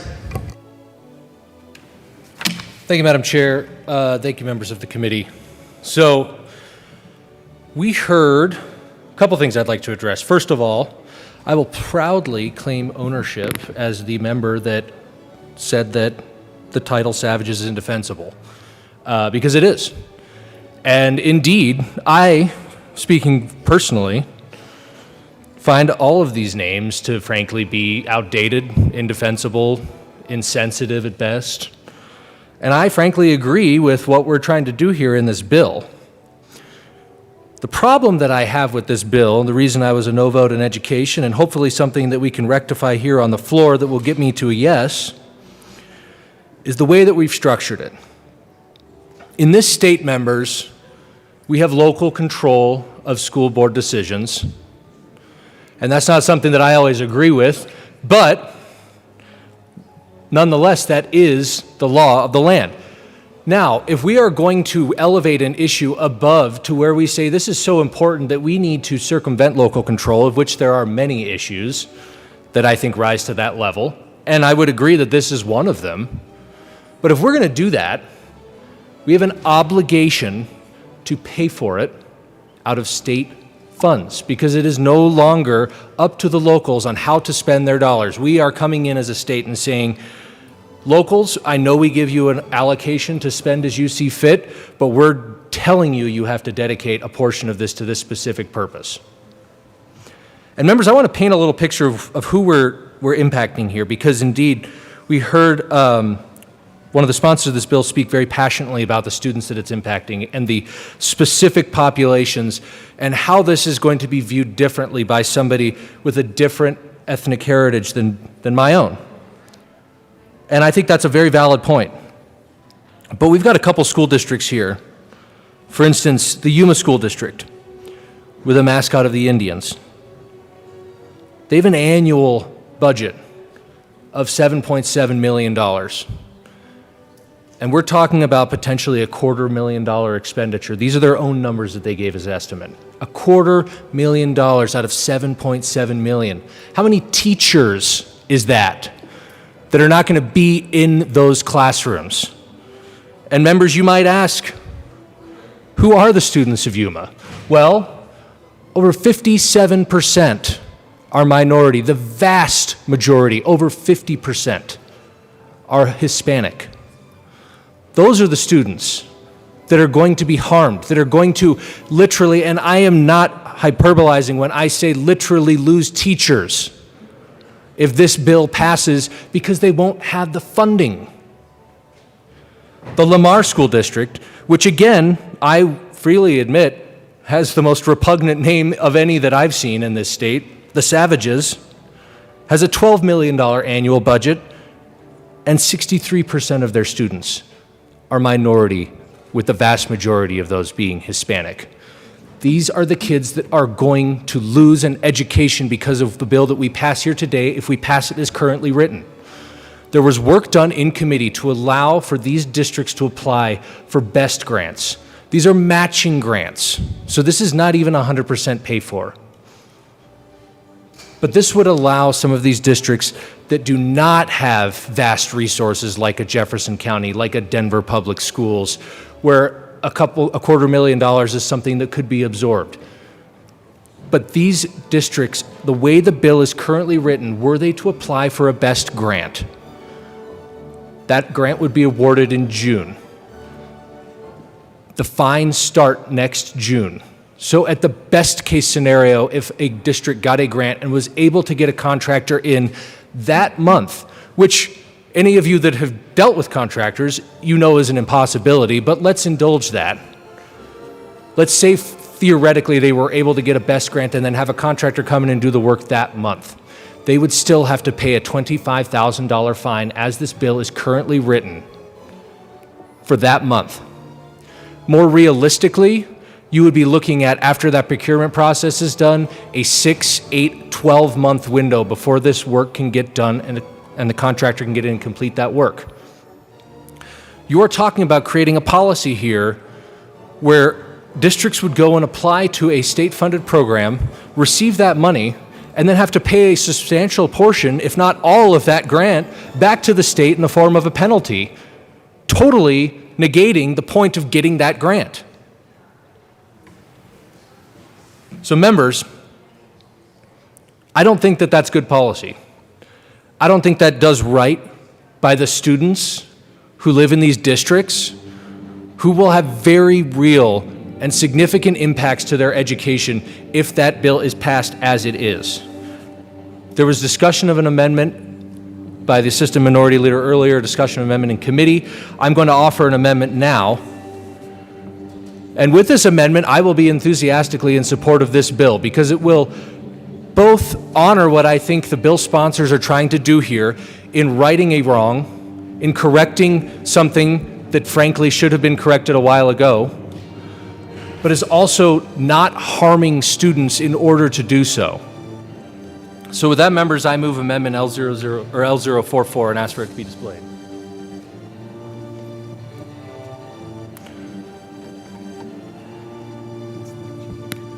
The amendment has been properly moved and is now displayed. Please continue, Representative Larson. Thank you, Madam Chair. So, members, all that this amendment does is it changes when the effective fines take place, pushes it back by 1 year. Right now, those fines start in June of 2022, which again runs into that same problem, a problem that the bill sponsor admitted to in committee as it is currently drafted. What this does is this gives these school districts 1 additional year to get into compliance before these fines start to rack up. And members, this isn't a blank check. This isn't trying to push it back for anything else. It is literally so that the best funding mechanism that we amended into the bill can take place without a substantial portion of it having to be paid directly back to the state in the form of a fine. So this would allow those schools to apply, receive their best grant, go through the procurement process, and you know what? I am very comfortable saying that if they get a grant in 2022 and they're not able to rectify the situation and make the updates and get rid of the iconography and the names within a year, then I think it's appropriate that these fines start to pile up. Because again, these are indefensible names we're talking about. These are real harms. But we're not giving them a realistic amount of time. And we are going to cause real harm to real students, the majority of which in many of these districts are from the minority that we're talking about trying to rectify the historical injustice of. So members, I strongly encourage a yes vote. I think this makes the bill better. I think it honors what we're trying to do here. And I think it represents a compromise where we don't have to harm children and their education abilities in order to achieve a very real and admirable goal. Mr. Assistant Minority Leader. Thank you, Madam Chair. Members, also I rise in support. Granted, I know my name is on it. I just wanted to thank Representative Larson for leading the charge on this particular amendment. You know, I think it's important that as policymakers, when we look to craft policy, it's important that the policy that we craft works. L044 will make the policy work. If we're going to look to the best fund in order to allow a relief valve so that it isn't, 116 is not a unfunded mandate, then the timelines of how that program works have to correspond with the deadlines in the bill. And so that's simply what this does. This is a very much more of a technical amendment to fix what is currently broken in the bill so that the timeline can run smoothly without jeopardizing schools in the sense of, you know, costs that they have to incur on a regular basis impeding their ability potentially to even recruit or retain or otherwise. This allows them that little flexibility through the BEST grant, which is still there, but it allows the process to work as the process is already laid out in statute. I would urge a yes vote on L044. Thank you, members. Further discussion on L44? Madam Speaker Pro Tem. Members, I urge a no vote on this amendment for a couple of reasons. One, what this amendment does, it allows another year. They have 1 year. The only mandate in this bill is to stop using Indian mascots. There's no mandate that they rebuild the school or any portion of it. I offered and would offer to buy them a gallon of paint to paint over it. That's all this bill requires. It does not require anything else. When we put the amendment about the BEST grants on there, that amendment came to us from CASB. CASB did not speak in the Education Committee against that. We told them, because we had a long stakeholder discussion about 3 days before the amendment was brought with all of our stakeholders. And they said, yeah, we don't care where they get money if they need money, but we can't give them more time. 1 year is sufficient time to remove a mascot. That's all the bill requires, is removal of the use of the mascot. Doesn't require anything else. You're reading more into the bill than exists. And that discussion was held, and again, we let CASB know, none of them came forward during committee to say that. And I was asked in committee, if I was aware that the timelines had already gone for BEST grants this year, and that when they could do it again, and that they may not get the money by June 2022. And my answer was yes. I was aware of that when we put the amendment. And I made the amendment proponents aware of that too, because the timeline should not be changed. You know, members, 1 year is a lot. We had one person speak to us. Her name was Raven Payment. Raven talked to us about growing up and being involved in sports. And her testimony basically was that, she had to put up with the war hoops and all of that. And she made a point of letting us know. She was a member of the Kanekahaka, the Mohawk tribes, and the Ojibwe nations. She's been a Colorado resident for more than 16 years. She was a veteran of the U.S. Navy, and she said to us, I'm a strong, resilient Indigenous woman, despite everything she's endured. She also talked to us about her mother recently sent her a notebook that she had to turn in when she was in 3rd grade.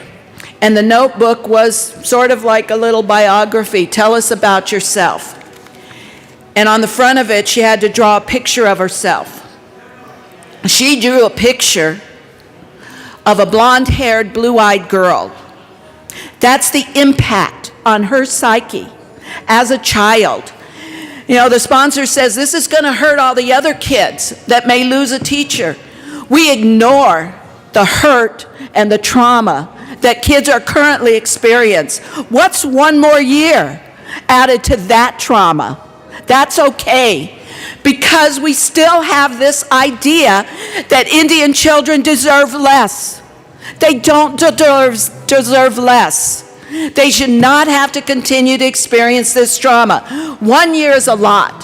One of the amendments we put on in the Senate was there was 2 dates. One was October of 2021 and one was June 22nd.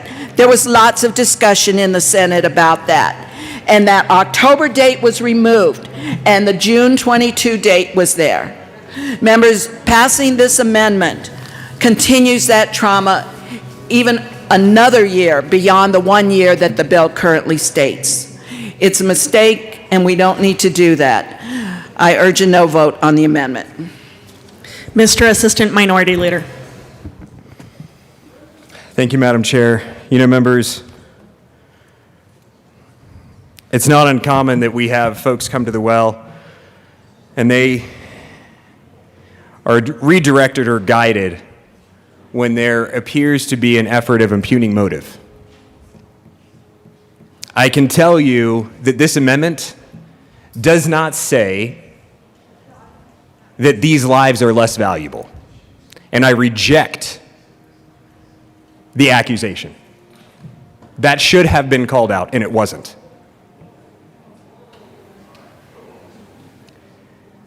L044 gets to a technicality in the timeline. There is an unfunded mandate that exists in Senate Bill 116 currently. The timeline to apply for BEST does not coincide with the deadline in 116. We heard that there was an idea that it was a gallon of paint. Members, we've all been through schooling, right? We've all been around mascots. We've all been around these things. You've got gymnasium mats. You have signs out in front of the school that are oftentimes made of brick or some other product. You've got letterhead. You've got a website that oftentimes has the mascot on it. These are costs that are associated with making these changes. And I'm not even up here. We heard from Representative Larson. We're not arguing the fact that maybe these changes are needed. That we're not saying that they're not. What we're saying is that we need to, if we're going to craft policy, then we can't have an unfunded mandate to the schools. If we look at Arapahoe High School, they estimate that their cost for changing their mascot is $1 million. Members, I've purchased a lot of paint in my life, and I can tell you that a gallon of paint does not cost $1 million. They are factoring in the other aspects of the things that need to be changed out. They're factoring in their website. They're factoring in probably templates that are even made for Letterman jackets.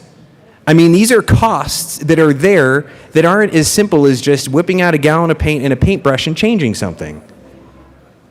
That's what we're talking about. Strasburg School District 31J, they estimate their cost of changing $500,000. A gallon of paint doesn't cost $500,000, members. There's more to this. Montrose, they estimate $750,000, $750,000. These are real costs associated with doing the things that we're going to require in 116, and yet we put on an amendment that says you can look to BEST funds, but the BEST fund application deadline is already expired for these schools in order to try and meet the deadline. It's an unfunded mandate. L044 aligns the process so that the schools can go about the work that 116 is going to require them to do. This is not about saying that someone's life is less valuable at all. This is a matter of saying that we as policymakers have a responsibility to craft good policy. That's all this is.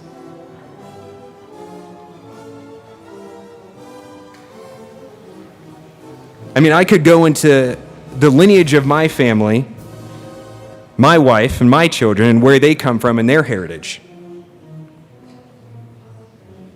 And there was an accusation that was labeled at Representative Larson and I take objection to that. And I think that's fair to call out what we saw as an accusation. We're trying to get to the matter of policy and making sure the policy that we craft here is good policy. That is it. I would urge us to stay focused on 116, the amendment that was adopted relating to BEST funding in committee, and the purpose of what L044 does. That's why I stand before you right now. I urge a yes vote on L044. Further discussion on L44. A division has been called.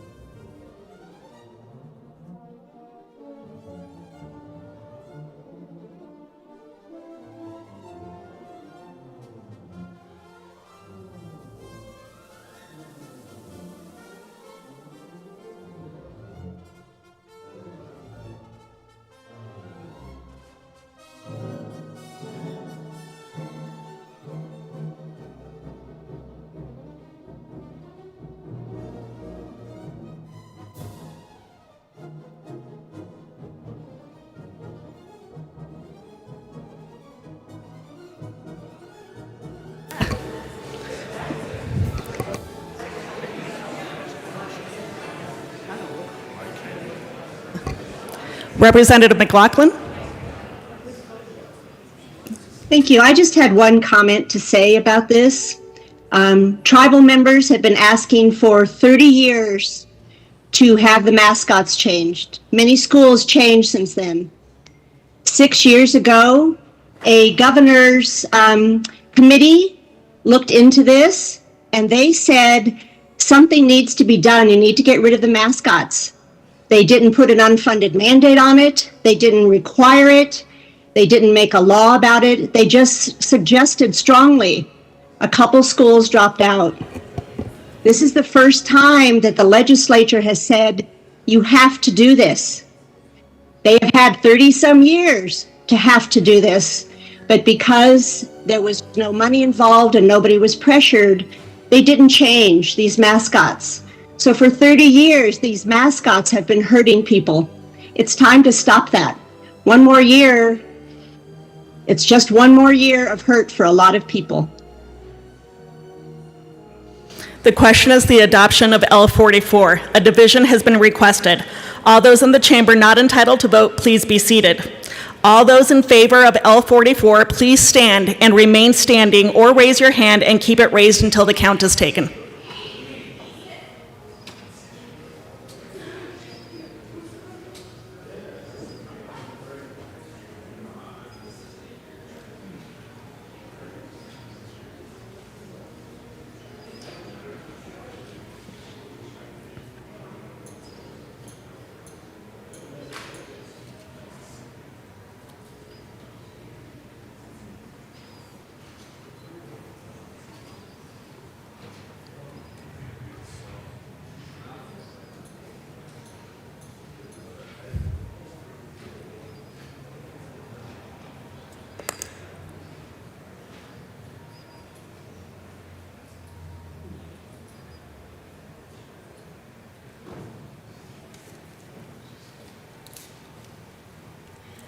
You may be seated. All those opposed, please stand and remain standing in one place until the count is taken.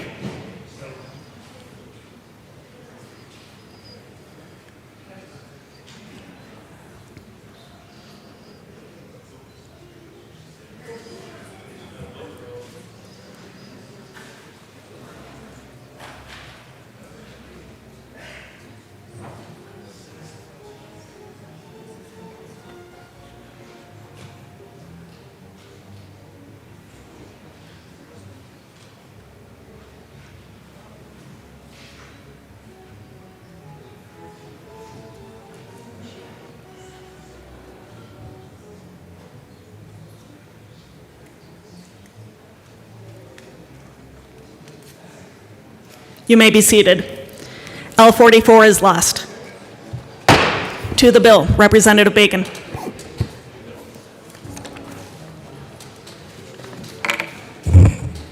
Thank you, members, and thank you, Madam Chair. It's an honor to serve with you. I wanted to, perhaps if I'm the last person up here to speak, I want to be able to bring this back to who this bill is for, as well as the support we are offering. And I also want to talk to some of the things that my colleagues came up here to share for anyone who is interested in hearing. I'm also up here because I know my students are watching. We have Native students who have reached out to me to ask for support on this, but most importantly, to name when we are talking about whether it's motives or racism, what this means in a sense of terms that hopefully you all can understand on their behalf. And so to my colleague, we've had many conversations, but I want to say that racism doesn't always look like coming into a room and spray painting expletives on someone's desk or calling someone a name. Sometimes it looks like perpetuating policies that are harmful to people. And I want to say that because I've wanted to say that a long time in the well and in this chamber. There is a different level of intent prescribed there. I don't believe that people come into this room with malice in their heart, but it is our jobs as policymakers to understand the impact of what we are doing, particularly from those who are pleading and saying we are being hurt. It was a hardship to experience from the founding of this country to however many years ago. Laws and costs that were put upon people to separate them because of their skin color.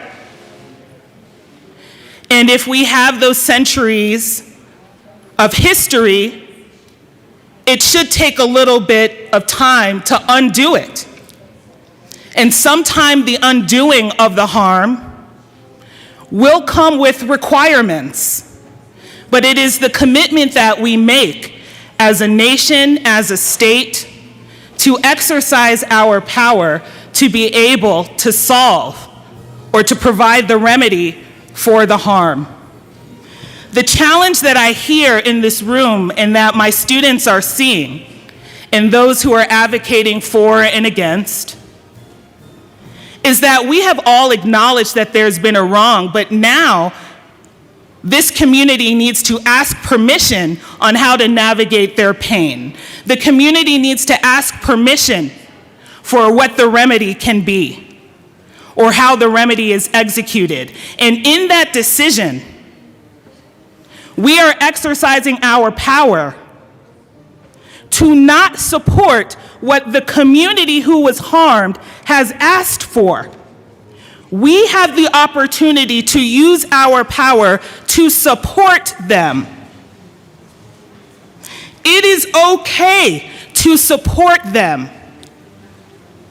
It is okay to say, what do you need? I run schools. We are not asking for the overhaul. We are asking for in the interim until you figure it out, can you cover it up? Because that is what this community has asked for.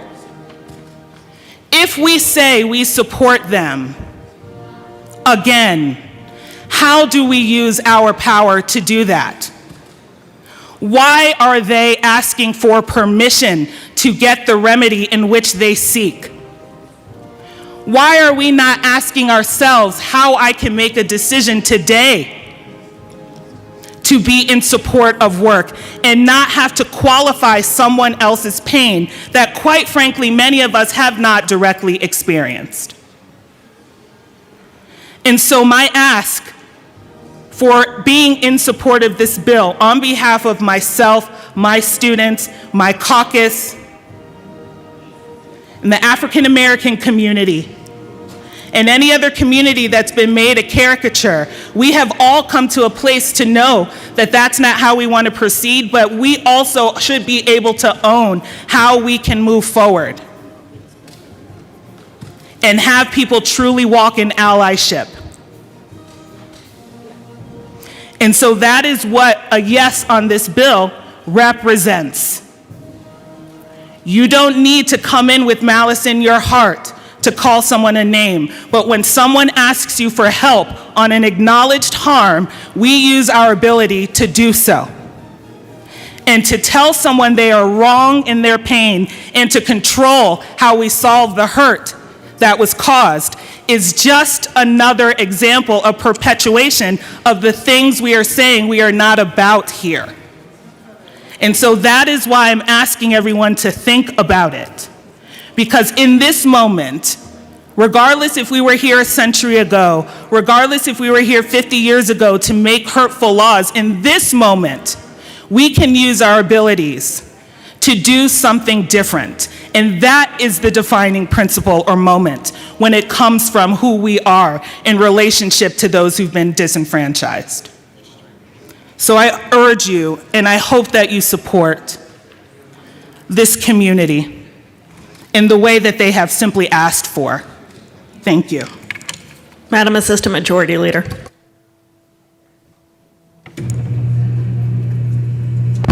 Thank you, Madam Chair, and thank you to my colleagues. That was very beautiful words, and I don't know that I can do any better, but members, Senate Bill 116 is a priority of our Latino caucus, and so I'm standing here today as a member of our caucus to speak in support of Senate Bill 116. I am Latina, I am Chicana, and I am proud of my indigenous roots. And there's many of us in the Latino and Chicano community that identify as indigenous. And I know the dehumanizing effects that this has had on me, on those before me, and on those who come after me, including my very own brown children. I don't think I need to belabor the point anymore here, members. I think that many of us agree the impacts that this has had over the many years and how long this has been asked for. I ask you, for my ancestors, for my indigenous brothers and sisters, to support this bill. I'm proud to be a part of making this history here today and going forward, and I urge you to vote yes on Senate Bill 116. Any further discussion on the bill? Seeing none, the question before us is the adoption of Senate Bill 116. All those in favor say aye. Aye. All those opposed, no. The ayes have it. SB 116 is adopted. Mr. Gregorio, please read the title to Senate Bill 276. Senate Bill 276 by Senator Moreno, also Representatives Harrod and Ransom, concerning residential placements for children with intellectual and developmental disabilities and in connection therewith, making an appropriation. Representative Ransom. Thank you, Madam Chair. I move Senate Bill 276. There are no committee reports. To the bill. Thank Representative you, Madam Ransom. Chair. This bill is a JBC bill, and I'm honored to run it with Rep. Harrod. We are working on getting CHIRP waivers for children that need residential placement. These are children with intellectual and developmental disabilities, and there's been some issues on just how to place them and where to put them, and then clearly how to get the extra funding to support them in these placements. And it did come through the JBC, but as you can tell, this is not necessarily just a money bill. So one of the things we had asked for as the JBC was that this bill go through a committee of reference. So since it's a Senate bill, it went through the Senate Health Committee, and I will say that it came out of the Senate Health Committee unanimously, and then it was passed by the Senate unanimously as well, 35-0, and then this morning we heard it in appropriations. It did not go through a committee of reference here because it already did in the Senate. So with that, getting these residential placements is important. These children need to be in the proper setting where they can get the help they need, and then also the servers,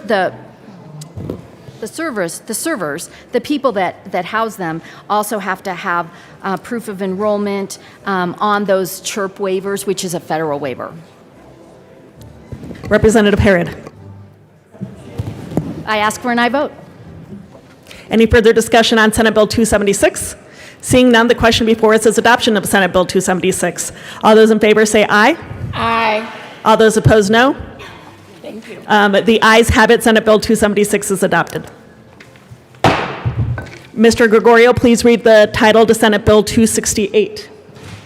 Senate Bill 268 by Senators Zenzinger and Lundin, also Representatives McLaughlin and McCluskey, concerning the financing of public schools and in connection therewith making an appropriation. 268. We're on a different bill. We skipped it. We are on Senate Bill 268 now.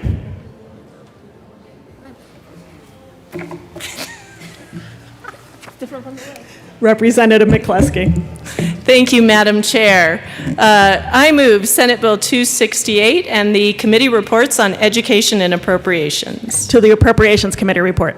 Thank you, Madam Chair. Members, I want to take a moment and explain what we did in appropriations today, because it's rather significant and exciting. We offered two different amendments to the School Finance Act. One that helps bring in $3.5 million for our concurrent enrollment expansion and innovation grant program, and another $1.75 million. So $1.75 million for concurrent enrollment, $1.75 million for our Career Development Success Program, our CDIP program.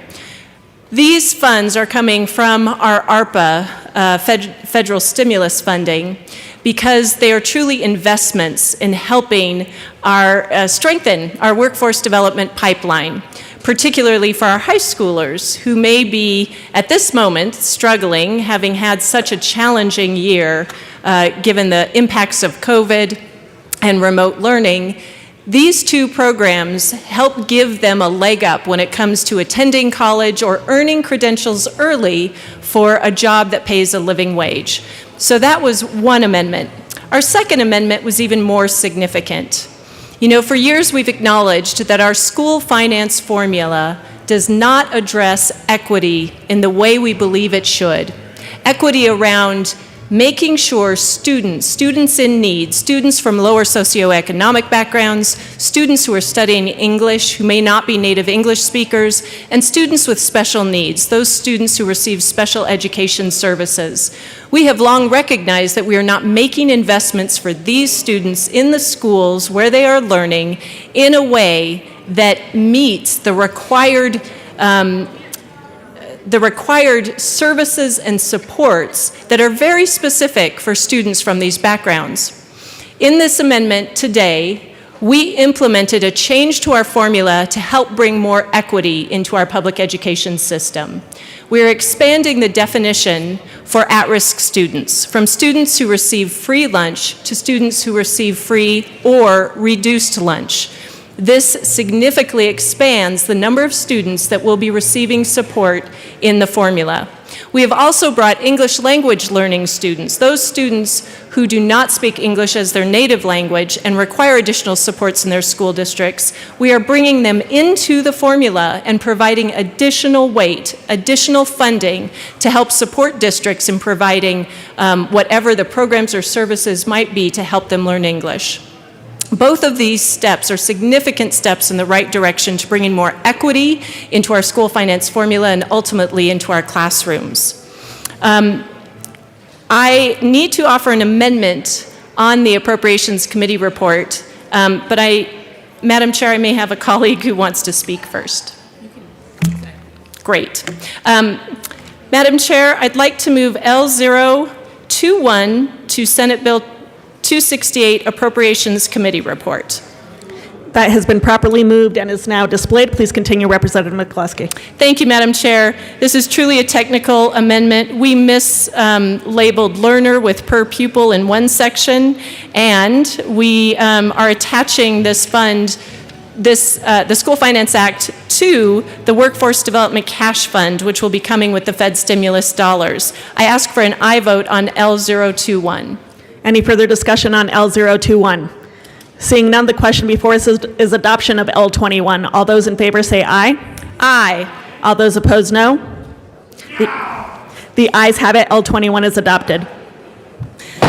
To the Appropriations Committee report. Thank you, Madam Chair. With that, I ask for an aye vote on the Appropriations Committee report. Further discussion on the Appropriations Committee report. Representative Herod.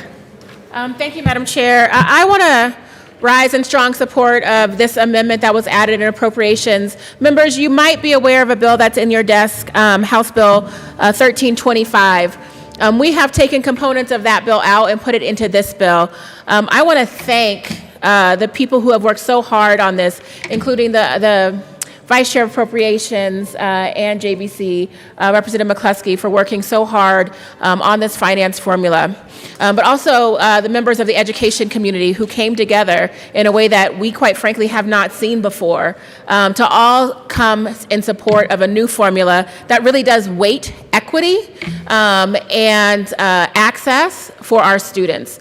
This is something that is a major change that I support 100% because it does get to our goal of making sure that our finance formula supports economically disadvantaged students and emerging bilingual students and creates a formula that is student-centric, that works for all of our kids across Colorado. Again, I just want to thank folks for working on this, especially Joint Budget Committee staff, the whole team that has been working on this tirelessly, and of course, Madam Vice Chair, Representative Julie McCluskey. Thank you. Representative Pico. Thank you, Madam Chair. Just a quick question for you. What was taken from the other bill and put into this one, and why? Representative McCluskey. Thank you, Madam Chair, and thank you, Representative Pico. The portion of House Bill 1325, the school finance formula, that was removed and put into this bill was specific to the school finance formula. And it came late, and the reason we moved it in late was because we had received news about House Bill 1164, the bill that was bringing the mill levy equalization forward.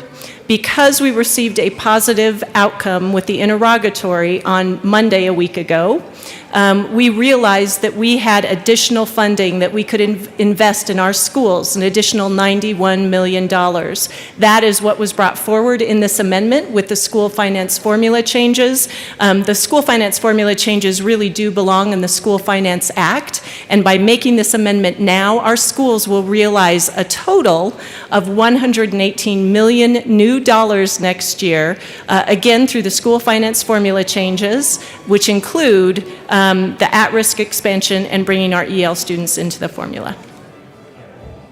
Representative Pico. Thank you, Madam Chair, and thank you for the explanation. I guess I stand schooled. Any further discussion on the committee report? Seeing none, the question before us is the adoption of the Appropriations Committee report. All those in favor say aye. Aye. All those opposed, no. The ayes have it. The Appropriations Committee report is adopted. To the Education Committee report. Thank you, Madam Chair. So in House Education, we did a thorough review of our School Finance Act, and we will be getting to that momentarily. But we did also bring an amendment regarding innovation schools and zones, and taking a pause for a year to consider how we might look at and review the renewal processes for the innovation schools and zones. And I want to be very clear and specific about what those changes really do and what they don't. Again, the time out is for existing plans. It is not for any sort of new innovation zone or school. And school districts can continue to enforce existing agreements with schools and zones to ensure compliance with their approved plans, as well as any unwaived policies, articles of collective bargaining units and statutes. And any concerns that arise during this time period can be included in the body of evidence that will inform the renewal process in subsequent years. We really are deferring to our education experts and community to work through a more detailed, thoughtful process on the renewal of innovation schools and zones, and looking forward to that process over the interim and seeing what may come of that next session. With that, I urge a yes vote on the House Education Committee report. Further discussion on the Education Committee report? Seeing none, the question before us is adoption of the Education Committee report. All those in favor say aye. Aye. All opposed, no. The Education Committee report is adopted.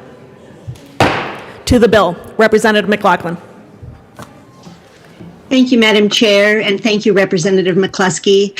I'm really happy today to be a co-prime sponsor on Senate Bill 268 because it's the school finance bill. And this way we make sure that our schools are getting the money they desperately need next year. We've had so many good things that come in on this. It's good for educators, it's good for students. Really good for students. We've addressed so many needs that were brought out because of the pandemic, and I'm really happy that we are addressing those. We've put back money into the system that we had to take out because of COVID. So all those grant programs that we had, they're all doing really well now, and they're all being fully funded. So we're very happy about that. And there were very dramatic cuts that needed to be taken. So we're happy that we are supporting our educators. We are supporting our students. We had a lot of technical cleanups from the Department of Education in there, and some moratoriums on some major decisions. But for the most part, we are doing exactly what we need to be doing for our students, our teachers, and their families with this bill. And I strongly urge an aye vote. Representative McCluskey. Thank you, Madam Chair. And thank you to my amazing co-prime, Representative McLaughlin, who carries such a strong passion and heart for our educators in this state. I also want to thank Representative Herod for her commitment to equity and partnership in this work this year. It has really been exciting to see some of our long-held hopes and dreams for the changes in school finance to begin to become real. Certainly with the passage of 1164, my shout out to our Majority Leader Escar as well as our Speaker for their incredible work to try and drive more fairness into the tax equity side of the entire school financing system.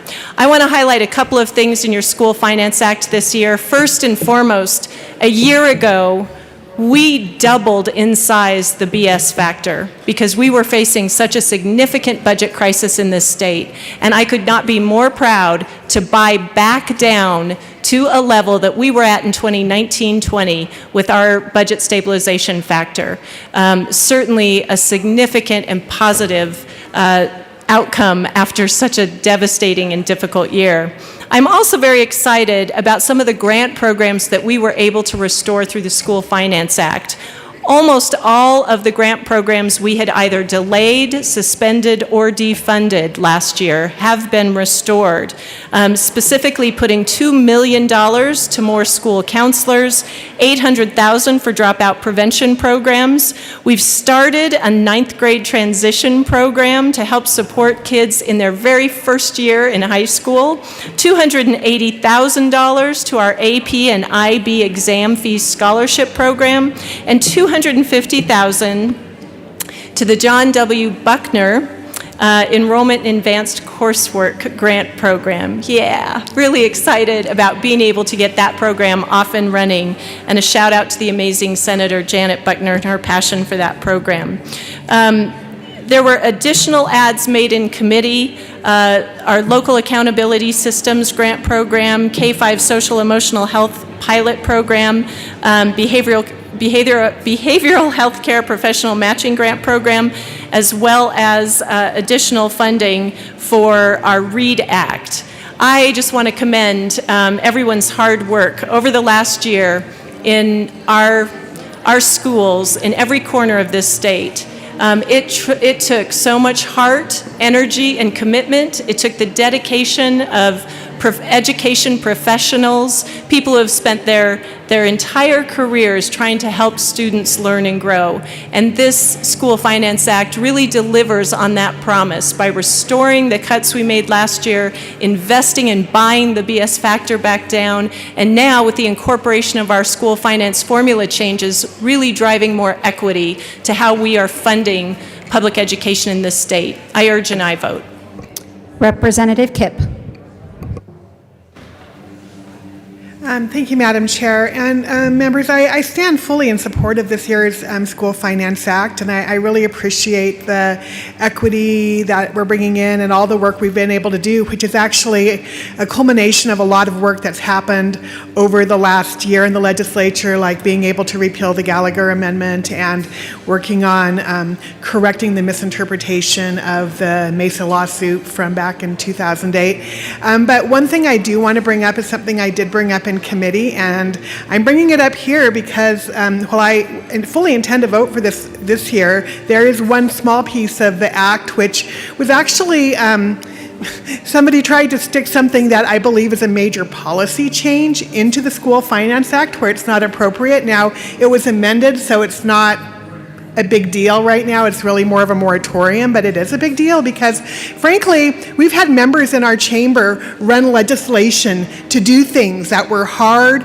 and painful and difficult and didn't get through. And when people put stuff like that into the School Finance Act, because the School Finance Act has to pass or we don't fund education in our state, that's a really big deal. So just know that I am on the lookout for those things in the School Finance Act and will be very outspoken in making sure they get removed, because that is not an okay way to pass actual policy. Where this is about school money and school finance, and I fully do endorse this and ask everybody vote for it this year. Seeing no further discussion, the question before us is the passage of Senate Bill 268. All those in favor say aye. Aye. All those opposed, no. Senate Bill 268 is passed. Mr. Gregorio, please read the title of Senate Bill 277. Senate Bill 277 by Senator Moreno, also Representative Herod, concerning a funding model used to determine child welfare services allocations and in connection therewith making an appropriation. Representative Herod. Thank you, Madam Chair. I move Senate Bill 277. To the bill. Thank you. Senate Bill 277 is a joint budget committee bill. It creates a funding, it's concerning the funding model used to determine child welfare services allocation, and it allocates funding to do actuarial studies. I ask for an aye vote. Is there any further discussion on Senate Bill 277? Seeing none, the question before us is the passage of Senate Bill 277. All those in favor say aye. Aye. All those opposed, no. Senate Bill 277 passes. Mr. Gregorio, please read the title of Senate Bill 278. Senate Bill 278 by Senator Moreno, also Representative Herod, concerning reimbursement for placement of children in out-of-home placement and in connection therewith making an appropriation. Representative Herod. Thank you, Madam Chair. I move Senate Bill 278. To the bill. Thank you, Madam Chair. Senate Bill 278 is also a joint budget committee bill. It appropriates $250,000 to the Child Welfare Division within the Department of Human Services for provider rate actuarial services. I do ask for an aye vote. Is there any further discussion on Senate Bill 278? Representative Geithner. That was very exciting. Thank you, Madam Chair. Members, I move L001 and ask for it to be displayed.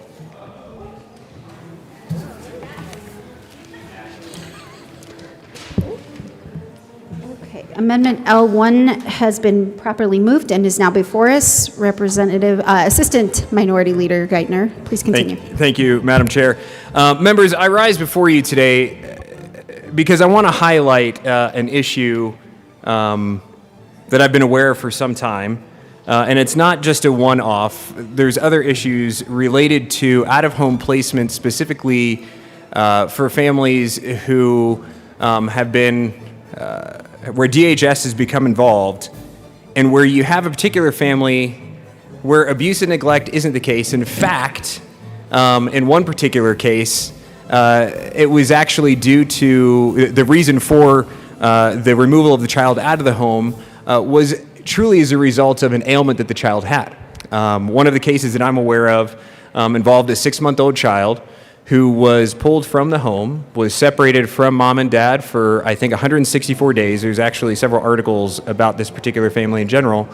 And the issues that they endured over that separation of 164 days, but come to find out, child actually had rickets.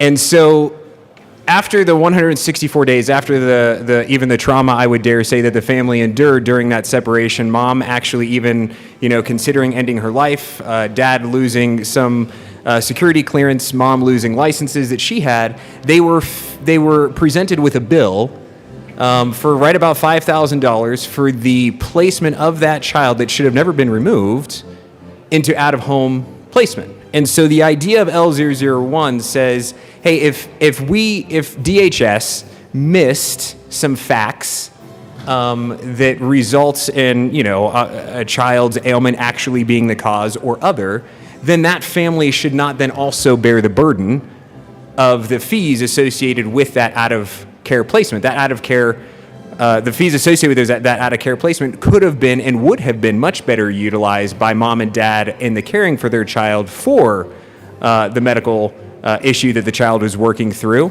And so L001, the purpose here is to say, hey, Colorado, as we go forward, as we look at DHS and their involvement in investigations of abuse and neglect, let's make sure we get it right. And if we've missed some facts, let's not then also go back and make the family pay the costs associated with it. So that's the idea of L001. Representative Herod. Thank you, Madam Chair, Madam Assistant Majority Leader. I was giving my friend here a side eye when he came up with this amendment onto my bill. But I do want to say that this is an important amendment, and I want us to really take a look at this.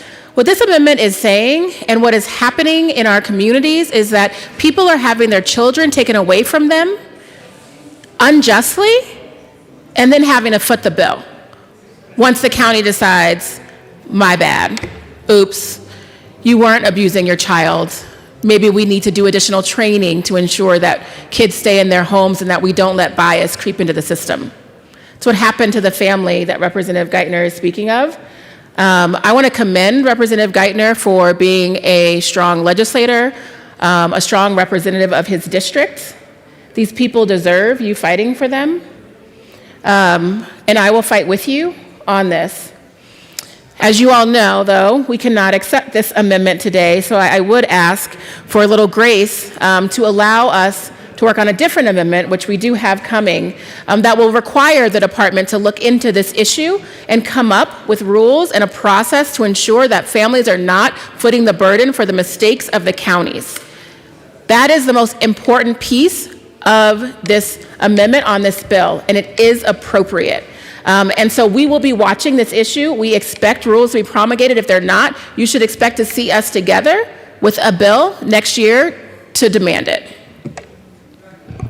Assistant Minority Leader Geithner. Thank you, Madam Chair. So members, I withdraw L001. But I do move L003, and I ask that L003 be displayed. Amendment L1 has been withdrawn.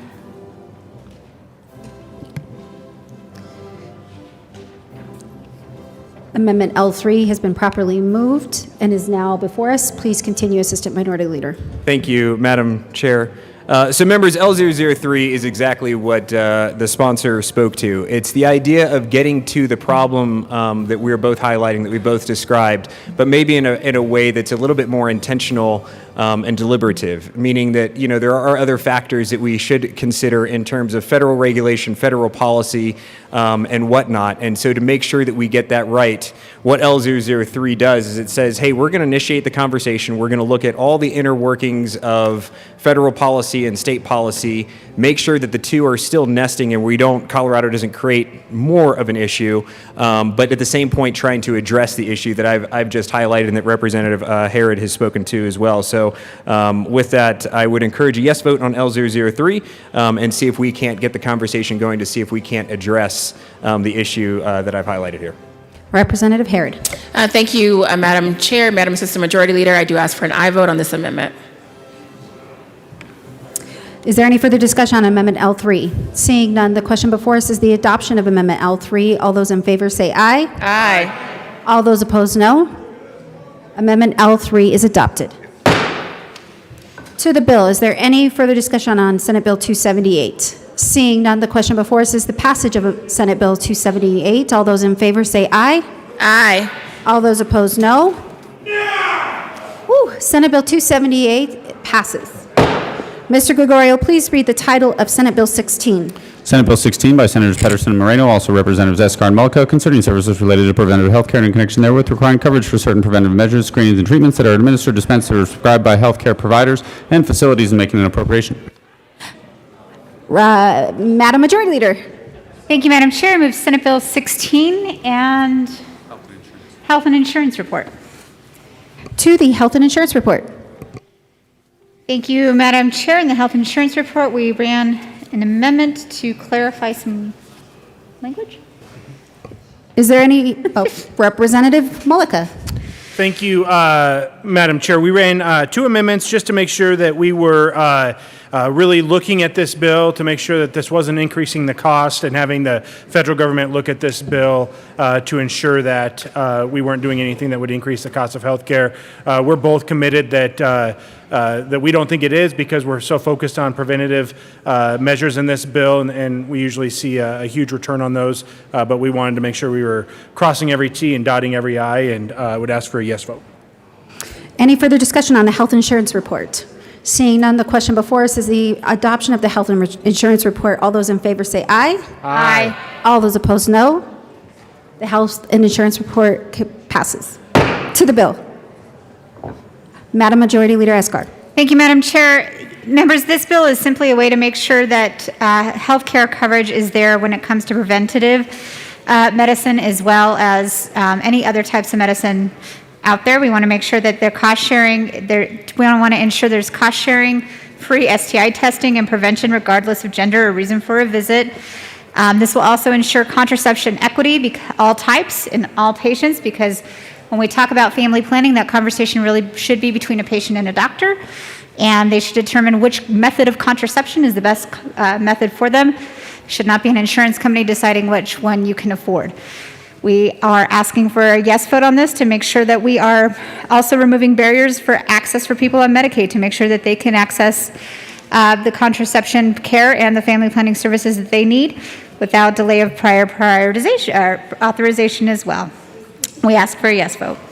Representative Mullica. Thank you, Madam Chair, and I'll be brief. My co-sponsor here did an amazing job, and I want to thank her for the work that she's really put into this bill and the leadership that she has shown. But members, what this really is we've seen a huge increase in STIs here in the state of Colorado, and as an ER nurse, by the time that they get to the emergency room, they could be pretty prolonged in that process, and there can be some real serious health concerns. And so really what we're focused on is that equity piece and making sure that we get that treatment and that prevention early on. It can save a lot of money, save a lot of harm to our patients. It's a bill that I'm proud to bring, and thank you to my co-sponsor again for the work that she put into this. Madam Majority Leader Escar. Thank you, Madam Chair. This is an issue that I think that a lot of people have been working on for a long time, trying to figure out how to bring down the rates of STIs. I know specifically in Pueblo right now we are seeing an increase in STIs right now, and a lot of it has to do with the fact that people actually aren't covered for preventative measures to stop those STIs from happening. So if we can invest more in stopping these things from happening, the less the cost of treatment will eventually be for all of us. We ask for an aye vote. Seeing no further discussion on Senate Bill 16, the question before us is the passage of Senate Bill 16 as amended. All those in favor say aye. Aye. All those opposed, no. Senate Bill 16 passes. Mr. Gregorio, please read the title of Senate Bill 255. Senate Bill 255 by Senator Winter, also Representatives Harrod and Titone, concerning providing menstrual hygiene products at no expense to students in connection therewith, making an appropriation. Representative Titone. Thank you, Madam Chair. I move Senate Bill 255 and the Appropriations Report. To the Appropriations Report. All right, in the Appropriations Committee, we had 2 amendments pertaining to the funding. We added gifts, grants, and donations as an option, and also just made sure that the money allocated to the program was to be constrained to the grant program only and not to be going outside of that. So I ask for a yes vote on the report. Any further discussion on the Appropriations Committee report? Seeing none, the question before us is the passage of the Appropriations Committee report. All those in favor say aye. Aye. All those opposed, no. The Appropriations report is passed. To the bill, Representative Titone. Thank you, Madam Chair. Senate Bill 255 was a bill that was brought to me last year by some students in my district. And you may remember one of the students by name. I did a tribute for her. She won the Girl Scout Gold Award for working with me on the bill last year. And this year we're bringing it back because the pandemic got in the way of us passing it last year. And this year we're bringing it back. And what the bill does is it allocates some money for a grant program for Title I schools, so the schools with the highest free and reduced lunch. These are the kids that don't have money to buy lunch, never mind buying period products. So we want to make sure we're giving these kids a good atmosphere to learn, to give them the incentive to want to go, and to help them get their attendance and academics in order, because when they feel welcome at school, it makes a big difference in their life, and they can actually succeed and feel better about this. This is a matter of biology. You know, we supply people with paper towels and soap and toilet paper and everything else, and there are menstruating students that don't have access to these products, and that's just really not fair to them. They shouldn't have to be stuck without whether they can afford it or not. And sometimes, you know, even if you can afford it, sometimes you forget and you don't have it. So we want to make sure this is available to students and set an example for other schools so that way they can see the value in this and then be able to supply them to their own students. So I ask for a yes vote. Representative Harrod. Thank you, Madam Chair, Madam Assistant Majority Leader. Members, I want to talk about what we're talking about here, because I believe in these bodies for far too long. We don't have conversations because we're afraid to say the words tampons, pads, panty liners. These are things that people need. But for too long, we have not had conversations, and we have kept people from having access to the products they need, especially in our schools. This bill provides school districts a grant program, who opt in, to go and provide those services, those products for their students. It is so very important. There are many schools, I believe, that want to provide these products, but say their budgets are too tight. We are here to help incentivize them and get them over the finish line. We're also joining with students who have come together from the grassroots level up through their administrations to say we want access to these products. That's what we're doing with this bill. But the best part is we already have a foundation that has come in and said they will help provide these products through the program to our schools in our states because it matters that much. So what we're talking about here is period justice and access to products that you need so that you can go to school and not leave. Everyone here probably knows someone who had to leave school in the middle of the day because they started their cycle and they didn't have access to products. But there's another side of that too. When I was debating this bill in committee with my amazing co-sponsor here, co-prime sponsor, I received a text from my staff, from my chief of staff, and she said, my best friend died of toxic shock syndrome in high school because she did not have access to these products. And people do not believe it happens, and people do not believe it's real. If there were access to these products, she may be alive, quite frankly. We want to make sure that we are not putting our young people in dangerous situations and that we provide them with the products they need to be successful, to be proud, and to get through their day. That is what we're doing here today. I ask for an aye vote. Is there any further discussion on Senate Bill 255? Seeing none, the question before us is the passage of Senate Bill 255. All those in favor say aye. Aye. All those opposed, no. Senate Bill 255 is passed. Mr. Gregorio, please read the title of Senate Bill 238. Senate Bill 238 by Senators Garcia and Zenzinger, also Representatives Escar and Gray, concerning the Front Range Passenger Rail District and in connection therewith, creating the district for the purpose of planning, designing, developing, financing, constructing, operating, and maintaining a passenger rail system, specifying the territory, governing structure, powers, and duties of the district, and reducing an appropriation. Nice. Madam Majority Leader Escar. Thank you, Madam Chair. I move Senate Bill 238, the Appropriations Committee report and the Transportation Committee report. To the Appropriations Committee report. In the Appropriations Committee, we had to run an amendment to correct dates. We ask for an aye vote. Any further discussion on the Appropriations Committee report? Seeing none, the question before us is the passage of the Appropriations Committee report. All those in favor say aye. Aye. All those opposed, no. The Appropriation Committee report passes. To the Transportation and Local Government report.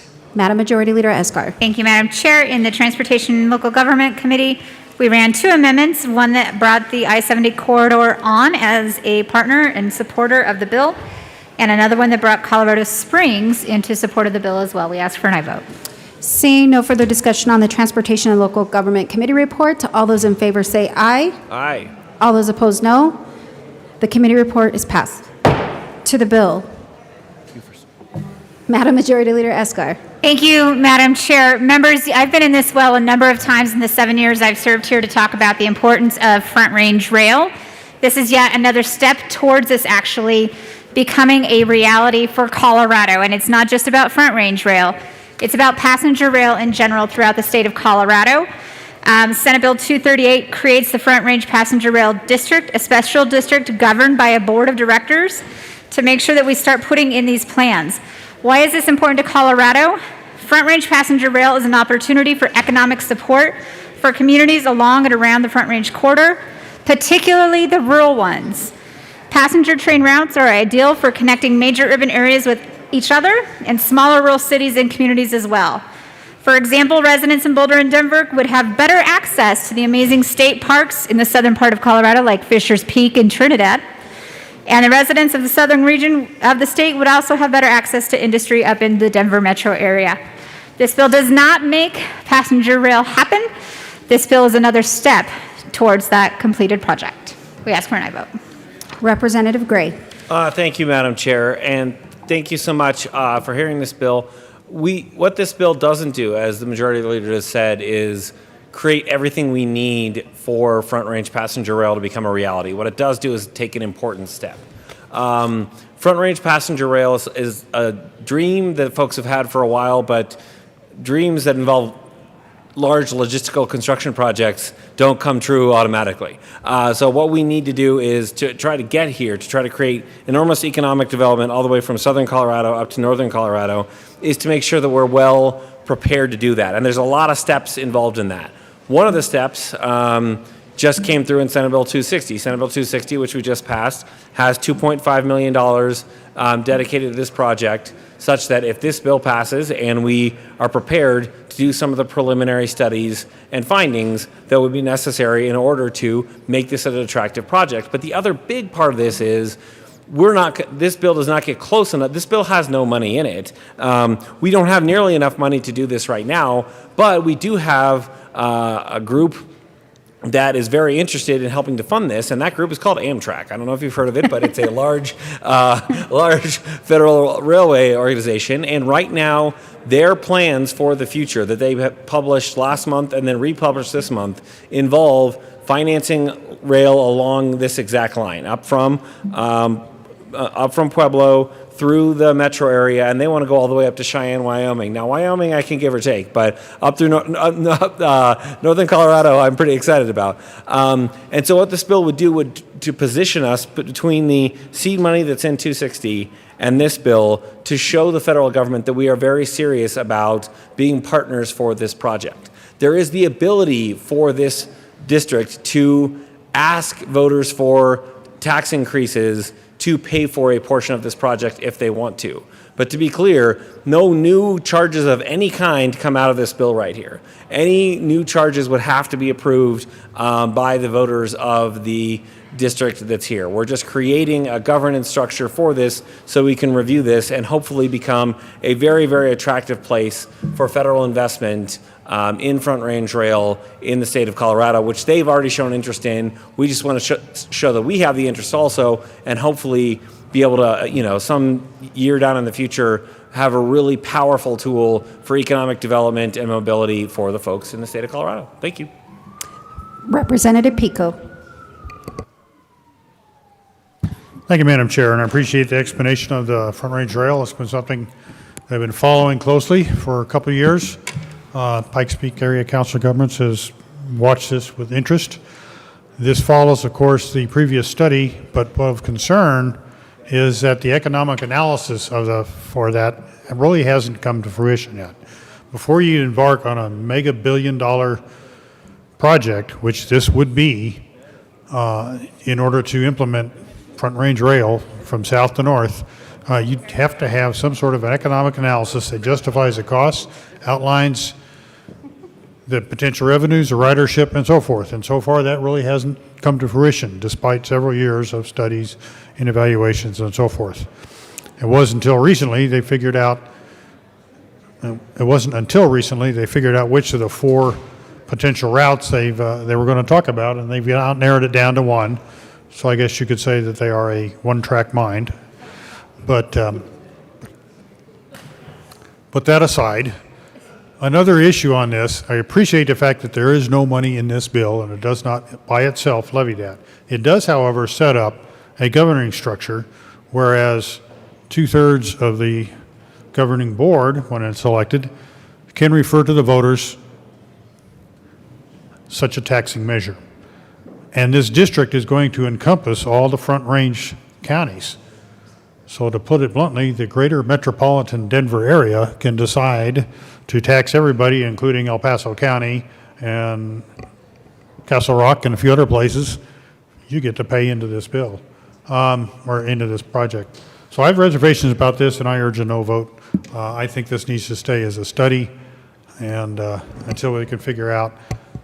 It is worth pointing out that none of the transit rail projects across the country have yet to pay for themselves. And the worst example of that is in California. A mega billion-dollar project is a rail to nowhere, and I don't think we need to replicate that in Colorado. Representative Neville. Thank you, Madam Chair. And members, I also encourage a no vote on this. Years ago, Castle Rock actually had the foresight to opt themselves out of the Regional Transportation District, and that was probably one of the best things they've ever done in hindsight. What that allowed them to do was actually have the flexibility to spend the own money within the town to actually better accommodate the needs and citizens of the town. So instead of paying for large projects through RTD for rail or just other transit lines in general, they were able to do things like actually provide taxi vouchers to the citizens, so there was no last mile problem. Work with some of the senior citizens centers and actually provide free busing with the senior citizens to different grocery stores and so forth. And it was actually a much, much better service to the citizens. My concern with this bill is this bill will allow the voters in a higher population district that may want this more than my district to outvote my citizens. And what this would be the equivalent to is 2 wolves and a lamb voting on what to eat for lunch. And Castle Rock would be the lunch, and they would be paying the tax, even though they don't want this and they find better ways to actually serve their citizens. And so for that, I urge a no vote. Representative Wook. Thank you, Madam Chair. I also urge a no vote. The fact is, as we look around the country, we can see many failed examples. The other fact is, you can count the number of people you see on these cars currently on this rail system. I think that says a lot, and I think if we just use some common sense here and look at the data, we can see that we're not even close to being ready to even be thinking about this type of system. Thank you. Representative Van Winkle.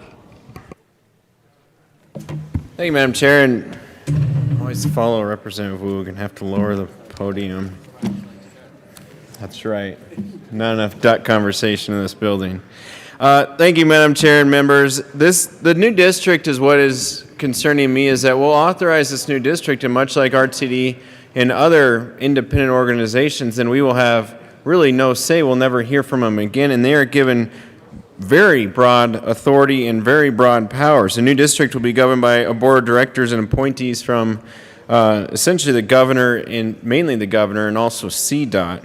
But that district's powers are enormous. The district will be granted the power to plan, design, develop, finance, construct, operate, and maintain the new interconnected passenger rail system. The authority will include power to exercise taxing authority, levy sales and use tax of up to 8.8%, so almost 1%, kind of like RTD, collect fares and fees, issue bonds, exercise eminent domain, that's a big one, create station improvement districts near existing and proposed passenger rail stations, enter into public-private partnerships, provide retail and commercial goods and services at passenger rail stations, employ its own personnel, contract with other entities for operation and maintenance of the system. So it is huge powers of everything from taxing to eminent domain and everything in between that will be resting in this new board of directors. And we won't, as soon as we approve it,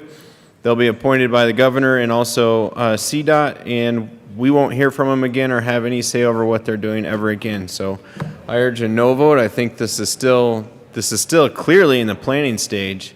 This isn't shovel ready by any means, and so I urge a no vote on this bill today. Any further discussion on Senate Bill 238? Seeing none, the question before us is the passage of Senate Bill 238. All those in favor say aye. Aye. All those opposed, no. Senate Bill 238 passes. Mr. Gregorio, please read the title of Senate Bill 244. Senate Bill 244 by Senators Garcia and Fenberg, also Representatives Garnett and Escar, concerning funding for permanent part-time legislative aides for the members of the General Assembly to allow aides to be eligible to enroll in state health benefit plans pursuant to a policy adopted by the Executive Committee of the General Assembly.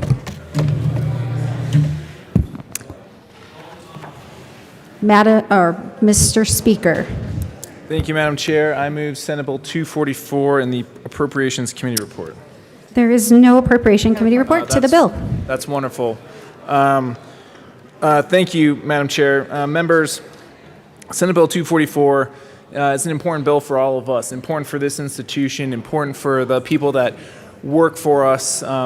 This is to provide health benefits to our aides. And this is a bill that is long overdue in this institution. I started off as a volunteer, an intern, and then a staffer, not necessarily in this building, but our staff are really the engine of what makes this building move forward for the people of Colorado. And we have to do a better job of paying for and treating with respect our staff for all the work that they put in. And so this really is for the aides that have spent a lot of time in this building. Some have, aides come from all different walks of life. And what we're doing in Senate Bill 244 is making sure that we're doing the best we can to take a step forward to provide benefits to those who do so much work for our constituents, so much work for the state of Colorado. So I would urge an aye vote. Majority Leader Escar. Thank you, Madam Chair. And I don't want to repeat anything that the Speaker has said, but many of you completely understand how much not only we depend on our aides, but the people of Colorado depend on our aides.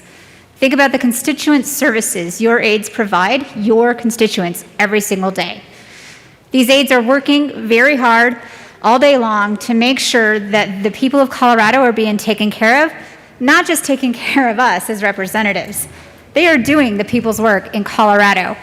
They absolutely deserve to be able to have access to health benefits.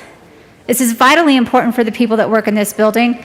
This is about putting our values in front of us and making sure that they have access to health care. This was an issue far before the pandemic, but the pandemic only highlighted how much access to health care is vitally important for all of Colorado, and that includes the people that work every single day for the Coloradans. Thank you. Representative Nebel.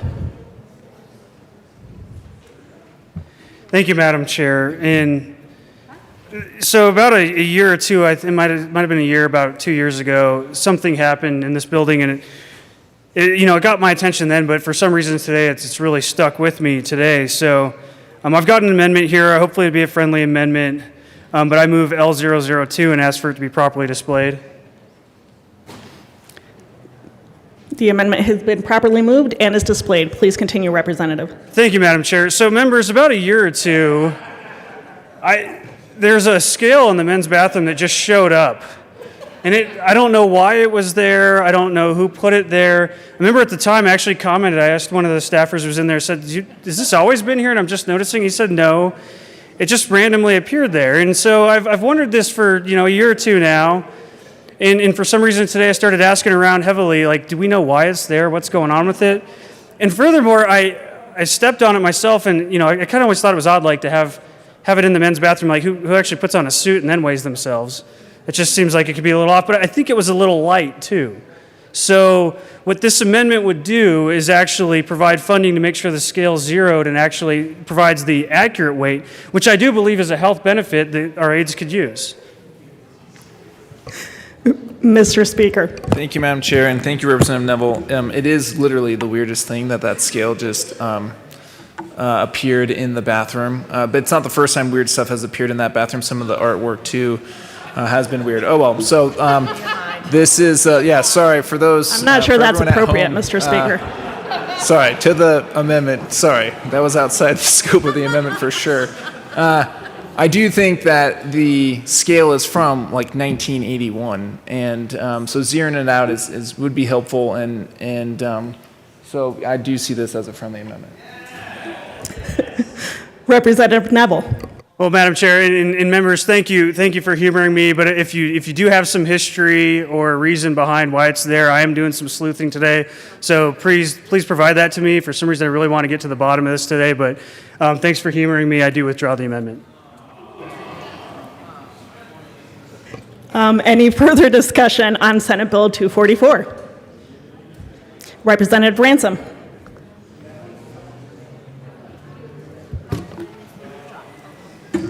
Thank you, Madam Chair.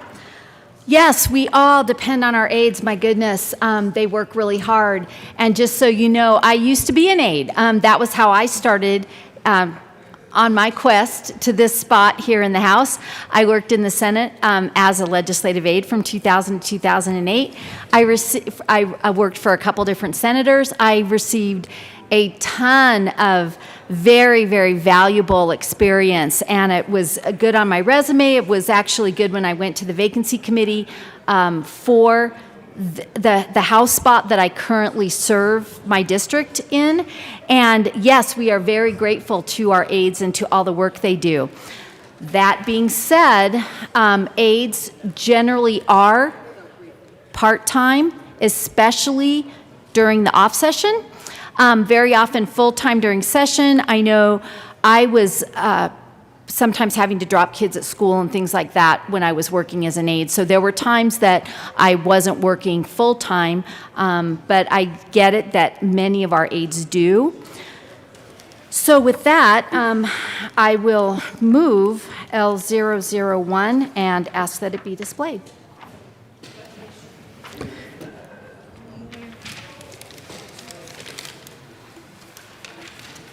That has been properly moved and is now displayed. Please continue, Representative Ransom. Thank you, Madam Chair. So what this amendment would do is just set out that if aides are going to receive health benefits and access to the health insurance, that they are working 30 hours a week during the month that they are receiving benefits. So that would actually make an equivalent, equal access to the program. When you get it, when you understand that we have staffers throughout the whole building and throughout the whole state that access and need health insurance benefits, and they are generally full-time employees. And I just feel that some aides, I know, work during the off session, but they might only work a few hours a week, or they might work 10 hours a week or 8 hours a week or whatever. So this would just establish that they are the equivalent of full-time, or basically, so putting a requirement of 30 hours per week would be just and fair and probably more equivalent to people throughout that at workplaces throughout the entire state. And I ask an aye vote on L001. Further discussion on L001, Representative Gray. Thank you, Madam Chair. I rise in opposition to this amendment. First off, having health insurance benefits doesn't help all that much if you don't know month to month whether you're going to have them. That's not really how health insurance works. It provides peace of mind with respect to health care. Also, the month that you might not work 30 hours, even if you are somebody who works 30 hours, might be a time that you're facing a health crisis. And so to say that having a health care problem is a reason that if that's what leads you to work fewer than 30 hours in any given month, is also the reason that you lose your health benefits for that month. It's not really a health insurance benefit at all. And so I'd ask for a no vote. Further discussion on the amendment, Representative Ransom. I appreciate those comments, Representative, but that's really not the point of what I'm even looking for with this amendment. If you can see, it says average. So with that, I didn't expect that benefits would come and go. What we're trying to do is establish that the full-time aides, the ones that work basically full-time, because I have spoken to a couple of my colleagues that actually do have enough work to keep an aide busy year-round. I know some of us don't. Our legislature was set up as a part-time legislature. That is why we have the 120-day limit for our legislative sessions. And so many aides don't work during the off session or work very, very much less because we're not running bills. We're not in the legislature. We're not doing the legislative duties that we do during the session. And so my goal with this amendment was not to try to turn benefits off and on at all. It was to just establish that the aides that get benefits are working an average of 30 hours a week, that would be kind of the threshold that they would have to meet in order to get the health benefits. I continue to ask for an aye vote. Representative Pico. Thank you, Madam Chair. I rise in support of this amendment. This is a critical threshold that we have everywhere in the law, is that a 30-hour minimum is what that threshold is for requiring benefits. This isn't anything that's out of line at all. This is what is required for employees to work in order to earn that level of benefits, to work 30 hours or more. That is written into federal laws, written in state law. It is standard industry practice. If you don't work 30 hours, you don't qualify for that, period. And to give those benefits, unearned benefits, to part-time staff, as worthy as they are, as hardworking as they are, as how much I am thankful that they are there, they are part-time staff, not full-time, and they don't earn full-time benefits unless this. If you grant part-time staff this level of benefits, what you're doing is you're providing a new privileged class, and I don't think that's really what we ought to be doing. Mr. Speaker. Thank you, Madam Chair. And members, in the bill, we are creating a new designation, a permanent part-time employee.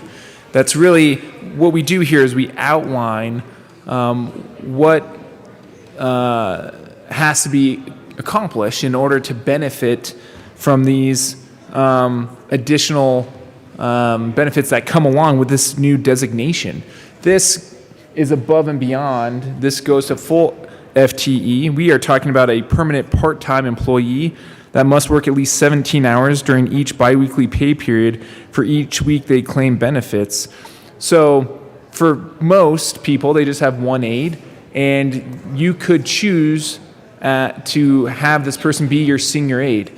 This is, I think, an elegant way of trying to make sure that our aides have benefits for the work that they do, but for also recognizing that we are a part-time legislature when we don't have COVID and we don't have all this work that we've been doing over the last year and a half, that our aides have been working as well. So I think there's an elegant balance in the underlying legislation, and so I would ask for a no vote on this amendment. Representative Sandridge. Thank you, Madam Chair. I stand in support of this amendment. And the reason I do is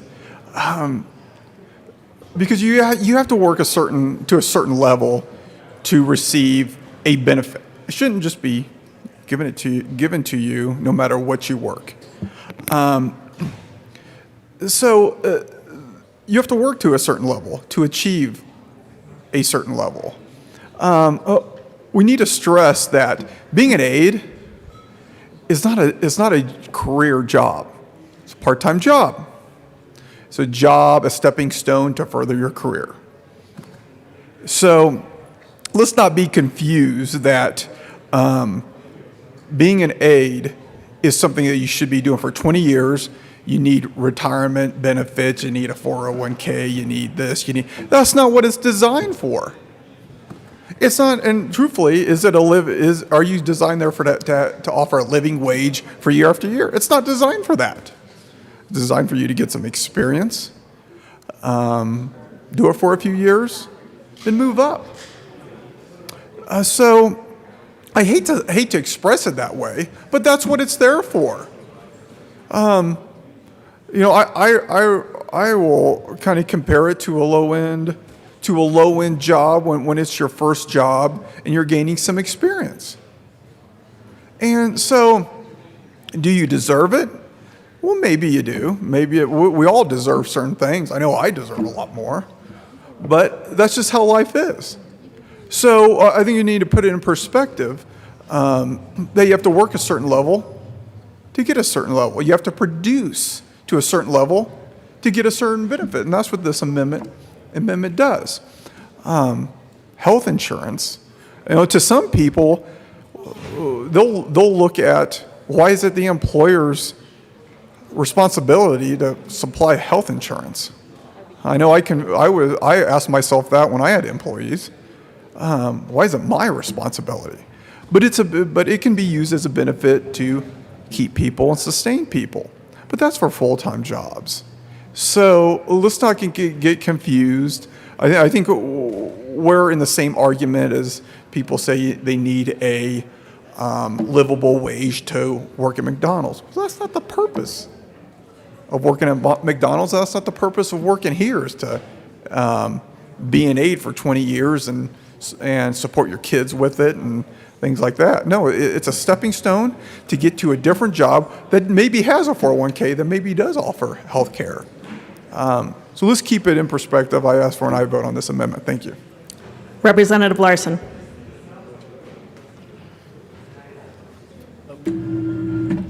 Thank you, Madam Chair.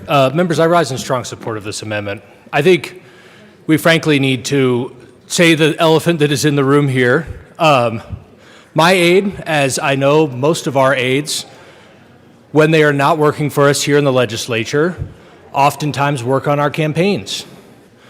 I know my aide did, and I paid my aide through my campaign because that is very much the norm here, where people that work in this building are attracted to politics. And indeed, I've had 3 aides. I'm on my 3rd aide now, but my first 2 aides worked for me here in this chamber, and then they did political work for me when we were not in session, which they were not paid on the state dollar for. And this amendment will ensure that what we are not in fact doing is establishing full-time benefits to subsidize campaign work. That is what this amendment will do, because it will ensure that people who are receiving benefits are working the equivalent of what the federal government defines as a full-time wage. If people are going to work 10 hours in the interim, doing work for us in our offices, that is fine and good, and we have hours allocated to do that work, but we are a part-time legislature. And this bill will be tantamount to a taxpayer subsidy of campaign work, absent this kind of floor. And members, I apologize for being so blunt, but that is frankly what we are doing here. The idea that we would create full-time staff to support a position that is part-time, it just doesn't pass the smell test.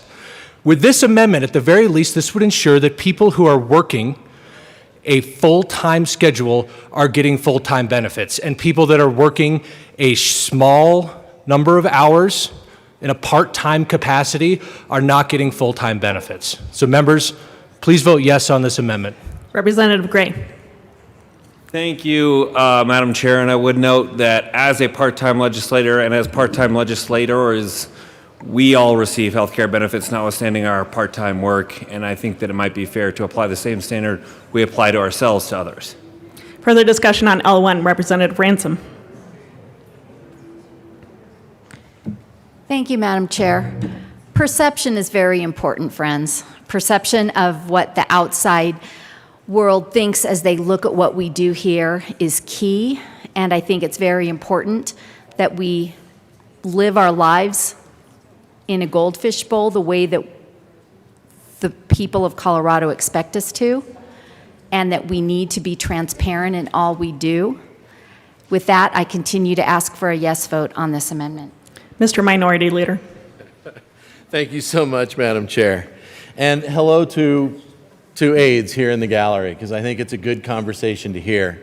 And I actually think it's a good conversation to hear because sometimes things get set up here that probably are for effect. Sometimes they're debates that matter, and certainly I think this one does. This conversation is not actually here. We're just talking about money today. And this amendment has a lot to do with what it takes to qualify for something that personally I've heard some acrimony about. Of if it's only 8.5 hours a week, how is it that those same health benefits, life insurance, dental benefits, are the same benefits that are accrued to people who are working, 40, 45, 50, 60 hours a week? And so I think that's an important consideration. I think it's an important consideration about what it takes and what it is that we offer as benefits to the employees here in all of their respective levels. To my right honorable colleague, I would say that I think I do a damn good job at this job, and I don't do it part-time. I may be in this building 120 days a year, but I can promise you that my constituents see me in my district working for them every single day of this year. That is not part-time. It's not part-time, and it's not a part-time commitment. But I ask my aide to be here 120 days a year, and I feel like we pay them for that, and I feel like we do that well. But I also do not think that when we come down here and we do 120 days of work, and then we expect somebody to help us part-time after that we call it something else. My constituents do not look at me as a part-time legislator. In fact, the challenge is I have to figure out how to fit an entire full-time life into this full-time life. And that's okay, I'm willing to do that because that's the job I decided to take. But these are two full-time lives. And to be honest, I ask of my aide what I think is important to ask of my aide, which is the help when I'm here. And I think that is an interesting relationship because what it says is, I would like to have your help when I'm here, and I would like to have your help when I'm not here, and I would like to do it so that this is an opportunity you can carry forward. When I was I was old enough to drive a tractor on the road. So I want to say I was about 12. I got paid 10 cents a bale to pick up bales from my neighbors. Now I used my dad's tractor, and I used my dad's wagon, and I got to pay for the gas, and I got to fix that wagon. I did that not expecting that I was going to go out and make my way in the world, but what I did was I got to go develop a relationship with farmers that when it came time for combining, when it came time for working fields in the spring, I was somebody they knew would work a day's worth of work, and they came to me to do that. I needed a foot in the door, and that was worth 10 cents a bale. I needed an opportunity to go back to them when I was 16 and 17 and 18 and work a full day's work for a full day's wage. Not everything is delivered in that moment of, here you go, you showed up, here's this benefit. This discussion is about money today. I think this makes sense. Just so that we're all very clear, the big discussion of this, the actual policy, is something that we're going to hash out in exec committee. And I think that's where it belongs, but it's a very different change in the way that we have run this legislature, in the way that we have used our aides, in the way that we have employed essential people to help us in our jobs, 100% essential, within the confines of the role that we have. This is a good amendment. Support it. Representative Soper. Thank you, Madam Chair. I rise in full support of this amendment. I don't know who said that we're part-time legislators, because whenever I hear the phrase Colorado legislature, it seems like that's followed up by we're a citizen legislature, meaning we have other jobs and occupations outside of this building, outside of this title, that ties us to our home communities and our constituencies. But members, our aides are a little bit different. I was an aide. You're here for 120 days of the session. For many aides, that involves doubling up by being both a college student who's getting credit and by being someone who is getting experience in the legislature. For others, it may be a transitional time in their life, but it's a very short period of time. But by the same token, now that we've started this conversation, we also need to recognize that not everyone is going to be treated equally. If we are going to have certain benefits, we want those tied to someone who is going to be at least a full-time equivalent. And in this amendment, the number 30, or the 30 hours, actually comes out of the Affordable Care Act for when health insurance would be required. So it does make sense. There's a clear precedent that came out of the Affordable Care Act for the 30 hours, and to be able to have that tied to those hours only makes logical sense.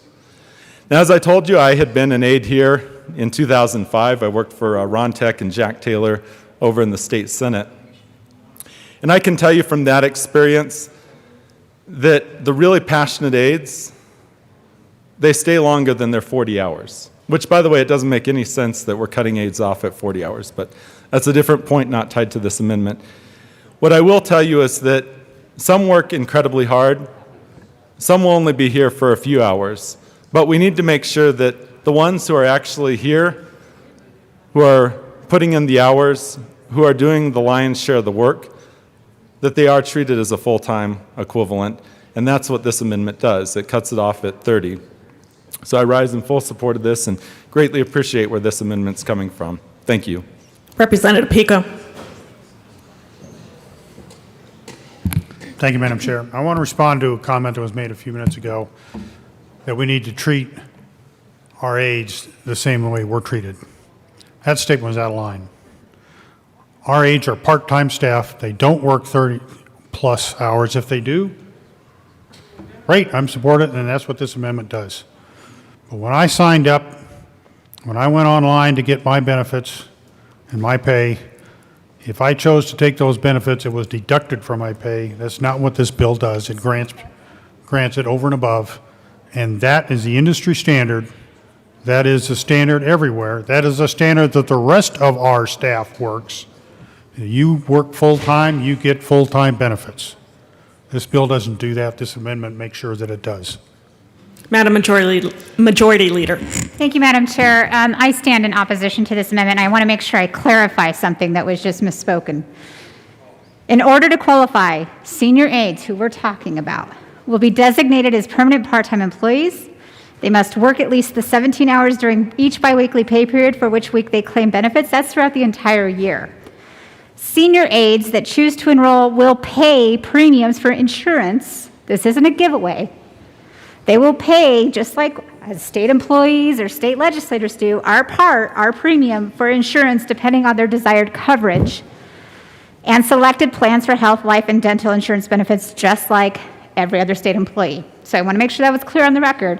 I'm a no on this amendment, but this isn't a free giveaway. Further discussion on L1? Seeing none, the question before us is adoption of Amendment L1. All those in favor say aye. All those opposed, no? No! The noes have it. L1 is lost. To the bill. Mr. Minority Leader. Thank you very much, Madam Chair. I'm just doing math because I like math. So we were just talking about average premium payments. And I know what mine is, and I know what a few others are, so I averaged them out at about $127.50 a month, which is a pretty good deal, right? I mean, we all know that. It's a really good deal. The state of Colorado is the largest insurance pool, and therefore we get low rates, and that's a great thing. So let's actually take 8.5 hours a week, because that's what it is, 17 hours every 2 weeks. Multiply that times 4. 8.5 times 4. Anybody want to do the math with me? It's about $125 a month. So what I'm trying to say is that that's a fine argument. People have to pay their premiums. But I think that then the next argument is, well, if the 8.5 is the requirement, all that does is pay the healthcare premium, doesn't pay someone for their time. And so what happens next? Is that then the question of, well, how much more are we going to have to pay people so they can both pay the premium for the benefits we just accorded, and how much do we pay for the work that they do? This is not a simple argument. It is not a simple discussion. It is not a simple change in policy. This is an extensive change in the way that we look at how we do our work here. And I think it deserves that kind of concern and that kind of respect. And in fact, I would suggest that this bill's in the wrong place. This bill should come after the exec committee discussion about the policy, so that what we do is figure out what the policy looks like and then come back and say what should it cost and how should we go about it. For that reason and many other reasons, this is a no vote on this bill. Representative Lantin. Thank you, Madam Chair. I come from two different perspectives on this bill. My first perspective is my perspective as a former aide here in this building. I can't tell you how devalued I felt, how I did not feel like I was a member of the employees who worked here, because we were not treated in such a way. We don't even give aides a badge. We give them some temporary little plastic doohickey. I mean, seriously. When I was elected and I was with the HR folks down in the basement to get signed up for benefits, we were so devalued that we were locked out of the system permanently. And they had to fix it so that we could be added on as a state employee. Our temps are our aides are considered as temps. I heard someone from DPA describe them that just recently. These are people that we depend upon every day to answer our constituents, to help us out with our bills, to do all sorts of really hard and delicate work. I can't think of any better way that we can do for them now is to give them some benefit for working here. I'd also like to talk about how it also creates a caste system, in effect, where we are literally creating a system where only people who are the haves can afford to work here as an aide. I mean, if you don't have some other support, you can't afford to work here. It doesn't become an option for you, even with all of the possible connections that we can make for the furtherance of a career in state politics. If we can't pay adequately or give benefits for the work. So I think from a value statement, that says a whole lot about us, and not in a good way. And it makes me feel terrible that we continue to perpetuate that caste system. And just because we've always done it that way doesn't mean we can't fix it. And we have an opportunity here to fix it, to treat our employees, because that's what our aides are, our employees, with the respect that they deserve being down here. With regard to the number of hours worked, we all manage in different ways, I guess. We are all given a set number of hours that we are allowed to have our employees paid with. As for me, I typically use 40 hours during the week when we're here, and then I spread that out over the rest of the year until we come back.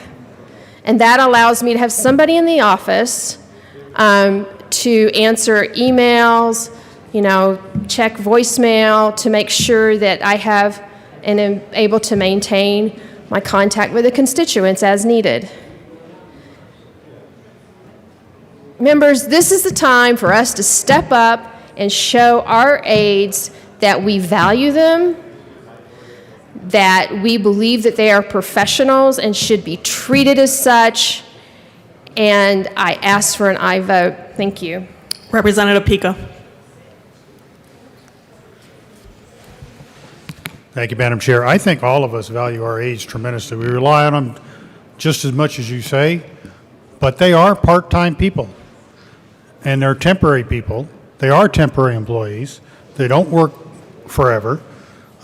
If they do, then great. They transition to that period of time. But this is not about a caste system. That's what you're going to put into place, is a caste system for a political privileged class for those who work part-time and get full-time benefits. Let's not do that. Representative Cutter. Thank you, Madam Chair.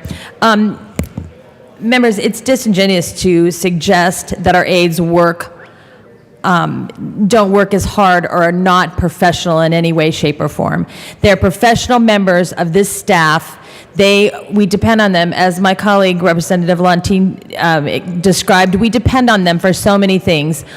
My aide spent so much time and energy working to answer constituents' problems, to do the work to help people through the pandemic, providing resources, solving problems, and he continues to do so every day.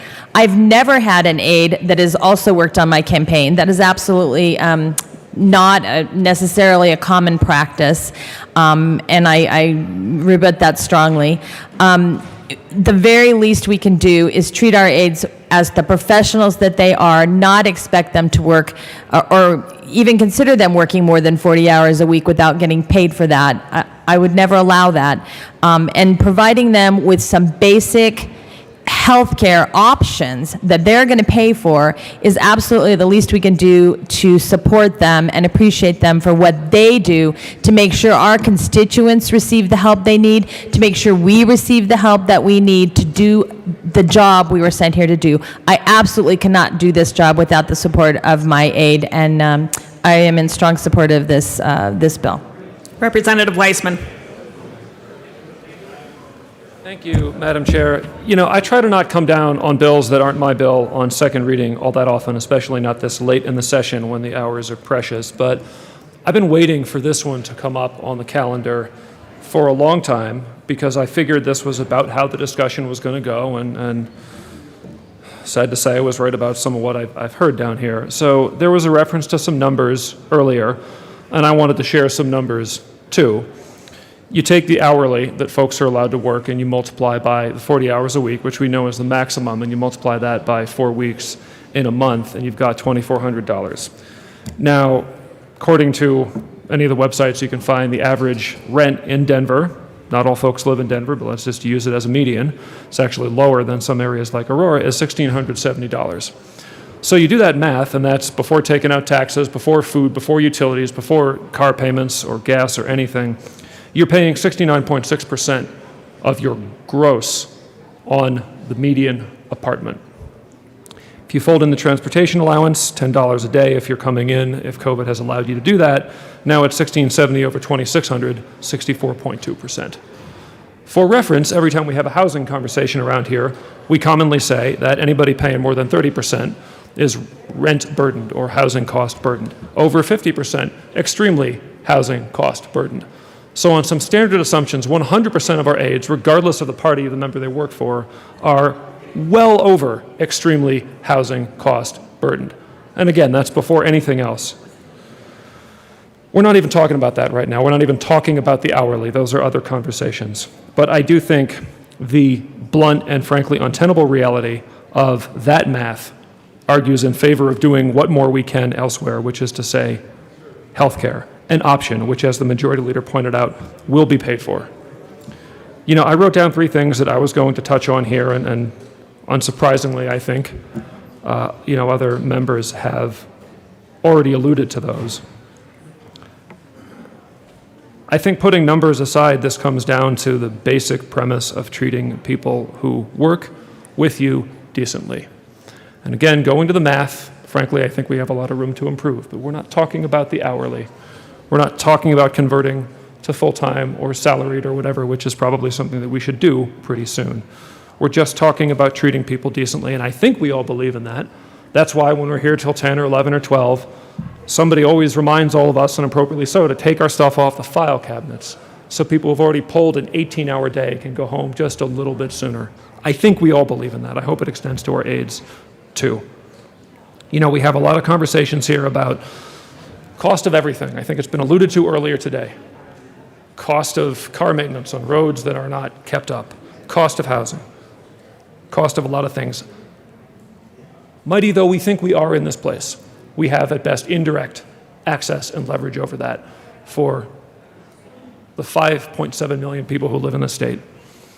But wow, we actually have a lot of direct power and ability to improve living conditions for the people who work directly for us. We cannot do what we might like to do for 5.7 million people outside of this building.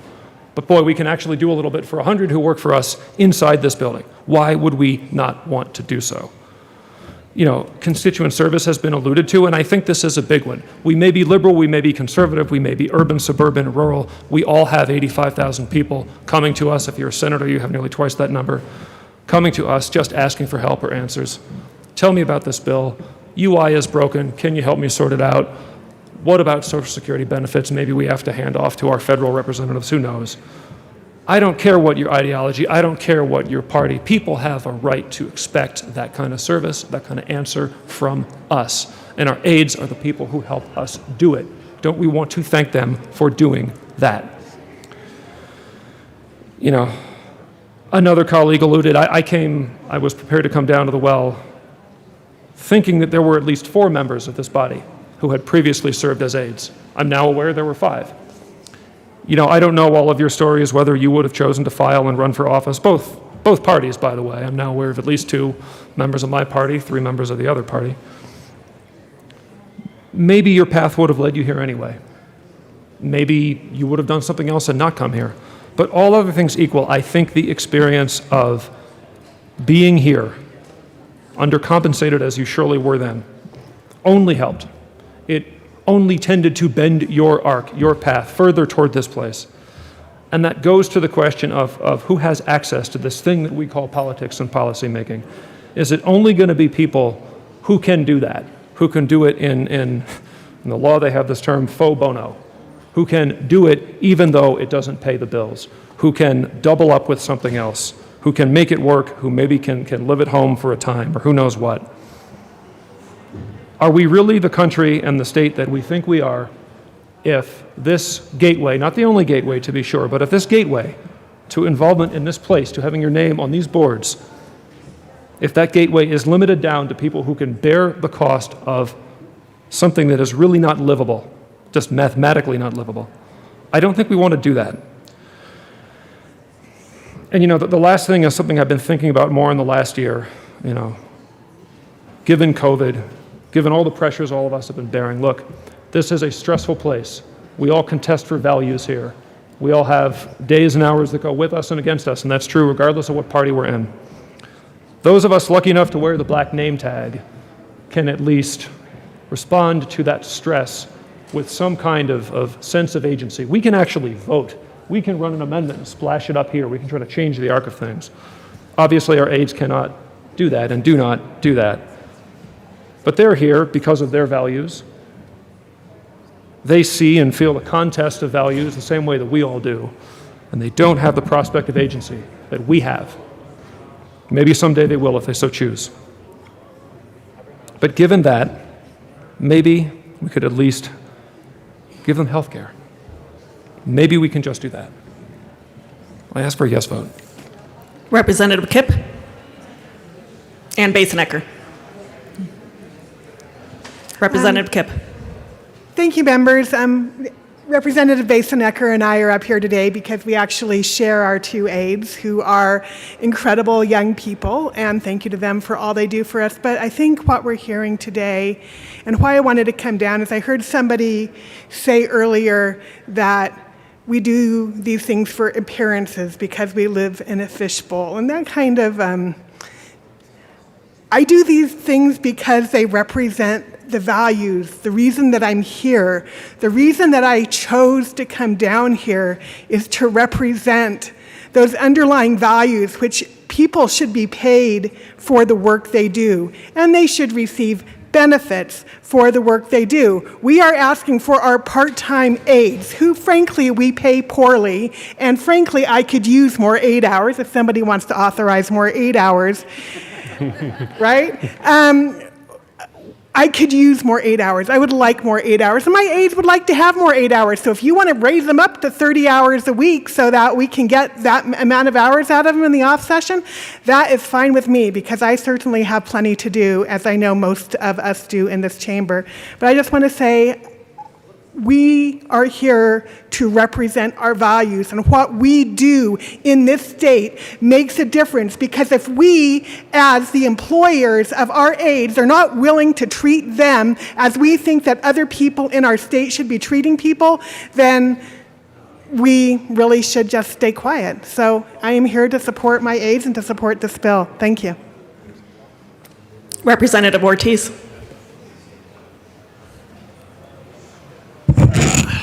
Members, I roll up here in strong support of this bill and kind of the message that it sends, because a lot of what we do, well, everything that we do is a privilege, and we need to understand that in coming here, our voice carries a lot of weight. We get the ability to influence and impact laws and legislation, but the fact of the matter is you're only as strong and you're only as capable as the team you surround yourself with. Now, my experience comes from a military background, and you get to see all types of leaders, but I think the ones that I loved and respected the most, the ones that impacted the unit readiness, our national security the most, were the ones that empowered those that served under them. The ones that made sure that they were taken care of first, that they were trained, and that's the message that we're sending here with this bill, that we are only able to serve our communities in the way that we do because of the amazing work of our aides. They serve right there with us. They supplement us, they help us, they empower us to do the work for the community that we were sent here to do. For all those reasons and more, I'm going to urge an aye vote. Representative Tatone.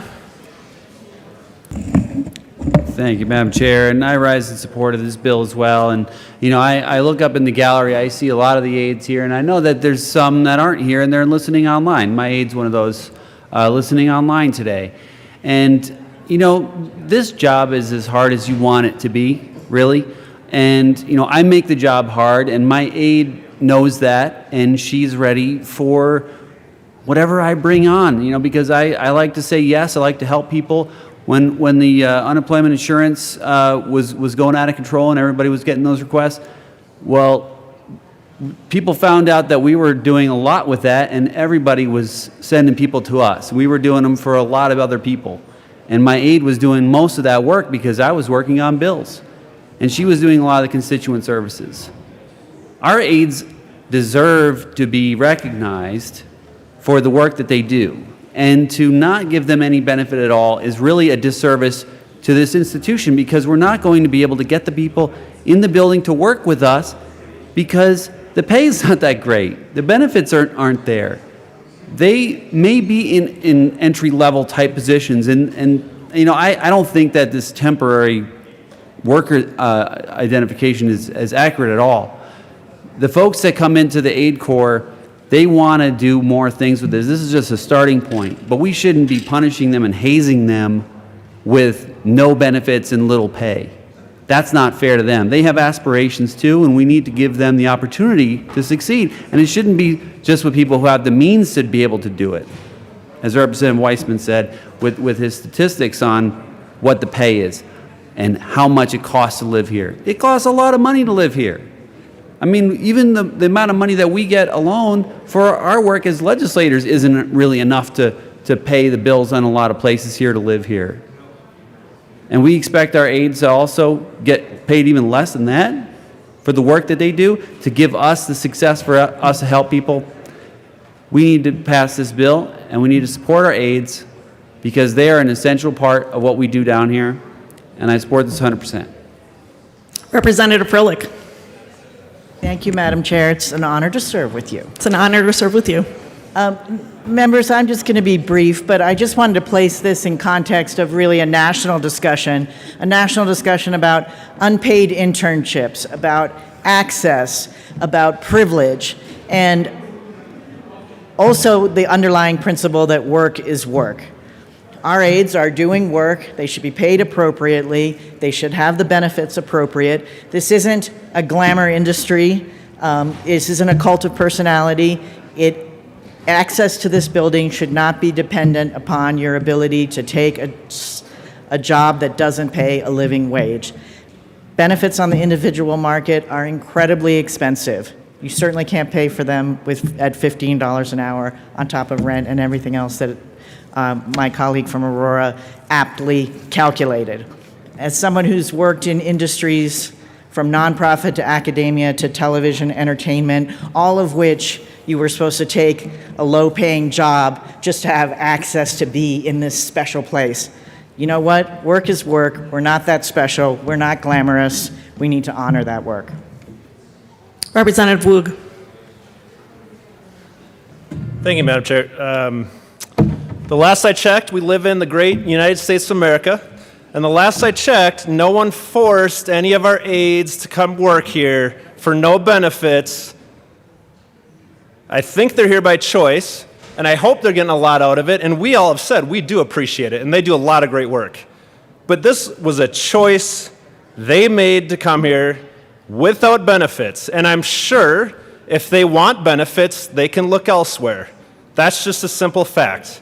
I absolutely urge a no vote on this bill. Thank you to all of our aides, doing a heck of a job, but I just can't even find any way to agree with any of these arguments from my counterparts. Thank you. Further discussion on Senate Bill 244. Representative Judah. Thank you, Madam Chair. It's an honor to serve with you. It's an honor to serve with you. I just wanted to take a moment to humanize this for a moment. My aide and I are both first years, and I can't drive because of my seizures. And the moment she was vaccinated, she started picking me up every morning and dropping me off at my house so that I could do the good work for HD 41, knowing that rideshare is incredibly expensive going and coming from my house to the Capitol. Alejandra is someone who has made this doable and has made me doing the work for HD 41 surmountable. This is the bare minimum we could do to give our aides a dignified workplace and to uphold what we want Colorado to emulate, and as Americans is the least we should be doing as a workforce. I urge an aye vote. Thank you. Further discussion on Senate Bill 244. Representative Ransom. Thank you, Madam Chair. I've been listening to a lot of the discussion on this bill, and we all appreciate our aides. My goodness, we all value the work they do. I think we treat them with dignity, and I guess I want to respond back to that piece that if we don't get past this bill, that somehow we're not dignifying them or we're punishing them by working here. And I will go back to the years that I worked here from 2000 to 2008 as a legislative aide, making a whole lot less than the aides do now. And there were no benefits, of course, back in those days. And there was a very significant limit. We had a lot fewer hours than they have now. And one of the points I wanted to make is that when somebody brought up the point of interns and volunteers, we actually ran out of hours, the senator I worked for, right around the end of the legislative session. And there was also a policy at the time that they would not pay aides, even if you did save hours, they would not pay aides in the off session. They would only pay aides during the 120-day session each year. So I remember, well, back in those days, we shared offices. There were 2 senators up in the 3rd floor in that southeast corner, and 2 senators were in the office, and then they both had an aide, so there were 4 of us that were in that office when the Senate wasn't on the floor. And I remember visiting with with the other aide that was in that office. She was actually the aide to Senator Arnold. I don't know if any of you remember him back in the very olden days. And she said to me, because we were just talking about how much we liked this job, even part-time, and she goes, I like this job so much, I do it without being paid. She goes, I would do it for free. And I looked at her and I went, I feel the same way. We liked the job. Now, we appreciated the pay. I was a single mom at the time, trying hard to, get my kids where they needed to be and then come straight to work. And I know that I put a good value onto the work I did because my senator we're still in touch, we're still friends. I know that he appreciated the work I did. And to put my money where my mouth is, though, that year, this would have been 2001, we had a special session in late September that year. And because the policy was that aides could not be paid except during the session, if the senators wanted an aide there, they would have to just come for free. And you know what? I did. I just showed up and I helped and I did his mail and worked on the phone calls and just made sure that for the few days that the Senate was in session, that he had help in the office. And that's because it was a good job and I got valuable work experience. And for those few days I worked for free and no regrets. I took the train down, and so I know I had to buy my own train tickets, but it was totally worth it. And even now, to these days, I value him and his advice when I was first running for this spot, and every time I've run for re-election since. We are not punishing our aides. I think I want us all to value them in more ways than trying to say that they can come in and buy health insurance, especially if they are working 17 hours biweekly, which to my calculations is 8.5 hours a week during the off session. Let's see. I know of at least one member that doesn't have an aide at all, and I've heard that we could only function with our aides. And you know what? Most of us do. Most of us lean very heavily on our aides. At the same time, it's not 100%. It's not an all for one. And I think we're trying to treat folks like I worked that was not full-time. I know I've generally had students as aides, and you know what? They do a really good job. It doesn't have to be somebody working full-time. I know we heard a lot of statistics about how much it costs to live, and I know we've had those same discussions when we had minimum wage talks, but you know, my aides have generally been students, so they've been at college. Maybe they work 2 or 3 days a week, or they take a semester off and work. I've had homeschool high school students that were actually brilliant and wonderful to work with, and I'm still in touch with at least one of those. I was invited to his wedding, and I'm very pleased that he worked for me both in high school and college, and he's just been a wonderful asset to my office. Let's see. Oh, and if we are going to value our aides and reward them using state money, I guess I'm trying to connect some dots here, wondering if that really is appropriate. If 5 of us have been aides before we ever were elected. That means 60 of us have not. So being aides is not necessarily a path to become a state representative. It might be one way, it might be an asset, but it's not necessarily required. Back to students. Students, especially if they're in college or less or lower, they will be covered by their parents' insurance as a huge rule, versus us trying to give them health insurance coverage for working part-time here. We can treat them professionally without trying to expand the state numbers of FTE, because you can be professional even part-time. You can be professional. I know my aides are professional. I see them as that. And once again, I value who they are and what they do for us. The fishbowl comment, somebody mentioned that. It was taken completely out of context. I was talking at that point on a completely different topic about us trying to hold ourselves to a high standard. And we have our constituent services downstairs. I know I lean very heavily on our constituent services group during all of the unemployment time when people were trying desperately to get their unemployment. I know, without naming names, the folks in the basement were very valuable to me. I could forward those emails to them, and they actually took care of getting in touch with CDLE and making sure that those claims were taken care of. So if we are going to have aides that are doing that work, perhaps constituent services doesn't need to have the number of FTE they do. Maybe some of that money could be redirected. I'm not sure how the money would work on that, because again, we don't know how many aides will be applying and using these benefits. But I guess to finalize this, I do want to say that we value our aides. I think all 65 of us in this room are very glad that we have had aides or do have aides. I think we are very glad that they do what they do. We value them. There are so many ways we can value them besides trying to turn every single aide into a position that it may or may not fit.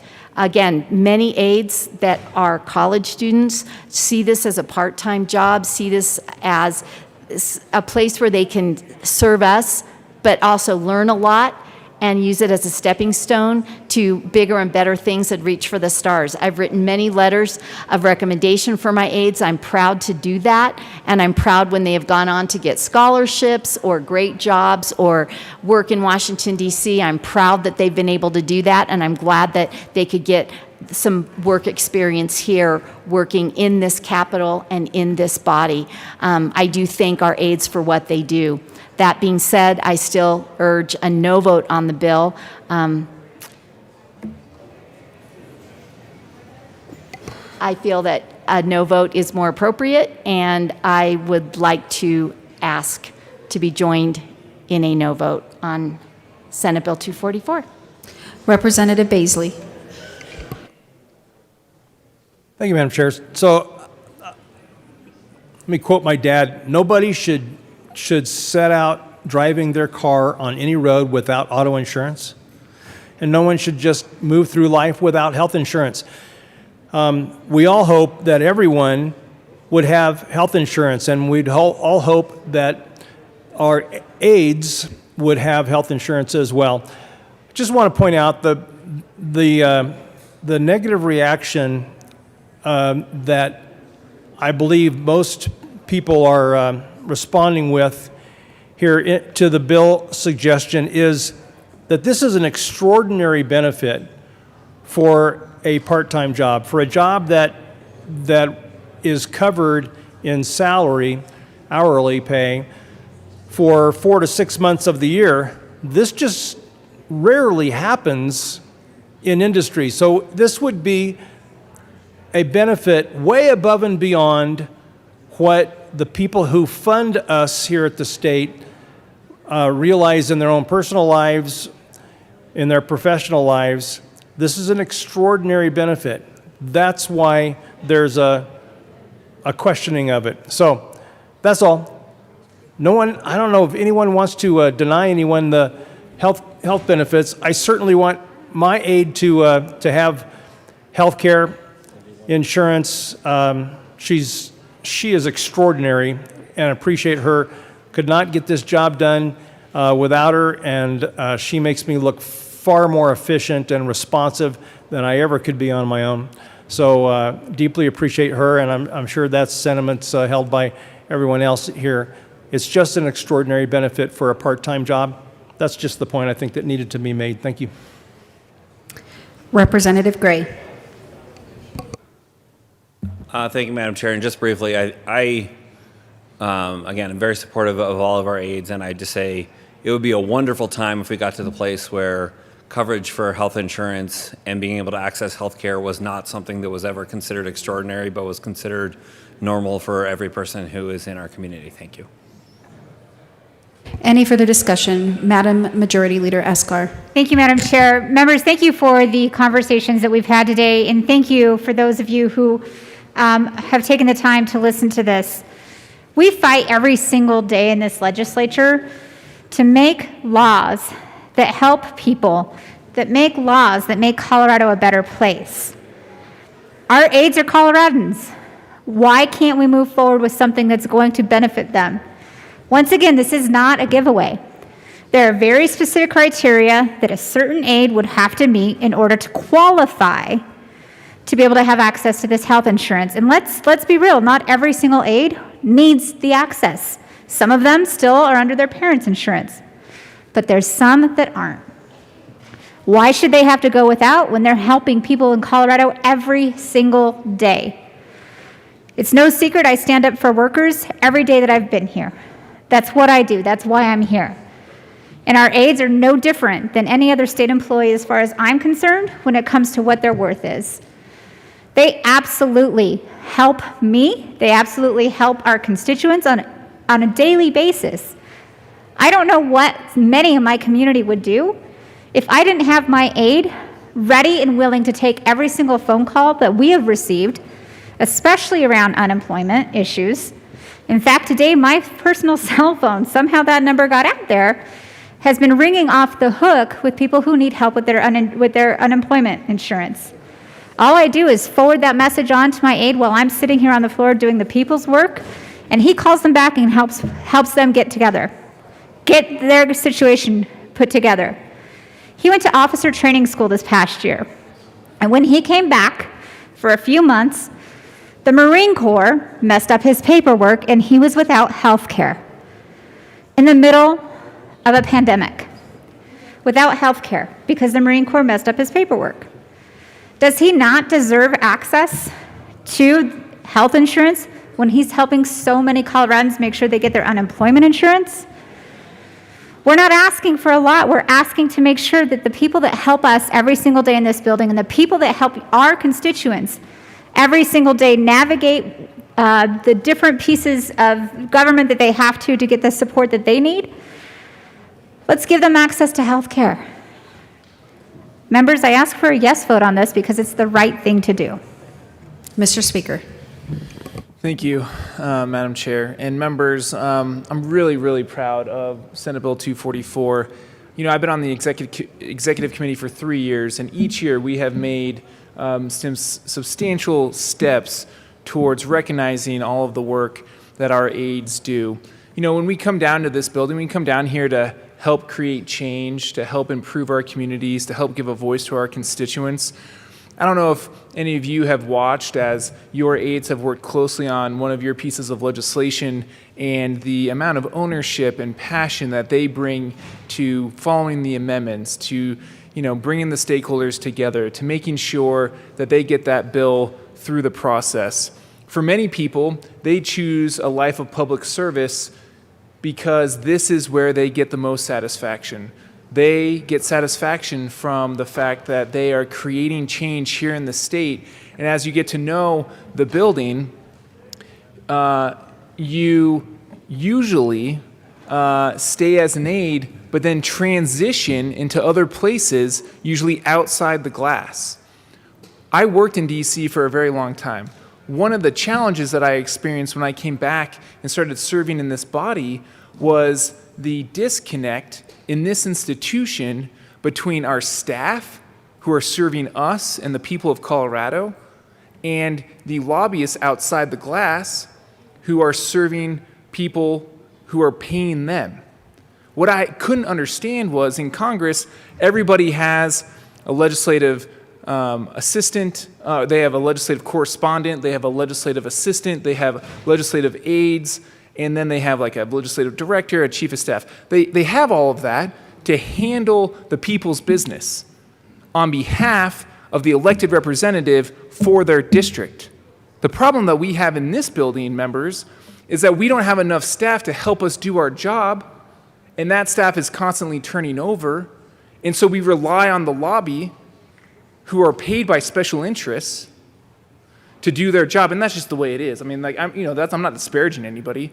They aren't paid by the state of Colorado. They aren't paid by the taxpayer. They are paid by others, and we rely on them to help us move our bills through the legislative process. I'm not disparaging anyone. That's not necessarily a bad thing. What I'm saying is that the weight in the institution goes too heavily towards the people outside the glass that aren't paid by the taxpayer. And in my opinion, we should try to balance that out. And I've been trying to do that for 3 years, balance it back out so that the institution is served by those who only have our best interests at heart because we represent 72,000 Coloradans in each one of our districts. Members, this is a step, and we have been taking steps over the last 3 years, but we have to do a better job of recognizing our aides, pulling that balance out from behind the glass and back inside the glass to those that are serving just you and just your constituents, because that's what the people of Colorado want. So I urge a yes vote on Senate Bill 244. This is a step in the right direction. We aren't there yet, but we're starting to balance out and recognize those and say, you know what, you want to keep serving me, you want to keep serving my district, we're going to make sure that you have benefits so that you don't have to worry about whether or not you get sick on the job. Vote yes. Any further discussion on Senate Bill 244? Seeing none, the question before us is the passage of Senate Bill 244. All those in favor say aye. Aye. All those opposed, no. No. Senate Bill 244 passes. Madam Majority Leader Escar. Thank you, Madam Chair. I move the committee rise and report. Seeing no objection, the committee will rise and report.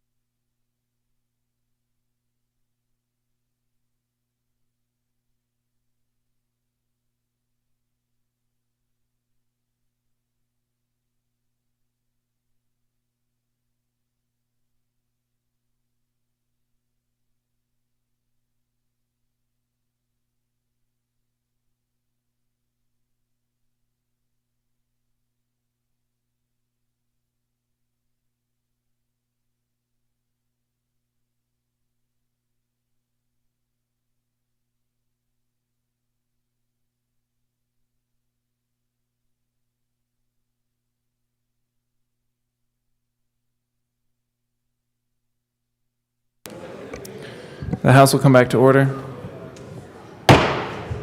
Mr. Gregorio, please read the report of the Committee of the Whole. Mr. Speaker, your Committee of the Whole begs each report is under consideration. The following attached bills, being the second reading thereof, makes the following recommendations thereon. Senate Bill 16 is amended. Senate Bill 25. Senate Bill 116 is amended. Senate Bill 129 is amended. Senate Bill 131 is amended. Senate Bill 238 is amended. Senate Bill 244. Senate Bill 255 is amended. Senate Bill 268 is amended. Senate Bill 274. Senate Bill 275. Senate Bill 276.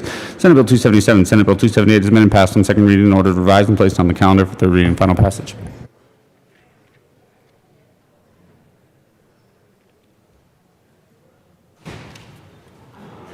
Representative Caraveo.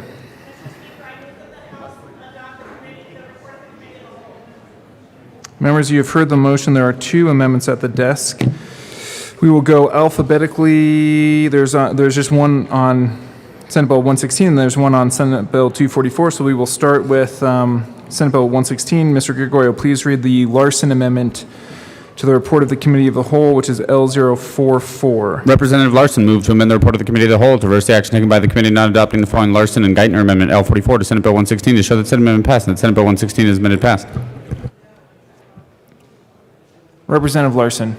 Thank you, Mr. Speaker. So, members, this is the amendment that we discussed that would put the enactment dates in line with the BEST grant application so that school districts that receive the money in order to make the changes required in this bill would not have to immediately turn around and pay that money as a fine under the provisions of the bill. Ask for yes vote. Well, I think it was properly moved and displayed. Thank you, Representative Larson. Madam Speaker Pro Tem. Thank you, Mr. Speaker. Member Ayers urge a no vote on this amendment. The bill allows ample time, 1 year, to remove mascots from these schools. Another year of additional trauma to Indian children is not something we want to do. So I urge a no vote to this amendment. Is there any further discussion on the Larson Amendment to the report of the Committee of the Whole? Seeing none, Mr. Gregorio, please open the machine, and members, please proceed to vote. Representative McLaughlin, how do you vote? No. Representative McLaughlin votes no.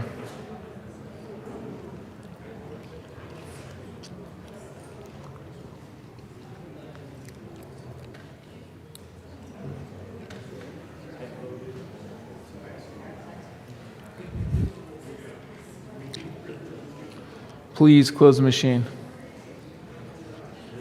With 26 aye votes, 37 no votes, and 2 excused, the Larson Amendment to the report of the Committee of the Whole is lost. We will move on to Senate Bill 244. Mr. Gregorio, please read the title to the Ransom Amendment to the Committee of the Whole. Representative Ransom moved to amend the report of the Committee of the Whole to reverse the action taken by the committee not adopting the following Ransom Amendment L1 to Senate Bill 244 to show that said amendment passed and that Senate Bill 244 is amended passed. Representative Ransom. Thank you, Mr. Speaker. I move the Ransom Amendment and ask for an aye vote. Once again, this would establish that we're not trying to elevate state employees to a different status as far as number of hours worked than other employees throughout the state. Once again, I ask for an aye vote. Thank you, Representative Ransom. See no further discussion, members. The question before us is the adoption of the Ransom Amendment to the report of the Committee of the Whole. Mr. Gregorio, please open the machine, and members, please proceed to vote. Representative McLaughlin, how do you vote? No. Representative McLaughlin votes no.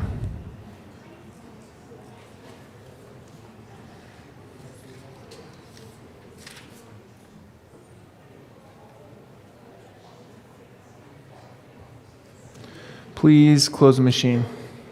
With 24 aye votes, 39 no votes, and 2 excused, the Ransom Amendment to the report of the Committee of the Whole is lost. That brings us to the report of the Committee of the Whole. The question before us is the adoption of the report of the Committee of the Whole. Mr. Gregorio, please open the machine, and members, please proceed to vote.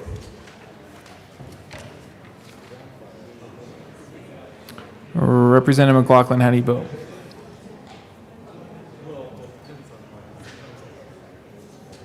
Oh, can't hear you. We're on the report of the Committee of the Whole. Representative McLaughlin. Yes. Representative McLaughlin votes yes.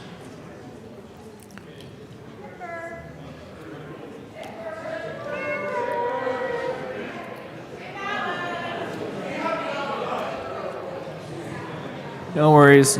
No fine. No fine. I've probably been unfair. I'm sorry. So sorry, Representative Tipper. Please close the machine. With 39 aye votes, 24 no votes, and 2 excused, the report of the Committee of the Whole is adopted. That brings us to announcements in, oh no, I guess we should probably lay over the balance. Madam Majority Leader. Thank you, Mr. Speaker. I move to lay over the balance of the calendar till tomorrow, Thursday, June 3rd. Seeing no objection, the balance of the calendar will be laid over until Thursday, June 3rd. Announcements and introductions. Representative Herod.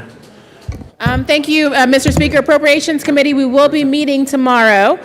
Please stay in touch with your chair, vice chair, or ranking member about time and bill schedule. That has not been released yet, so we are continuing to work on that. Things will be moving quickly in these last few days, so again, please stay in touch with your ranking member or your chairs. Thanks. Minority Leader McKean. Thank you so much, Mr. Speaker. Representative Tipper, it's not really a fine. It's a seat access fee. And we all have seats, but if you really want to get to it, then yeah, it's like $25.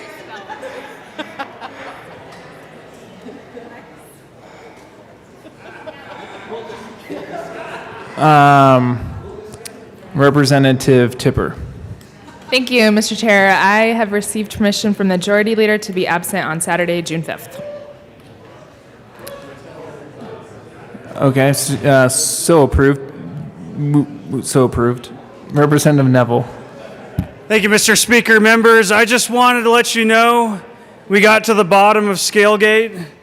Robin got a text from Marilyn, and of course, nothing ever happens in this building without Marilyn knowing, so the scale actually used to follow the Doctor of the Day around, and that was moved over to different locations throughout history, and then when the Doctor of the Day went away, it was put there because there was room, and that way we might need it in the future. So I know you were all worried about this just like I have been, so I just wanted to update you on that. We did get to the bottom of why there's a scale in the men's restroom.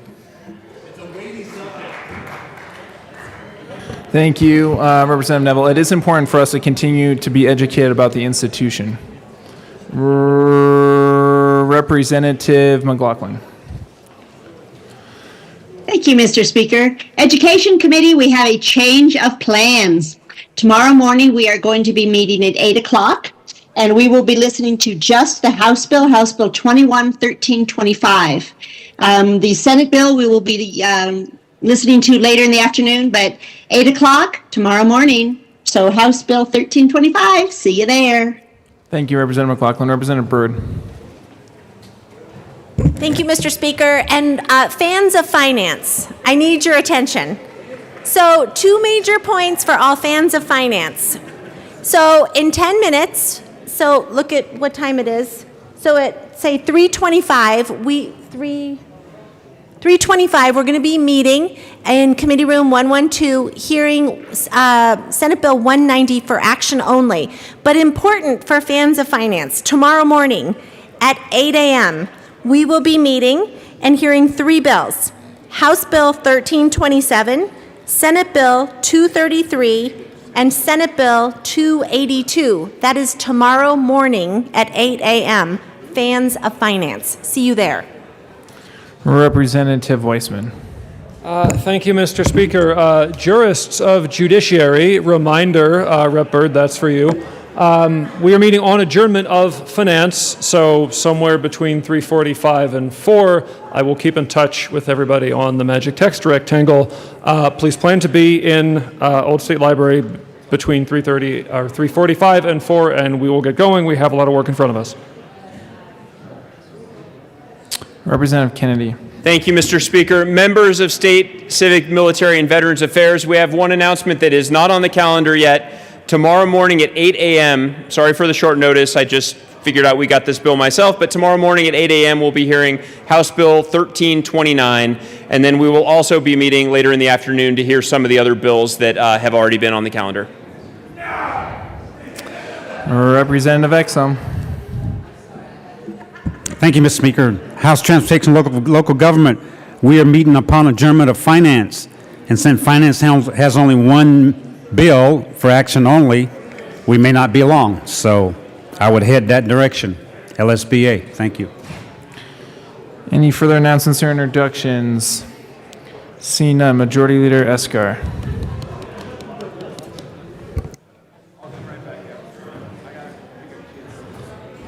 Majority Leader Escar. Thank you, Mr. Speaker. I move the House stand in recess until later today. Seeing no objection, the House will stand in recess until later today.